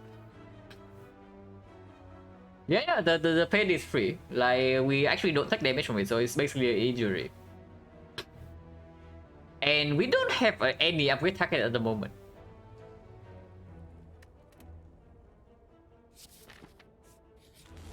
That's a shrine event, so of course. Yeah, curse field. Silent-2, we won a fairly marginal run. Like a lot of close score in Act 2, Act 3, and Act 4. And the hard fight went to 21 times 15. We killed exactly on the 21 times 15 turns with 6 wounds into the deck. So a pretty nice run.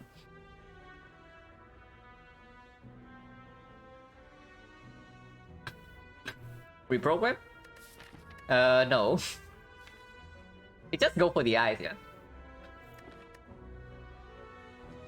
Yeah, like we had, it's crazy. First cycle of the hack, I had 3 leg sweeps with neutralize plus with the paper crane, and we bottom deck all 4 weakness cards. We withdraw into the first weakness on turn 4. So that was pretty annoying, but we had 4 whales and a ghost step up, so first cycle did not take damage, but it was very slow. And also had to waste the ghost.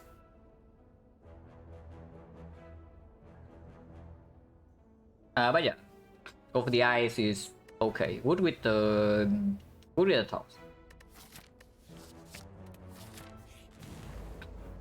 Ragnarok. Akabeko or Blizzard.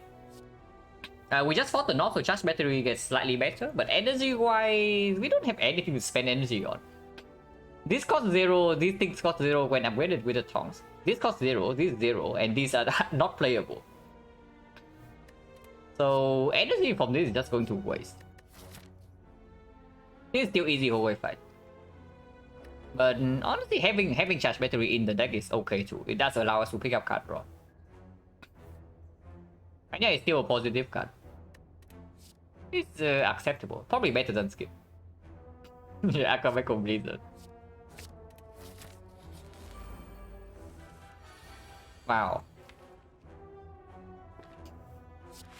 Regret everything. Good news, regret also in our deck, so we can regret like 2 times. So is this like the famous force damage to cultists I heard so much about? Because this might be it.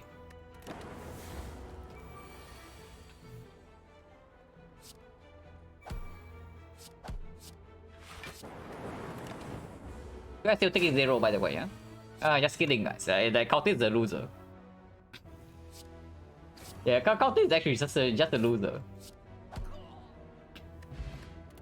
Yeah, we took 0. Even with that. Glacier gets better with charge battery, but sweeping beam with Akabeko gets better. And yeah. There's not a lot of time until this guy, and this can also be the knob. Also an upgrade target. If we pick beam right now, we can upgrade it right away. Like Glacier is very very strong if we survive Act 1, but I don't know, it's just looking super weird with no potion as well.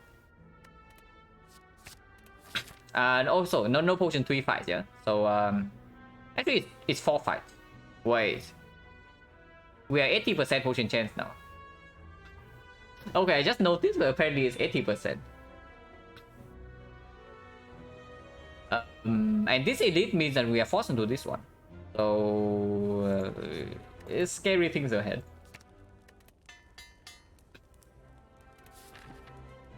This chest is always better than the other 2, yeah.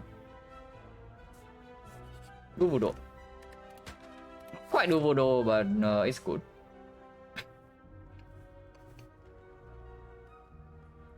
Well, we can give up on 2 elites to go remove a curse. That seems like complete nonsense to me. When we have the rod and then the cleat and 54 HP. Like normal sentries, it's good for Laga as well. It just forces us to open turn 1. But we don't have anything to set up for Laga at the moment. Like not much at least. Okay, I was complaining about potions, so I guess we have potions but no remove events, yeah.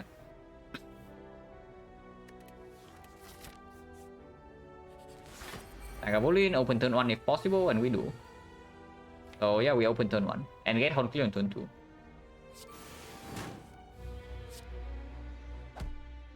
Energy pot is useless, but the weak pot can upgrade pot can be used here. Arrow defect, I mean I don't know, because this thing is looking like I'm dying in next one. so I don't know like how high roll, how much high roll we are doing here. At the moment, I am, even if we are fine in this fight, I am terrified of whatever the hell this is doing. Okay, upgrading this hand is okay. Go for the eyes does not need to be upgraded, and yeah. And next turn 3 energy.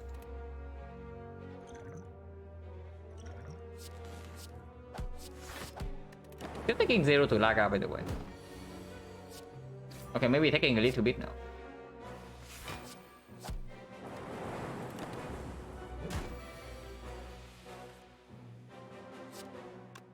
Painting here forces us to take damage from regret. But we are fine. Oh, here's a potion. I mean, I wish I could take it. Technically, it's possible. But it's probably just more lightning. And then to maybe deal with the knob here, because this elite is forced down. Potion chance 70%.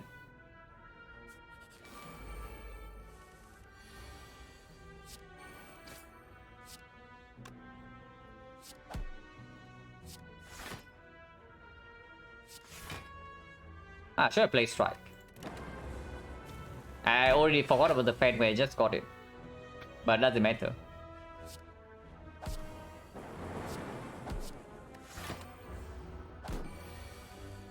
No damage, 0 damage fight anyway.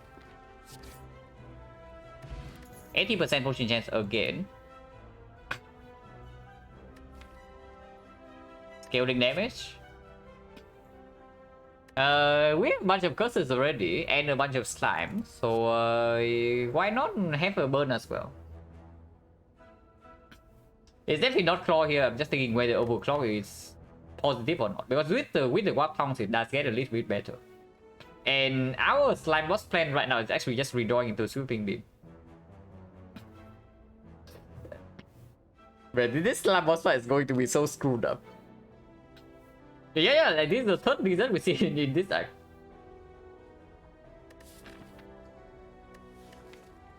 Probably not, right? Like before I want the tongs to hit the overclock, I want the tongs to hit our damage card.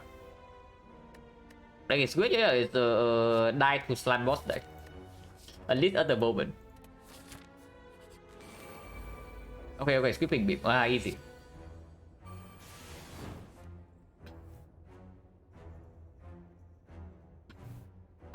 Taking 1 damage from regret and 4 more damage here.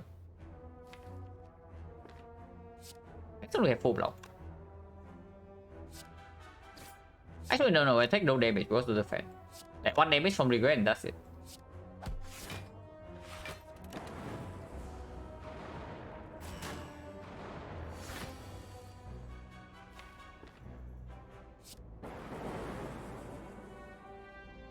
I mean, I'm pretty good at using lightning. It's all I will say. Hello, Duran. Run was a pretty nice win.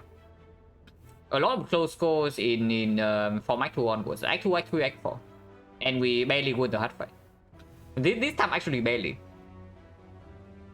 We kill on the 21 times 15 turns with 0 potions.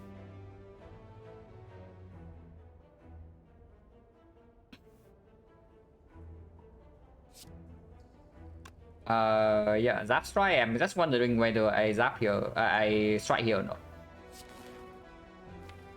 I mean, I'm good enough at using lightning, right? But next time we know that we have full block still, so strike goes here.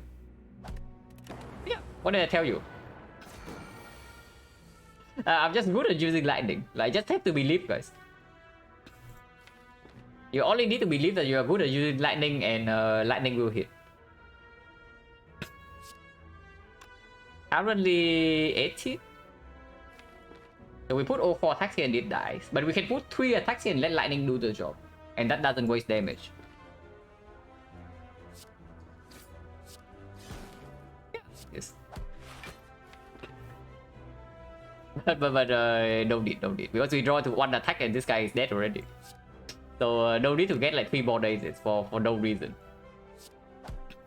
Nightmare Reform? No. Paper Crane, Calipers, Nightmare Footwork, and 4 Pissing Wheels.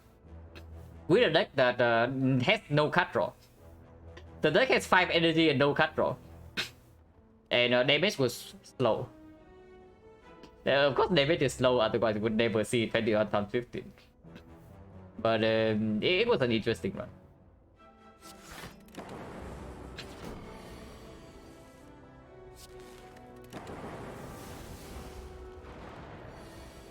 Yeah, we also saw Shuriken from Act 4 Elite. Yeah! Might be the first time ever to be happy when we see a blue candle, but I am happy.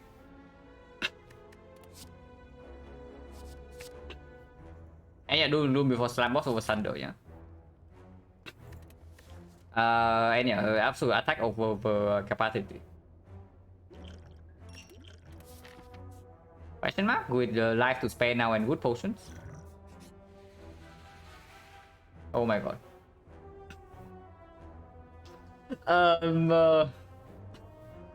Well, I kind of want to trick this, guys. Why not? It does break us first cycle. Like, it definitely does break us in the opening turns, and we don't actually have sustain yet. Like, yeah, it's basically an ascender spin. Because, yeah, we just play it. And it's gone, but it still breaks the draw. And we have like 400 gold already into Act 2, so do we need more or not? Focus is enough, right? Like, Climb is not free yet. So let's not be... let's restrain ourselves. Let's restrain ourselves. Doom upgrade. Seems very good.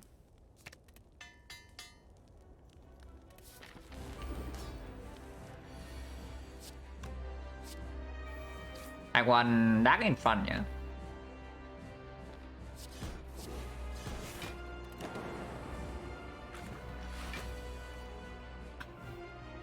So we can do a cast this thing.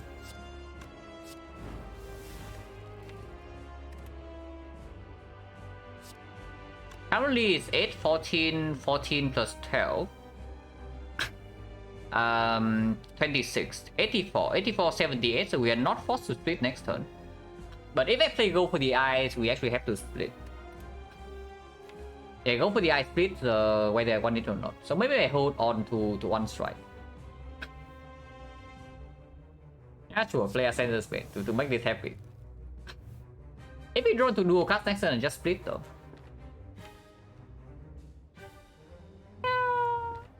We have enough HP to even face tank at plus 10, even if we draw to go for the eyes but not dual cast. So no problem, no problem. We 2 potions as well.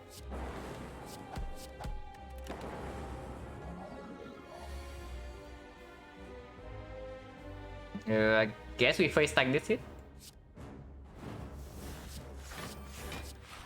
And next turn guarantee dual cast sweeping beam and it just kills.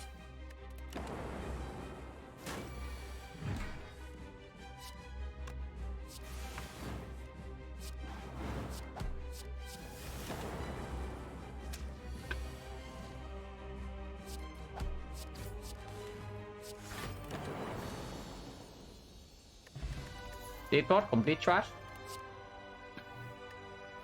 Wait, do I fall for it again or what? There's no way, right? With Beam plus, Doom and Gloom plus, Acapico in my deck, there's no way I click this. And there's buffer for our Blue Candle Tungsten Rod combo. It kills the buffer instantly, so this is just Fish in those skip. I don't know, Electro is probably still better than Skip, but not very much. But Fission is fine. Fission occasionally gets upgraded by this, and we don't have an actual upgrade target right now. Maybe this, but not really. And Fission with Dark is okay.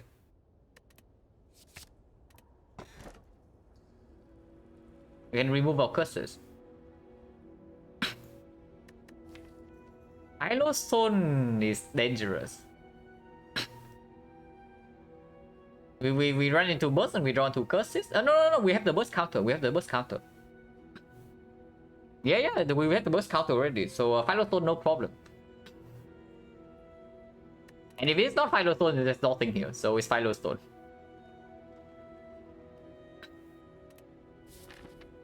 The champ should be dead with Odako. If we find Andy Frost as well. Without Frost is still alive, but the tongues also somewhat solve the champ.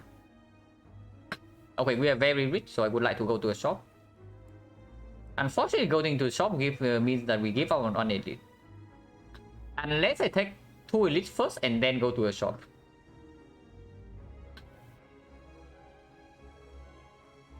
Going to shop here is so bad though.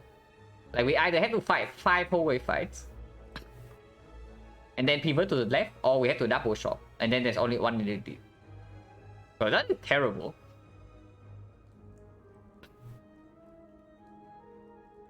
That's actually terrible. The holy crap, that's bad. But the moment we start left, we are committed to taking early elite. This is forced. If we go here, potentially we face 1 more elite, but we still have the choice to go left. 1 more advanced always. But we still have the choice to go left. If we get wrecked in the first 2 fights, then we go to the shop and accept a bad casting. But otherwise, you can still go to the left and take 2 elite fights into a less shop. So yeah, here is just better than starting here and go here, right? So start here.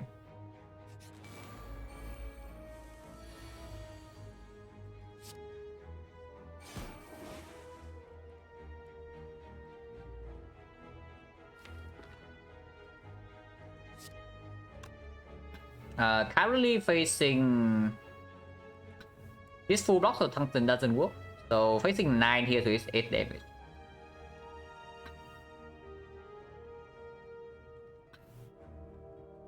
Yeah, no, nothing to potion for now.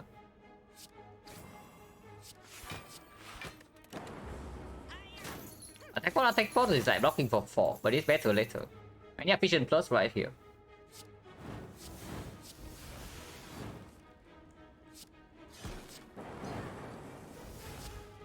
Nothing to set up. No potion. Another sweeping beam. Honestly, on 4 energy with Akabeko, I see it. Like we cut this as well. Because absolutely with these things in our deck that we are not even removing, yeah. We actually can easily brick on AoE against the leader or the slavers. It's okay. And with the fan as well, it's not too bad. Oh my god. Please don't do it. Please do not.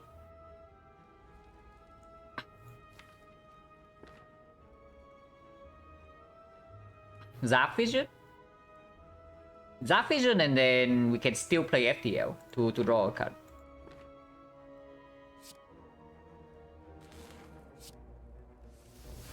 Yeah, if not, then Doom and Gloom.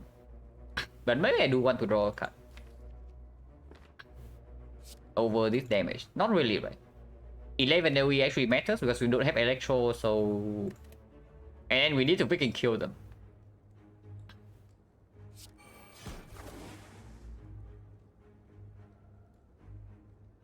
Attack potion now we can see. At the moment we are taking... How much damage? Like 5 only though. It's only 5 damage. Yeah, not yet, right?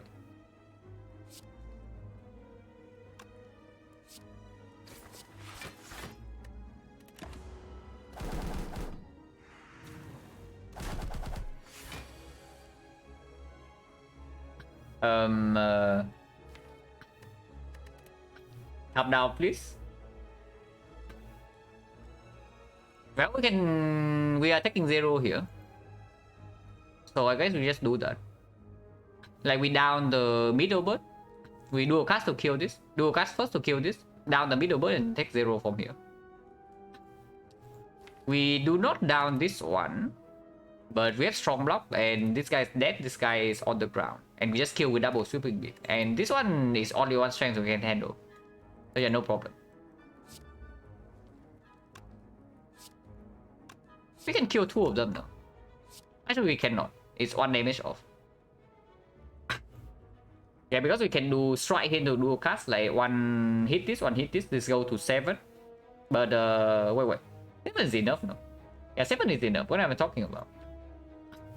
So strike here. If you do a cast, this go to 7 and double strike go for the exactly lethal. So yeah, we do that. Strike here first.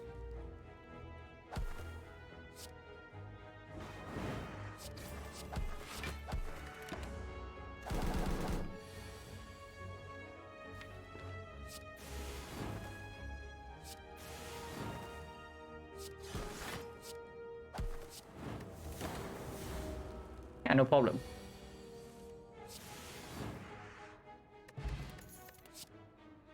Darkness plus with Doom and Gloom and potential vision. Not quite. Frostburst does a lot of damage and it's green. It's very good against the champ if we actually have to cycle our Dark Orb, and we have no frost yet. With no frost, no focus, and no actual way to block, we are just rushing damage right now with Akabeko. So against the leader and the slavers, yeah, we have Akabeko and 3 AoE cards. So right now our problem is mainly the book, because we do have the Philo Stone and single target Dark Orb only. And this is very good against single target. And yeah, like it's green, so it doesn't even make the tongue squish. It's good. Sweep Potion is better than energy. Right now we are definitely floating energy more than we are needing energy. Even with 2 costs right here. And cast cycle from this. 47, is it enough to not go to the shop?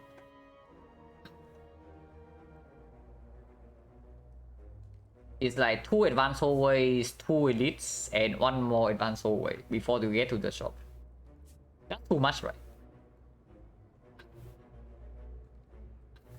Honestly, we might even take 1 elite this side. Depending on what happens by this node. If we are going here. If we are going here, we either die or get very strong. But most of the time we die.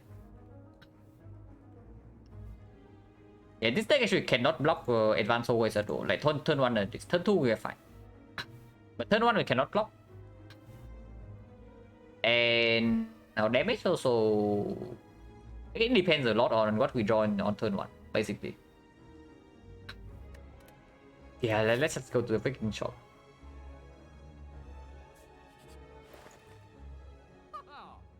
No force here, there's a pantograph. Going to shop here also allows us to still maybe pivot to the left, by the way, yeah? By this fight into here. And from here, if we can take the elite, we take the elite into a fire. If not, we just go here and rest. Spoon, yeah, no spoon. Not yet at least. Like right now, spoon is definitely negative. Strike dummy not good to go. So if we buy anything here, it's like the pantograph. Bullseye is okay, but without a way to consistently block, it's not even that good.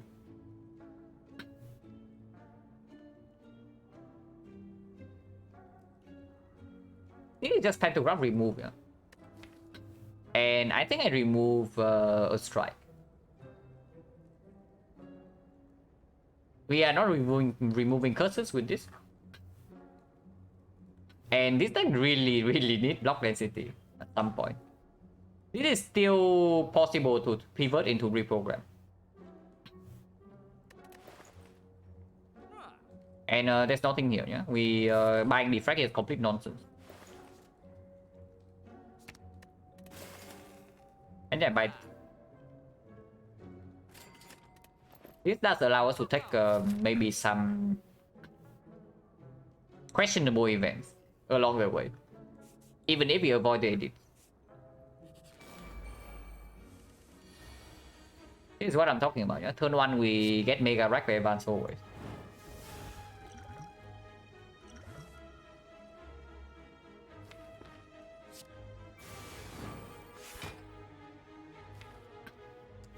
Darkness Vision drawing 1 more card, but of course it removes the Dark Orb. Probably still what we are doing.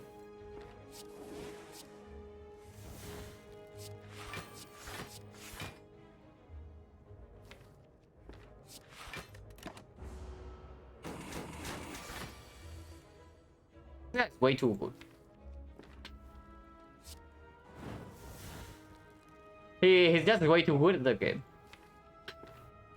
Unless we have go for the ice next turn. Unless I don't do it right now. And that would be sad.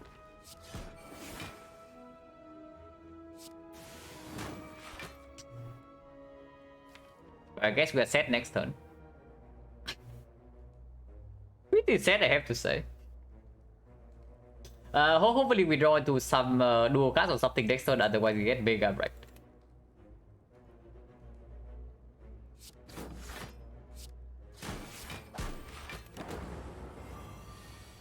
When you play it, it's damage and it's still cast cycle. Like we even we go for the ice, even we go for the ice, yeah, we are still taking maybe like 10 damage this turn. But we needed the damage. Like this fight needs to end. Staying in here doesn't do anything for us. And yeah, dual cast. Is it a kill or not? It's not.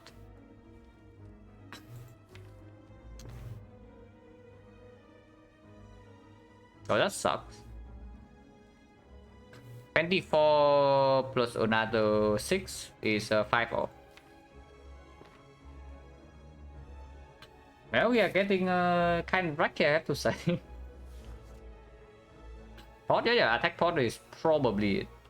Because otherwise we are facing 16 damage.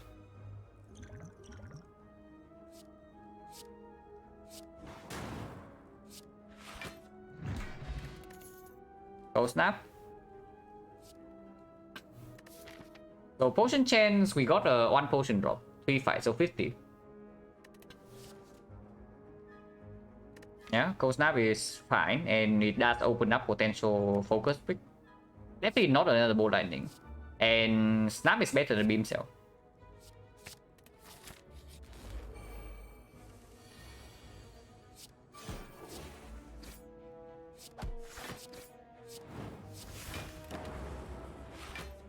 On clear.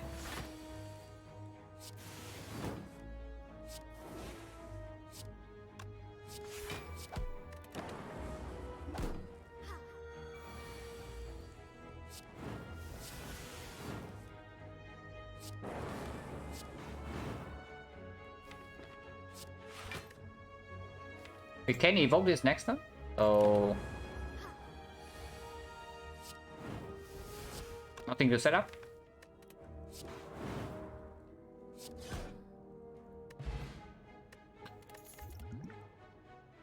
Multicast. Turbo Plus is Q, but it's definitely not what we did.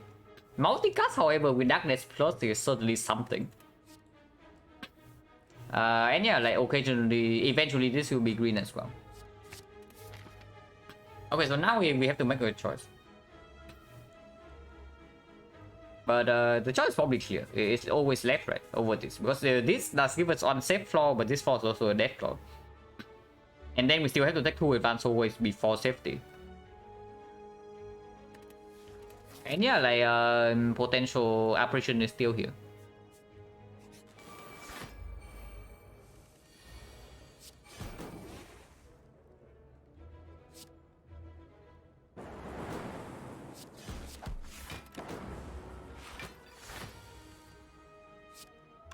Good hand.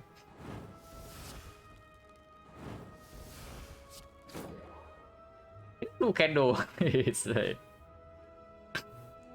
actually one of the best relics in the bar right now. I mean, our relic bar is pretty good. It's just that our deck kind of sucks.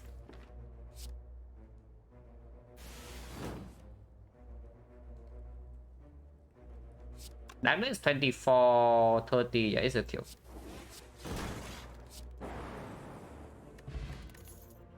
Voided, yes.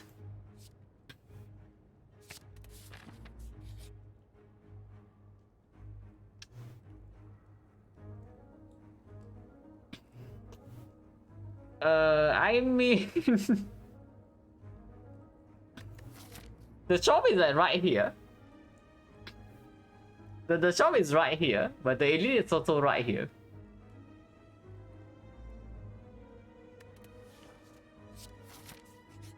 Surely this can never backfire.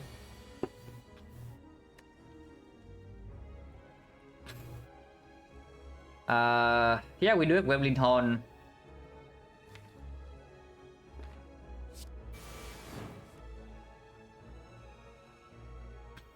Not quite a kill here though.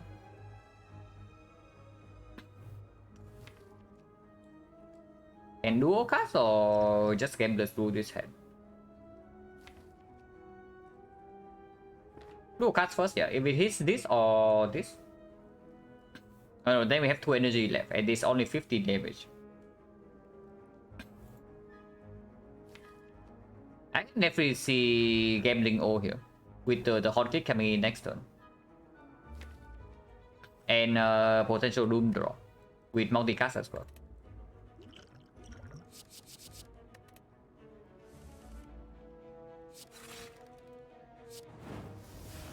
Vision. Kind of sucks, but next turn we are protected.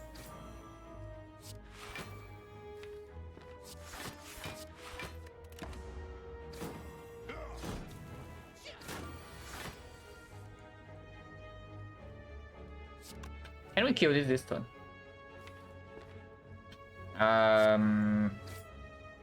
maybe. And for 5, 6. 11, 25. 25 is pretty nasty.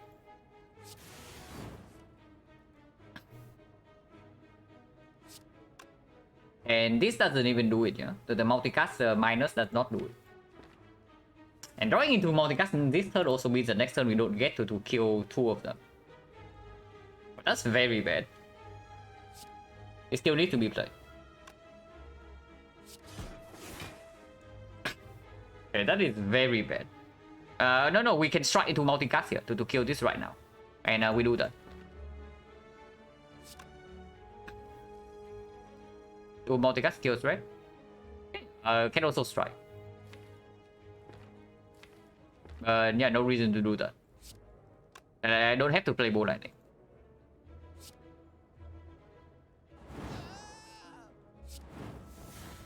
So now I play Bow Lightning over defense or what? Not really, yeah. Because next turn we know that this is only 4 damage. Lightning Orb is better, right? Yeah, Lightning Orb is better, yeah. Because we know that we are not even drawing block next turn. So maybe you can draw into a kill. I missed.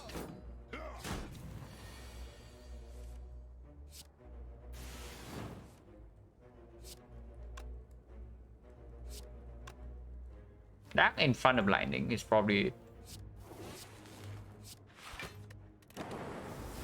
like one big hit.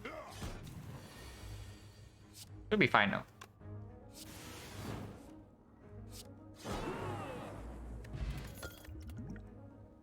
Garbage. Overclock or if anything. And honestly, overclock is okay. Yeah, overclock is completely fine. We care about first cycle more than anything because our damage is fairly fast. If we can get Dark Orb multicast in play.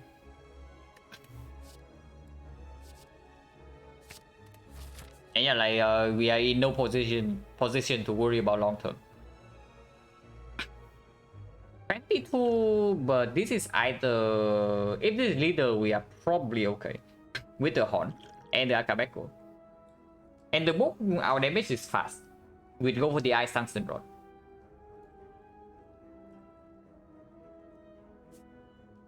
There's no reason to dodge yet, yeah, even if the question mark right here is slightly better than this, if we are going right.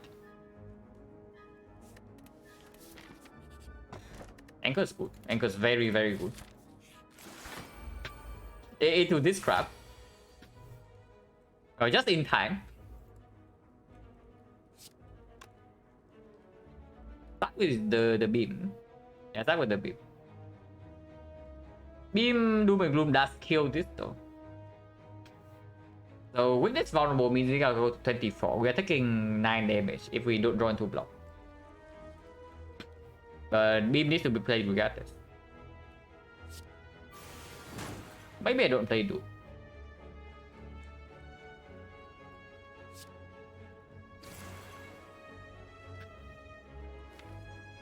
Maybe I just don't play the Doom.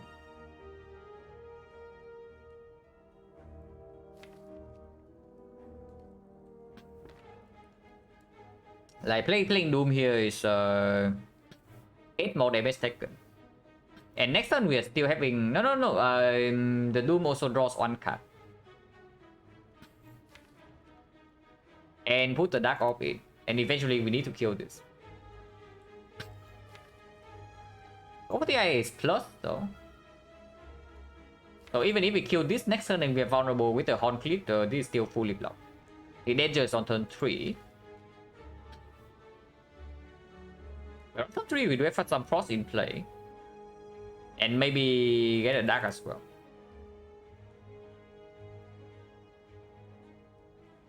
Yeah, there's no need to play the Doom here, right?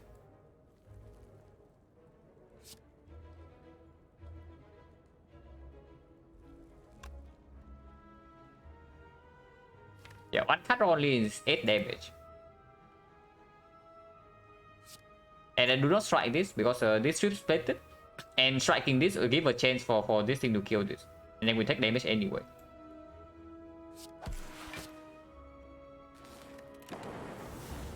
Take one.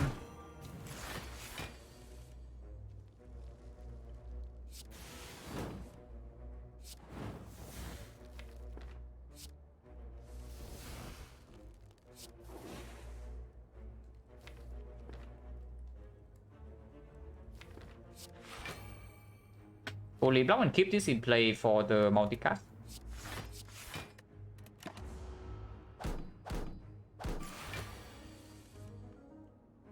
Yeah. Now we just FTL kill this and then multicast for 6 kill this.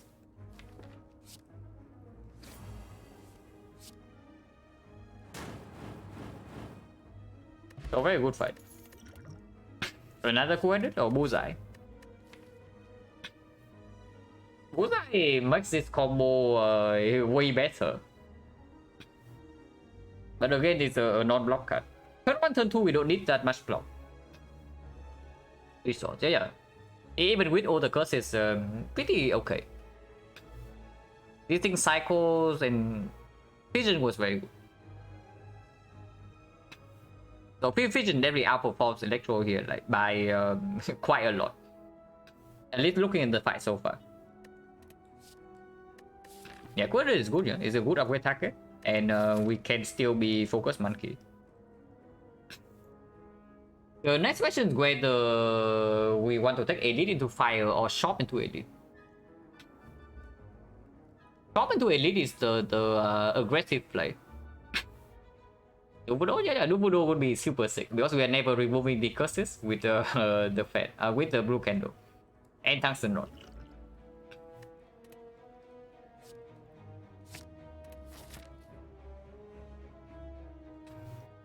If we go here, we probably rest, but then we waste the healing of Phantom Grab. No reason to, right? Because the fire happens after Elite and not before. So we just go to the shop and hope that we do this fight with no damage taken. That's probably the line here. Oh, exactly what we need. Also exactly what we need. Self-repair is okay. And we can do self-repair, cut remove, and live with 1 gold.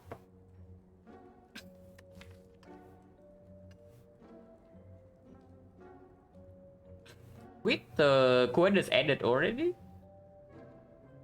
and Anchor Horn Fleet, it's probably time to remove the Defend Overstrike. If we even remove a card. Zap is still fine as Vision Fuel and to push the Dark Orb up. Breaking my draw, yeah, breaking my draw. But these things are not exactly like super good either, you know. Of course, the curses break my draws, but they are still better than these crap if they exhaust.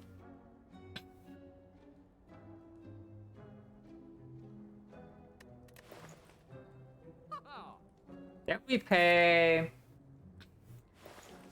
probably would be very positive with this leader.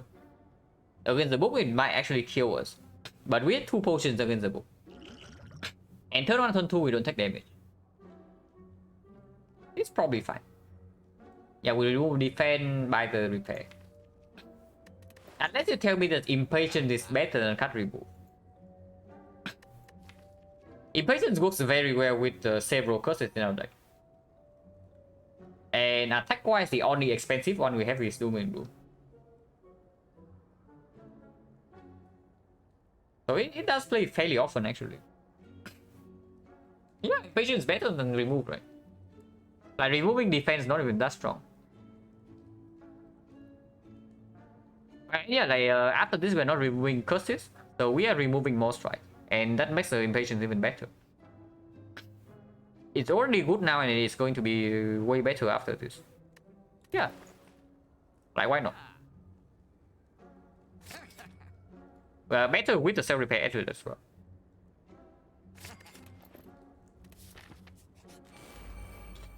So we draw the book instead of leader, and we draw multicast turn 1. Okay, that's not good. We have no Dark Orb turn 1, and we also draw the multicast. And we also rolled the wrong fight. That is very bad. Attack potion immediately, yeah. Yeah, attack potion immediately because it can be something that works with Akabeko. And I do not think we have the luxury of saving potion in this fight. The only bad attack potion right now would be potentially go for the ice. But Doom and Gloom is very good right now. Meteor Strike is very good right now. Even any Frost will be good right now. Cut draw. It's only one draw though, but it's probably still what we take. When do we use this Flex Potion? Not this turn, right? Yeah, not yet.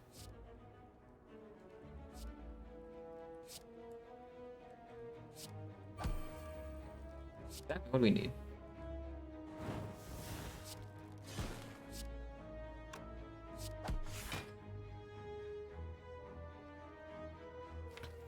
So, Zap dual cast.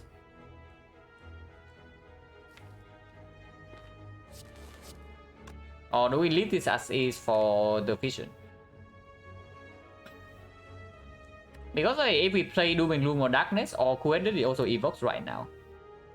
So we gain 5 damage, but potentially lose 1 draw, 1 energy from the vision.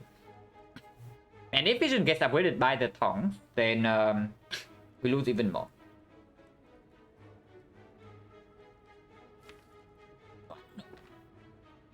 This is not as clear cut as it seems. But it's probably still positive. Because the chance that we draw into 1 off next turn that we want to play is much higher than the chance that we only draw vision and nothing else. I can even multicast to evoke this one, but I don't think I do that.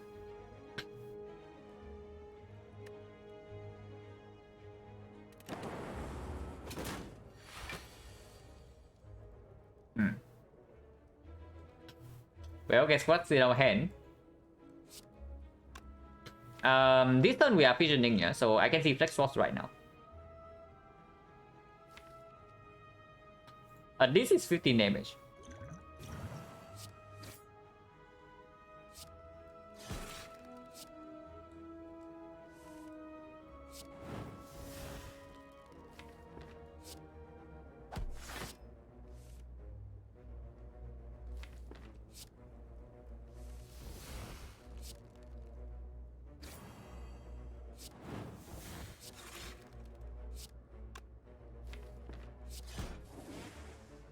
Not too bad. And Darkness put this in front, but we still have no way to evoke in the deck. Keeping Beam is better than Repair, is like 14 damage. We might miss the Darkness, but we push our deck closer to the reshuffle to evoke this Dark Rock. And that is the killing blow right now. It's also 14 damage.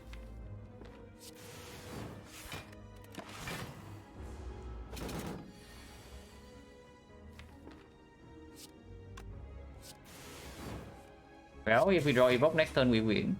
If not, let's not talk about the case where we don't draw evoke. We draw evoke and sell repair plus as well, so everything is easy.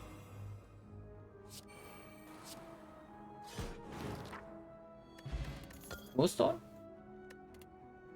Compound Rival with 3 off types. Now I would maybe like a turbo at some point.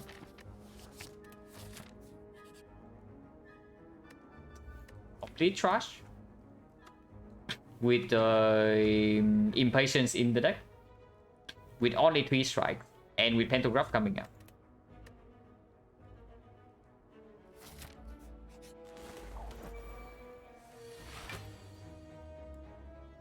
Frozen plus Bird. Bird's not actually trivial.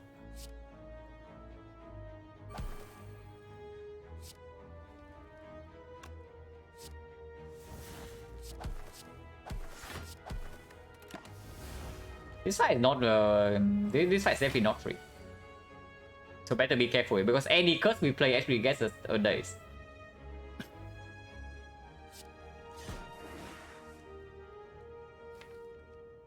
And we only need to play Regret and maybe Shame.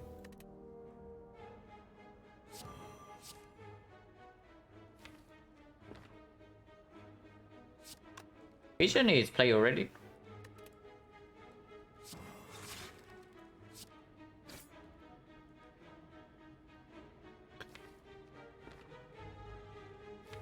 Overclock. Quite bad, but otherwise we are floating some energy here.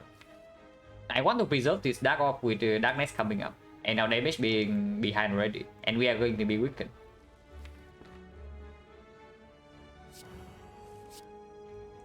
Here's play. Playing Cell Repair right here is really weird. With this Cell Repair, I don't think I play.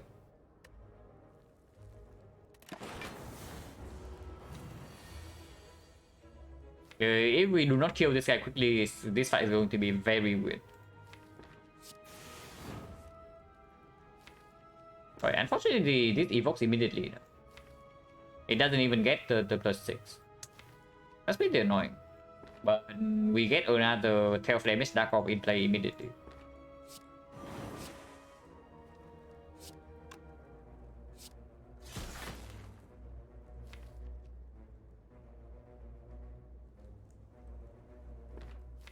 Only one of channel in the deck, so Quadrant needs to be played here.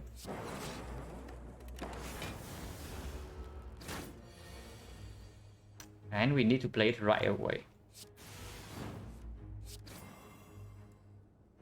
Well, we might die next turn. We Cold Snap being drawn this turn. Still need to be played though.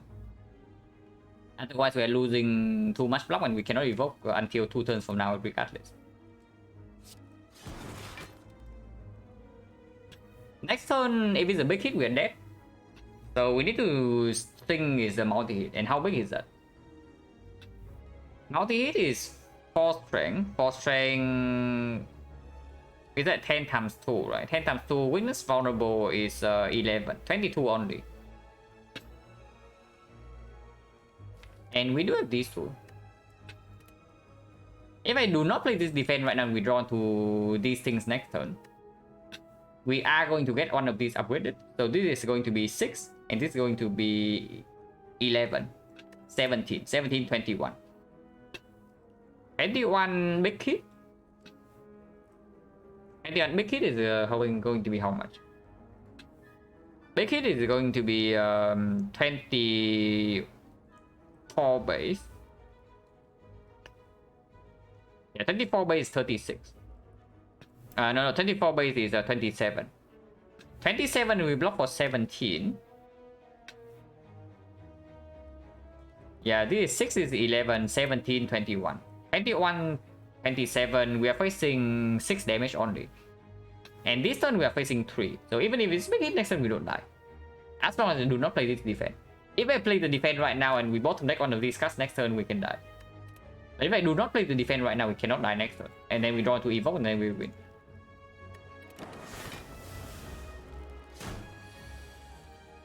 $28 actually.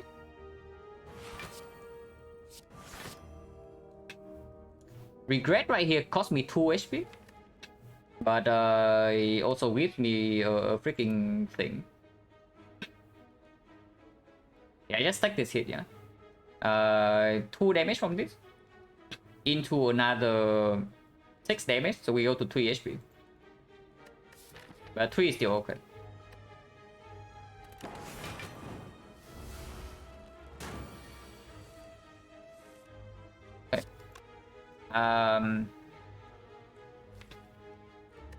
Technically can wait for 1 turn. And there are not a lot of bricks in here. We can brick.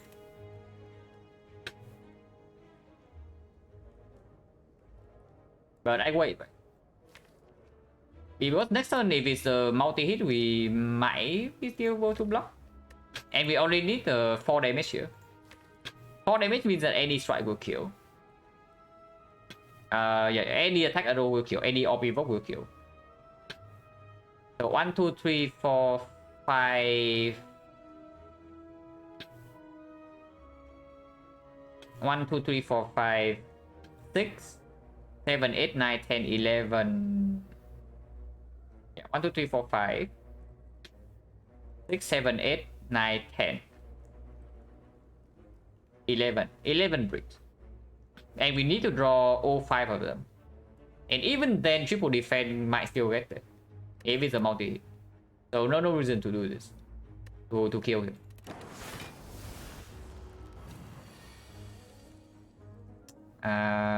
No self-repair. Wait. Spoke too soon. No self-repair.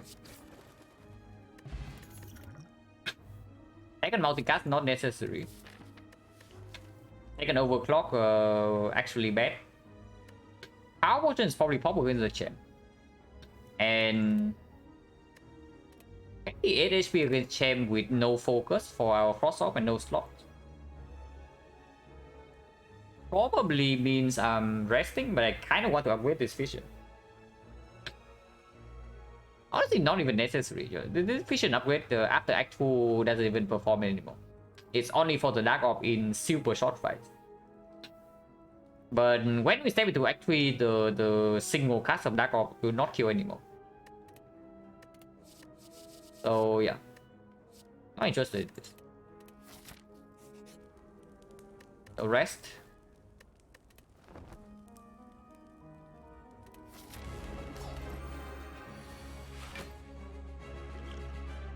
Power potion. And after seeing this, I can see whether I want to wait for the tongues to upgrade it or not. Best is probably just echo form. Yeah, but she go with HP. Oh, okay, never mind. This is better than echo form. At least I think so. I rested into champ. Imagine resting into champ with defectors. Resting into champ with defect with a Dark Orb. Like, who would ever do that? Yeah, who would ever do such a thing? Should not have done that because FTL doesn't draw now.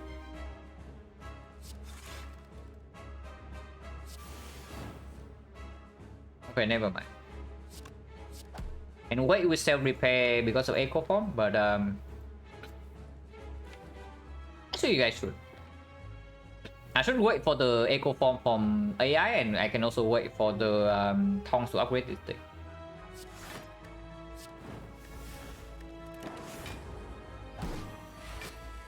Yeah. Outscaling the champ slowly.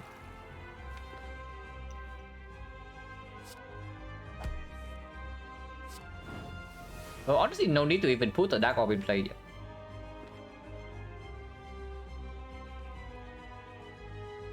Made through the act expecting that. Yeah, it was really tough. Pretty rough. We survived like chosen plus bird here on 3 HP. Book fight actually did not go that badly, but Flex Potion was really strong on the Vision turn. And Century and Mystic here was 0 damage. Yeah, no need to actually play Dark Orb, right?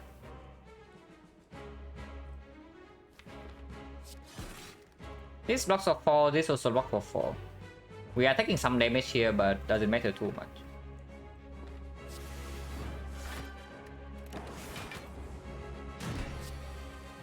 Oh, we're just outscaling the champ here.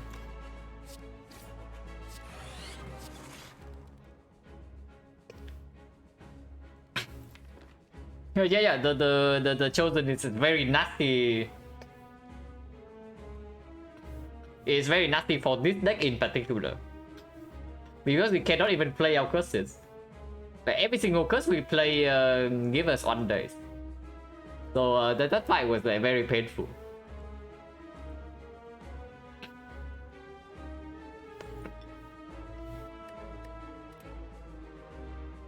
I don't actually want lightning, yeah, I want to die.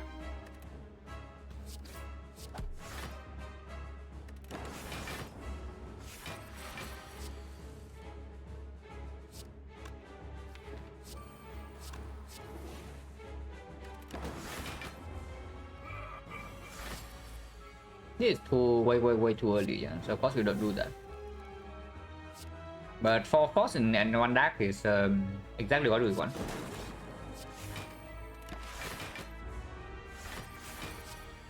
Performance here. So now we have like Echo Form Cell Repair, and the champ is probably also dead. Next cycle.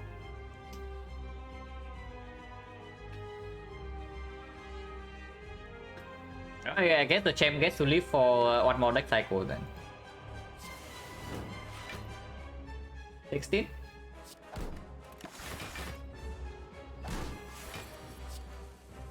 This thing is good.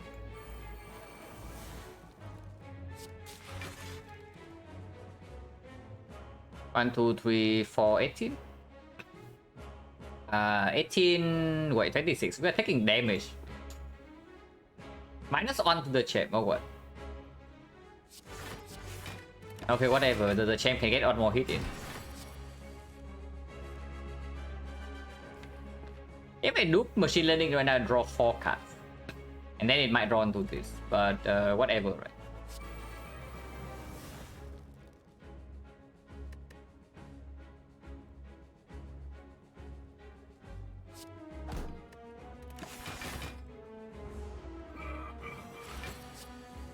Bomb. That's a repair upgraded. So now we can just kill him. Before he gets more strength, because he is getting more strength.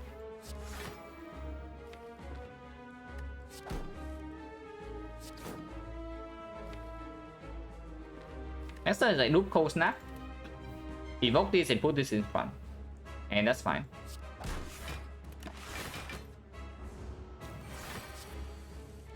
Or we play this fight slow.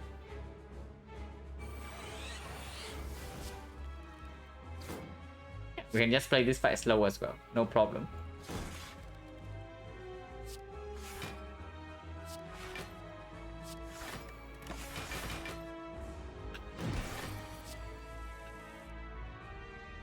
Look, bias call just wins, yeah, so we do that.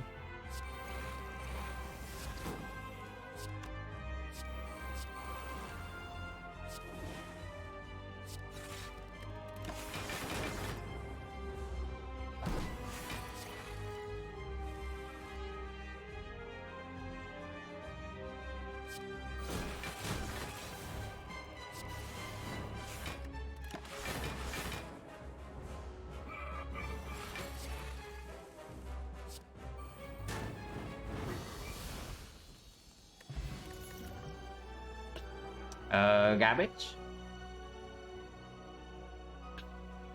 Remove's not that bad.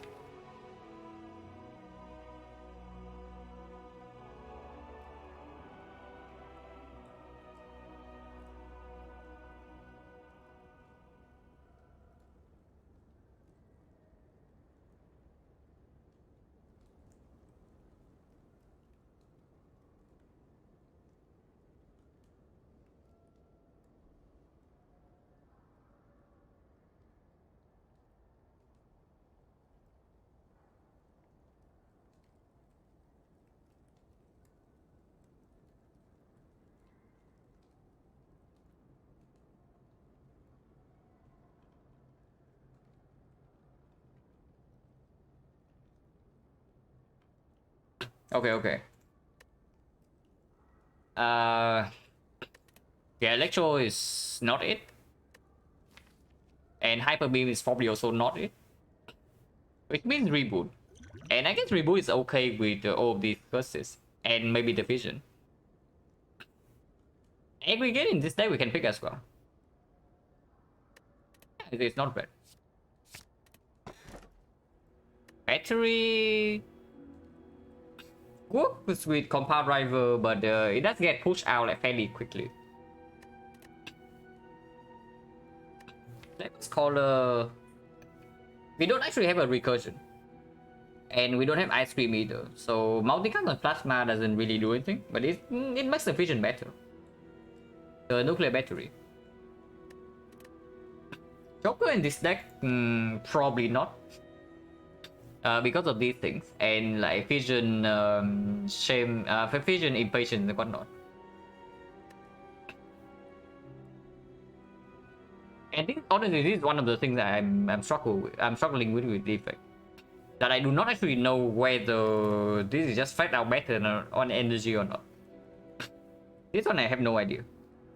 Last time I picked like Reaper over battery, and Reaper was fine, but there are definitely fights where the battery would actually just play better than the Reaper.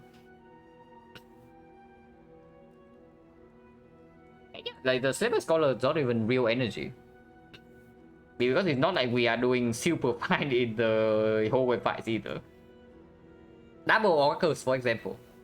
We see the Orb Walkers. And we have like Slaver Scholar. It's still 4 energy. We are probably still okay.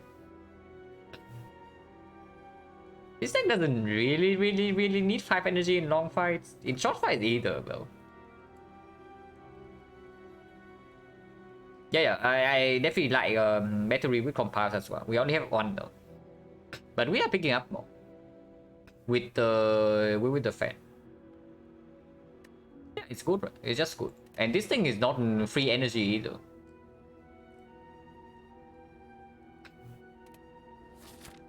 The bird? At the moment, we have no powers.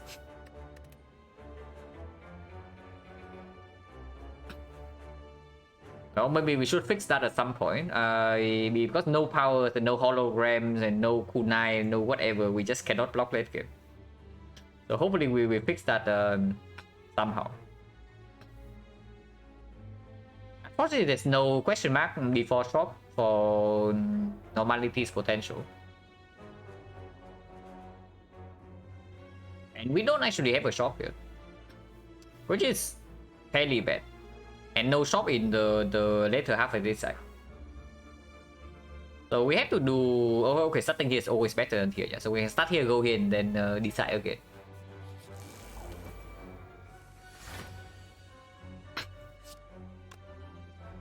With the FTL still in the deck, we apply the other cards first. Yeah. That's one draw.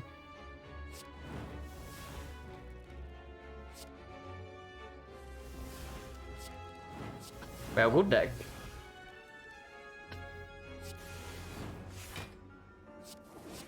Vision blue candle, reboot blue candle right here. We play our entire hand. We play all the curses and now we reboot. Pretty nice. Did I play the strike here or not? Not really, right? We exhausted all the curses already. And there are card cycles in our deck.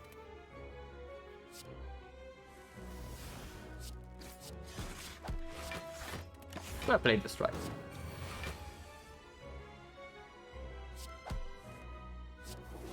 Nothing else to set up.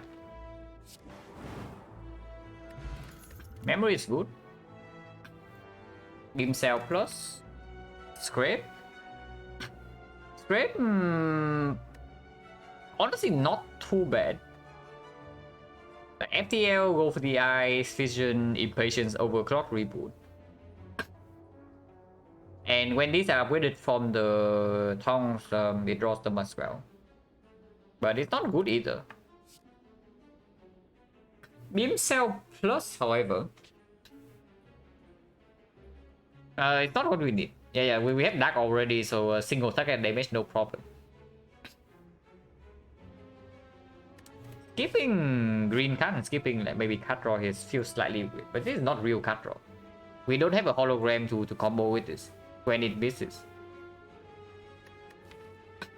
Probably just a skip. Biker.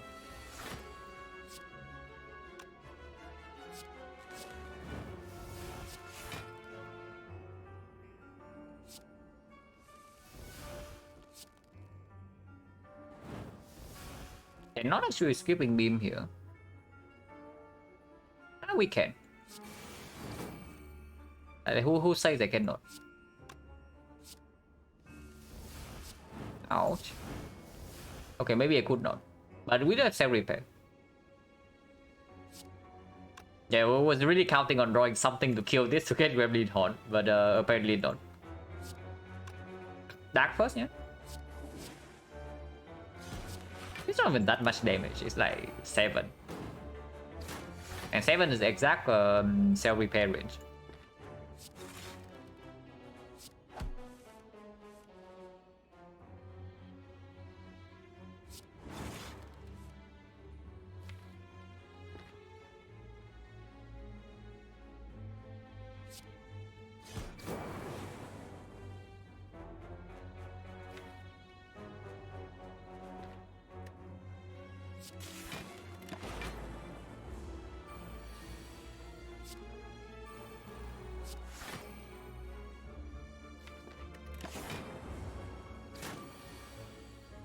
How much damage has this thing blocked already?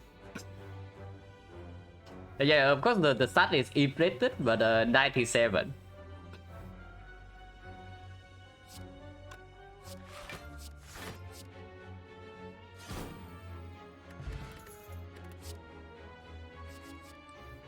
Another coded minus. Coded plus at some point would be nice, you know, but I guess it's still okay. Eventually will be plus. Explosive is not better than this one. Yeah, 155 cannot buy anything here, right? So we don't go here. Madness? No, if the enemy doesn't do anything for 20 turns, then Madness is cool. Because then we have 0 cost 200 plus, 0 cost compound drivers, and we just keep going. But otherwise, Madness is complete trash. We don't actually have curse synergy, so taking right here makes no sense. Just minus max HP.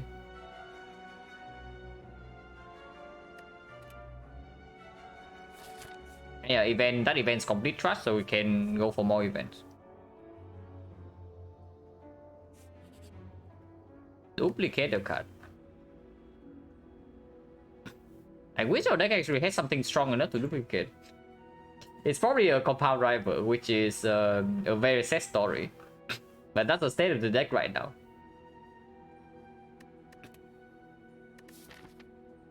But yeah, it's probably the compound rival. Open compound minus at the start of Act 3 is a really sad sign if we are not actually infinite, and we are not.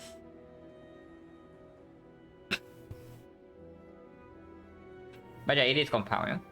If the fission is plus, then maybe fission. But compound is okay. Maybe with a recursion we can do something with the plasma.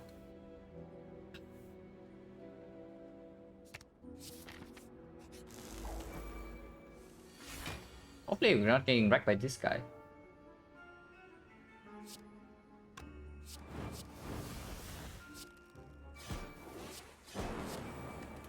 This guy can be problematic for sure.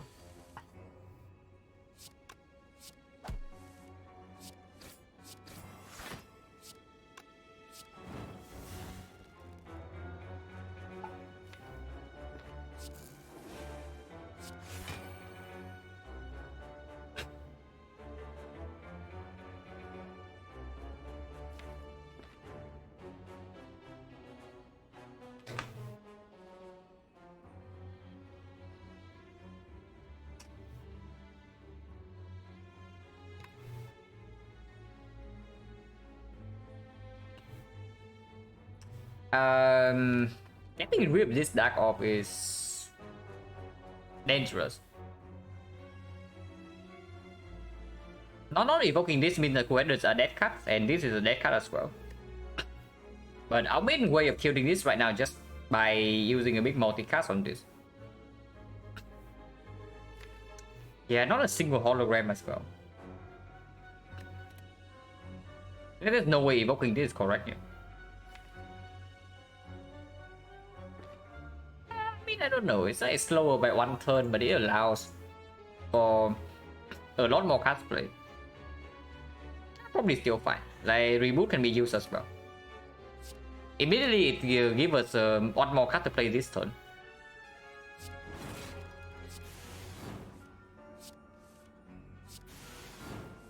Yeah. With a compound in the deck, I keep the lightning.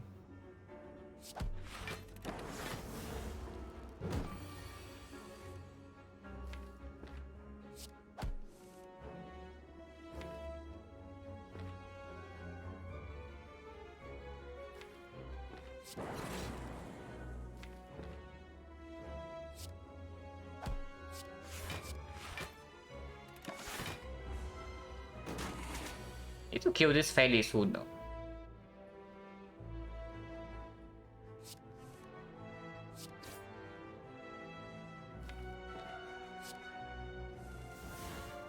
Multicast this turn is not the right one.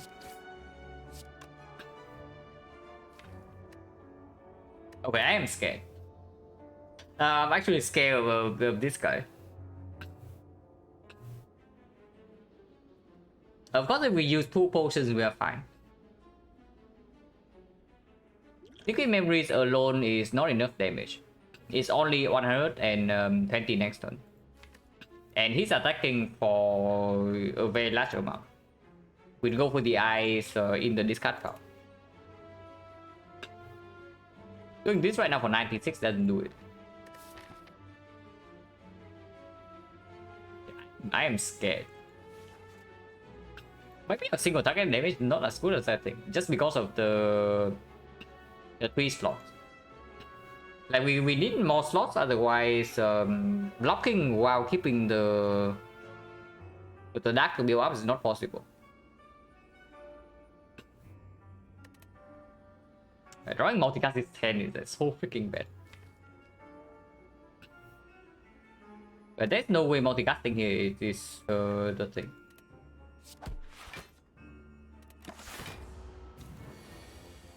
Yeah, 11 times 3.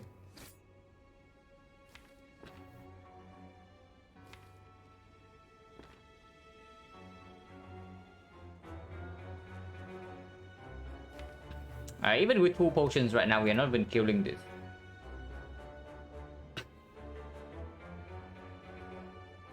So maybe just cold snap vision and try to draw into this again. Because next turn this guy does not attack.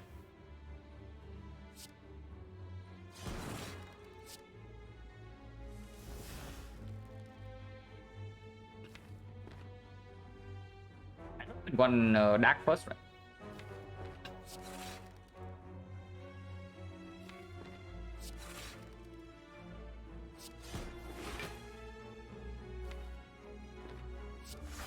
So taking some damage here.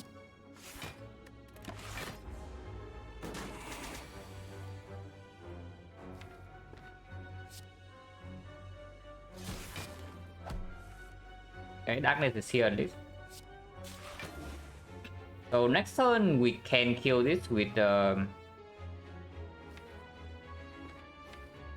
once again 2 potions or what?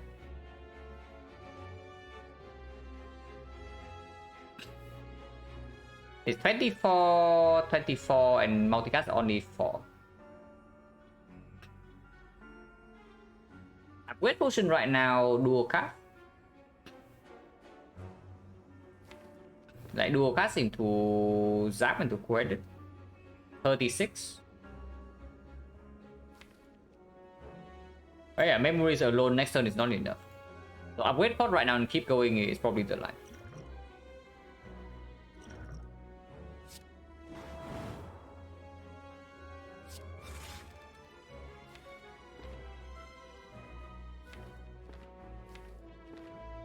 Compound gets to shuffle. Compound into overclock shuffles, and even if we draw into the multicast, doesn't matter, we have this.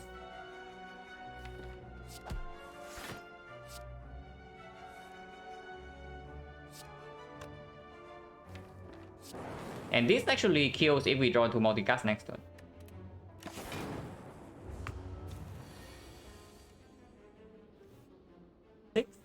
Times 4.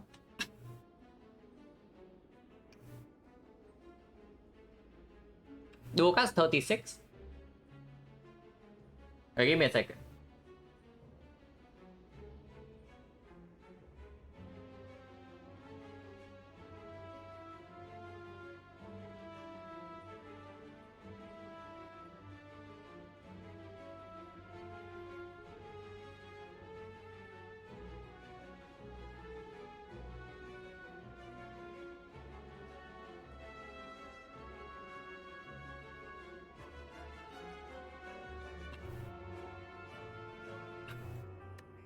$36, and then darkness,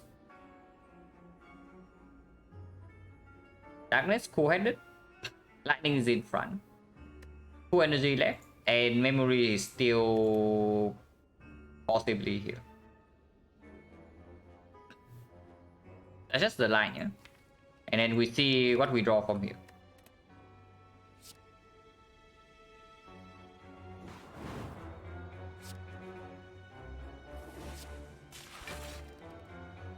Doom and Gloom. That is not enough, but with memories, it is. Well, this doesn't say very good things about deck if we need to use 2 potions to not die to them all.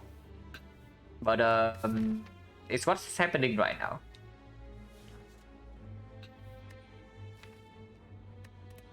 But yeah, at least we have a kill now.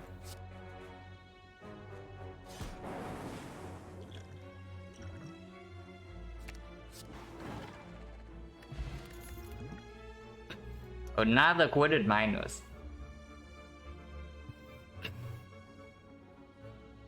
Someday upgraded, yeah? Someday.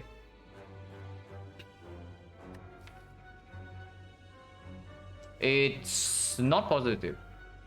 Like without any focus, these things are actually dead cuts whenever we have a big dark orb in front already. Then there's no way I should keep adding this. Chill, same story. With no focus, no slot, this is not even good. And streamline, absolutely not what we need. So elites have a decently high chance of killing us, but we still need to take these fights. Otherwise, this run goes nowhere.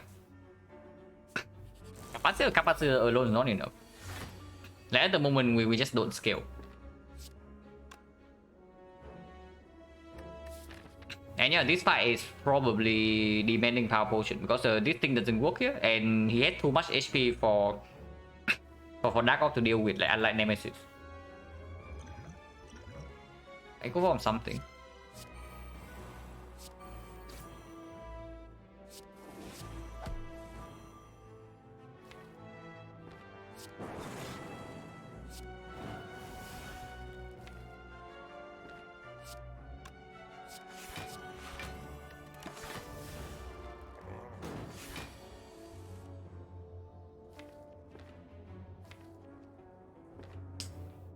We don't have a single hologram though. The darkness also doesn't really scale up like too quickly.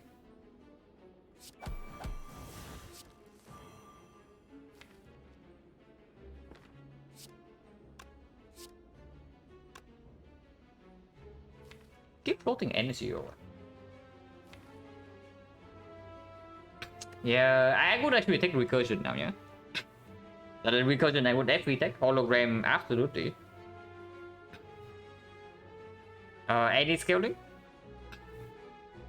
Vision Silver Set and Tyrant? No. Like, did you watch Act 2 or what? Without Vision in Act 2, we are just freaking dead right now. So I don't know where this like propaganda about this being Super Set its entire run is coming from. If we don't have this in Act 2, we are dead.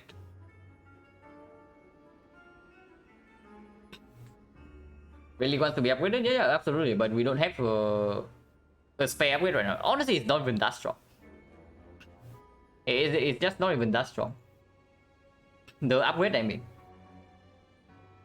Because we have no focus, so evoking Frost doesn't amount to much. And it's not recursion. Recursion is way better than Vision upgrade right now, if we even get to see one.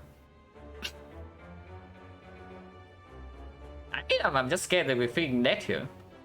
Even with Echo 4 in play. There is no way waiting for the big Dark Orb is a way to win this fight. So we have to keep drawing. Yeah, we actually just have to keep drawing. Evoke this first and then I do Vision. Just for a little bit more damage.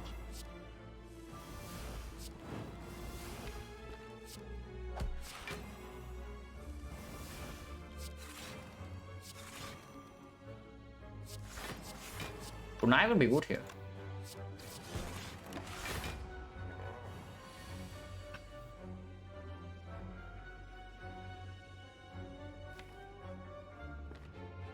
Draw first.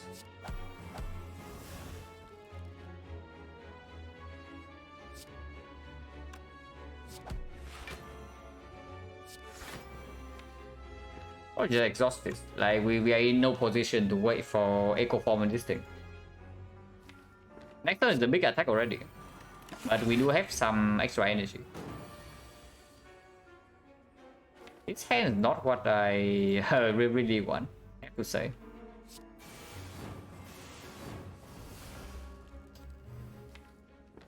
Impatience is not making a good case for it for itself right here, but it has been working. But this is the worst possible hand to draw the impatience in. We cannot even use it. Overclock puts us on a even bigger timer here. Am I actually just supposed to take this damage or what? I do Dooming Gloom evoke this and we get a one time fan lock. So that's 13 and I take 27. And next time we do Loop go for the eyes into darkness or something.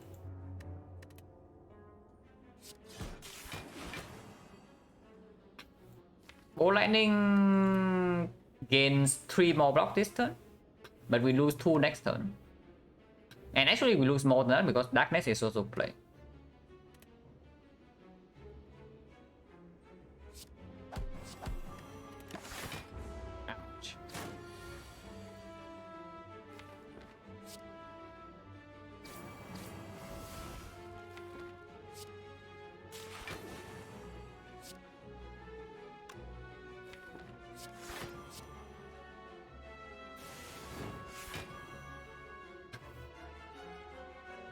Take another 13 here or...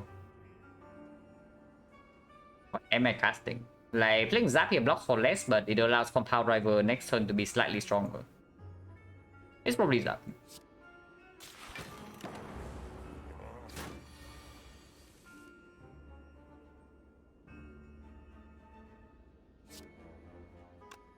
If we survive this turn, somehow a multicast draw with Echo Form would kill this. But we need to survive this turn first.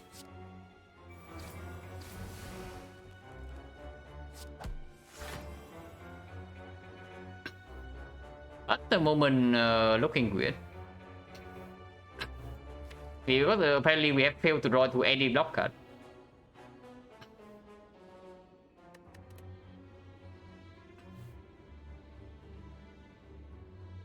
So dual cast deals 48 into Cool-Headed.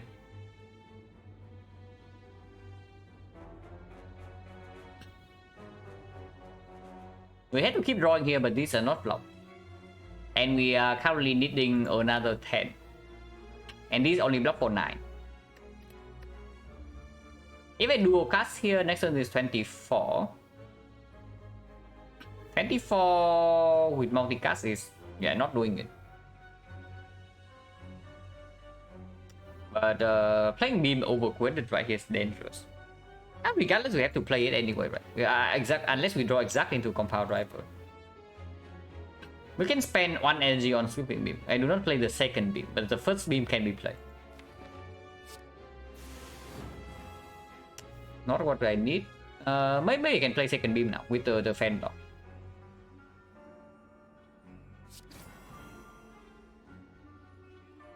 You need to draw into block card or we are still dead, yeah? Like currently it's like 32.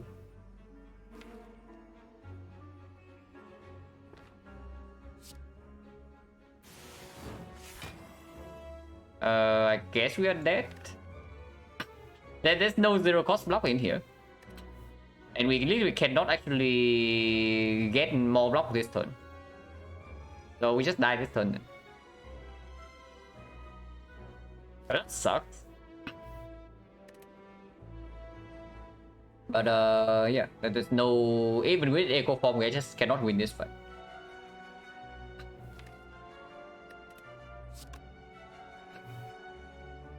But I can see what the coordinate card would have been. Defense plus. This would have saved. But we have no way to reach this while still having energy. So the only way to actually leave this turn is to push the Frost in front so that we can dual cast. But then we just die next turn. So yeah. Okay, I want to see the Reddit.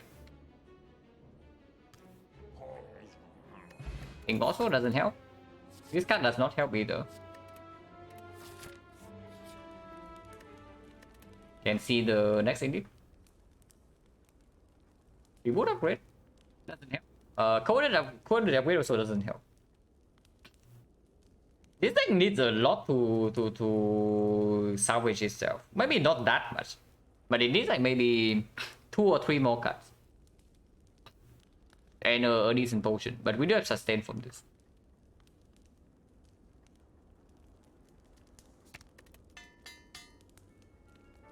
Yeah, see what the next relic would have been.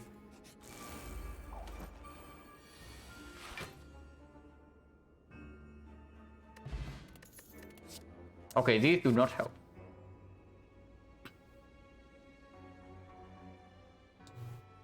So far there's like no way to scale our block here. The only way to scale a block is the reprogram in early Act 1. Energy generation, the only thing we have seen is a turbo plus in Act 2. But if we pick turbo in that spot, we die. If we die, yeah, we are dead.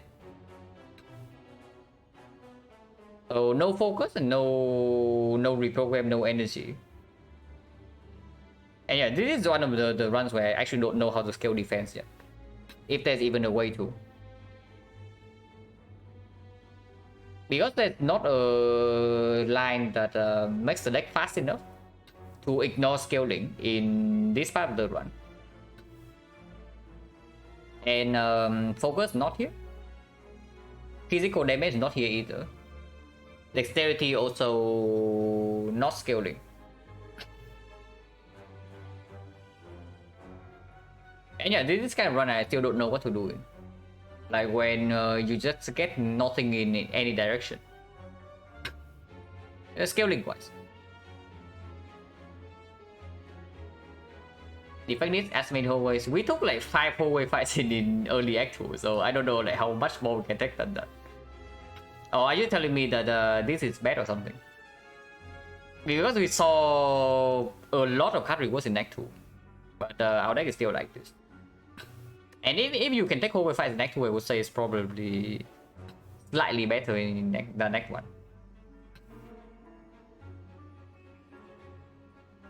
The thing about taking all the hallway fights in Act 1, of course it's good because Act 1 events are usually garbage. But the thing about that is, first of all, the cards are never upgraded. And secondly, before you see the boss reward, you don't know which direction you want to go into yet.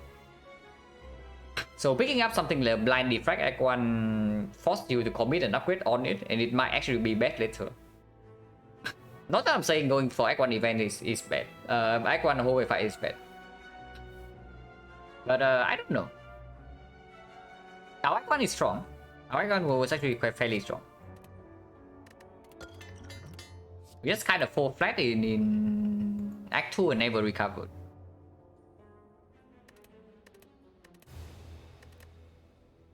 But I can look at the history to see like what happened.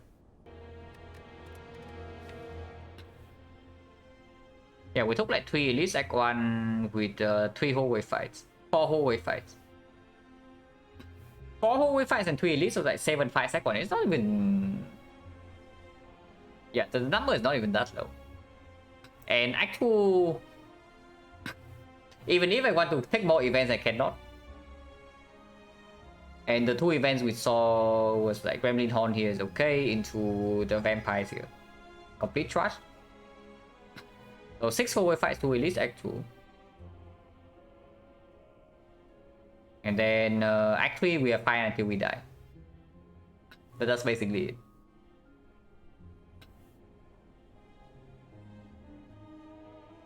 Comes into event, so 3 fights only? No advanced hallways? Maybe this is wrong. I can see that this is wrong.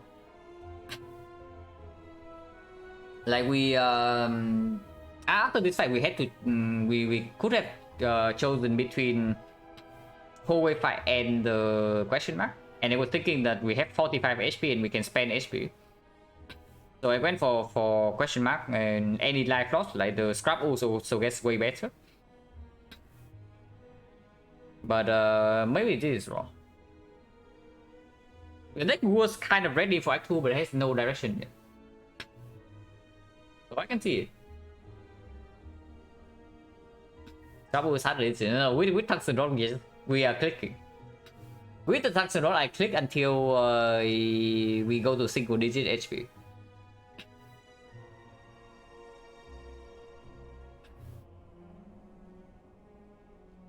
But yeah, like even here, yeah, this time I don't even take the electro.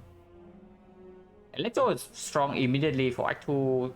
Vision is better after we leave Act 2 and still performs in Act 2 itself. And it does play. Here again, no skilling from Breaker.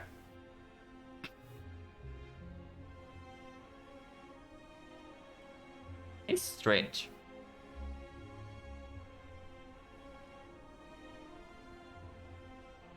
Maybe here. I bought Pantograph over Defrag. But it's Defrag minus and we are in no shape to actually upgrade.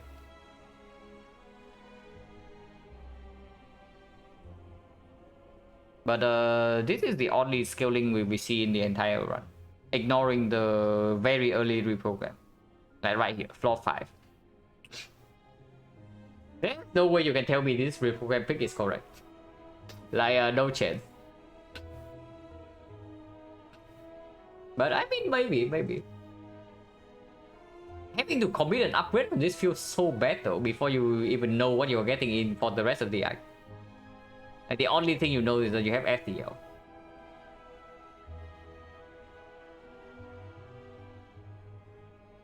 And afterwards, there's no way to actually scale up block. Not a single hologram compound rival 1 copy.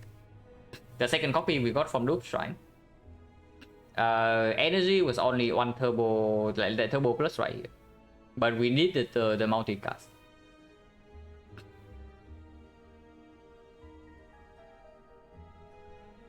It's good. So at least I think right now for me, for defect, I'm at the point where hologram is kind of like Violet Flames for me.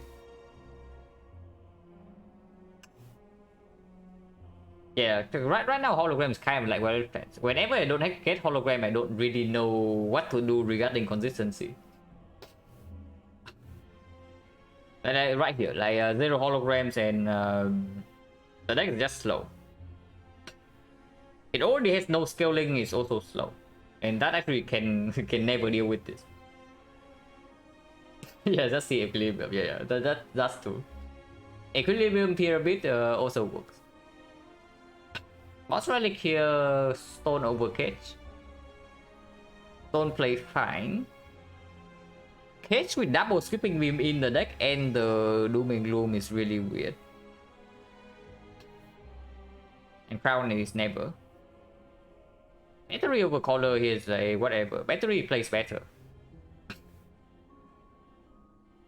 Consistency, block density. Yeah, but that's what I'm talking about. Like, I don't even have a way to scale block in this run. And just blocking with defense or like the charge battery just doesn't cut it. And this one is like no actual, not enough cut draw. No off slot, no focus, no dexterity, no hologram, no equilibrium, and no damage either.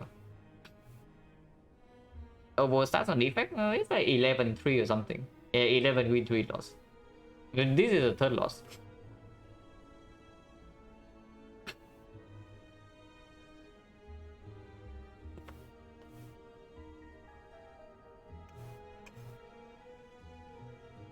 But yeah, like if I want to eventually be very good at defect, I need to figure out how to win a run like this. At least have a chance to win a run like this. Because otherwise, like whenever I low roll, my card rewards just die.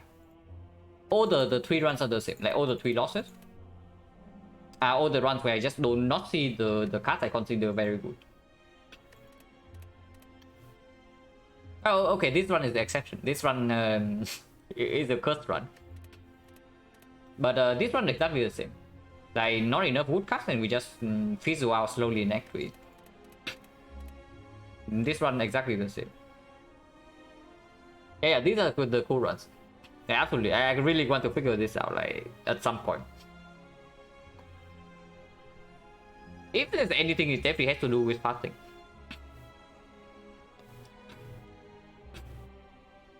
There are only two things to change here, yeah? I would probably say. Number one is fasting, and number two is what we buy in the shop.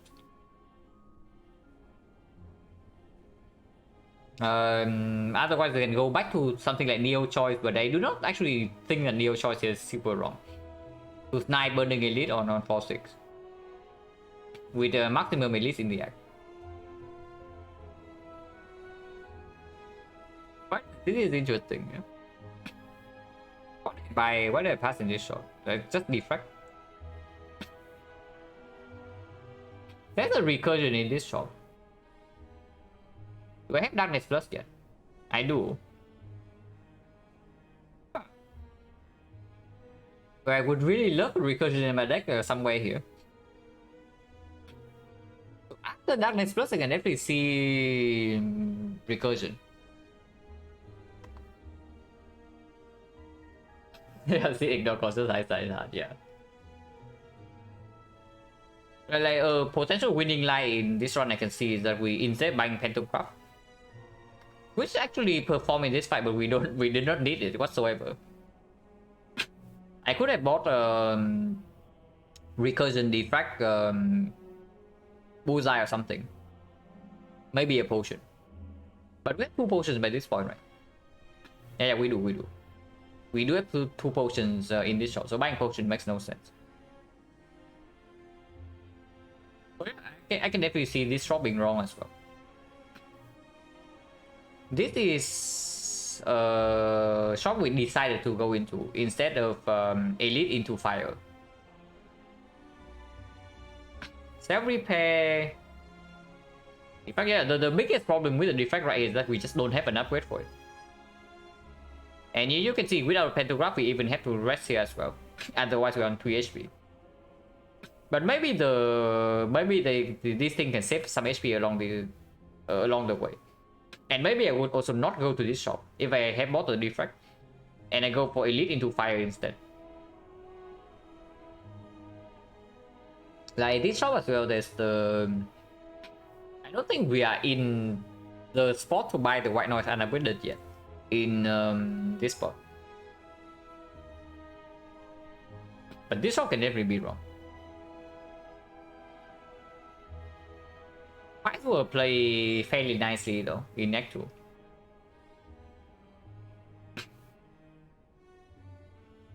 Chem is free as usual. Like Chem against... For defect to die to Chem, it probably has to be something really wrong happening. For defect to die to Chem. I think this deck dies to... This deck probably dies to Automaton. Maybe Collector as well, but Collector probably slightly better because of the reusable horn. And we have double Sweeping Beam and the Doom and Gloom. So Paranoid consider unaware consumer. No. That thing can never be correct. I refuse to believe that is correct. Like picking unavoided consume in deck 1 is probably just trolling. Like, even if you don't see focus for the rest of the run, right? Like using one focus potion to solve your late game with a deck that can draw a lot is just way better than whatever crap the consume is doing. Yeah, like you have a deck that plays Coeded over and over and then lays hologram energy. And then you have one focus potion and that kills the heart.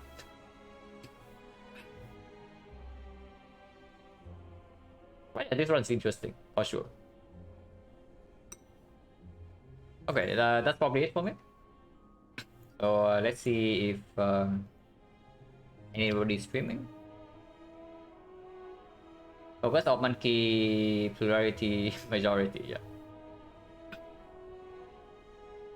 Like next cycle always comes first, right? And then if focus comes in deck 1 after frost off, then yeah, sure. But if you don't have frost yet, then focus not even that good. But I can see the effect being something similar to footwork. It's stronger. But the spot you pick it in would probably be somewhat similar. Send you guys to coach.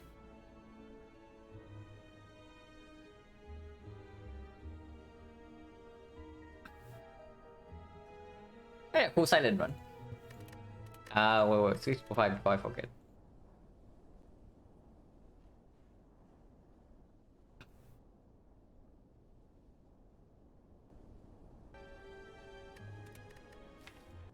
Yeah, this one was very nice. The effect run's interesting as well. But yeah, thanks for watching, guys, as always, and see you later.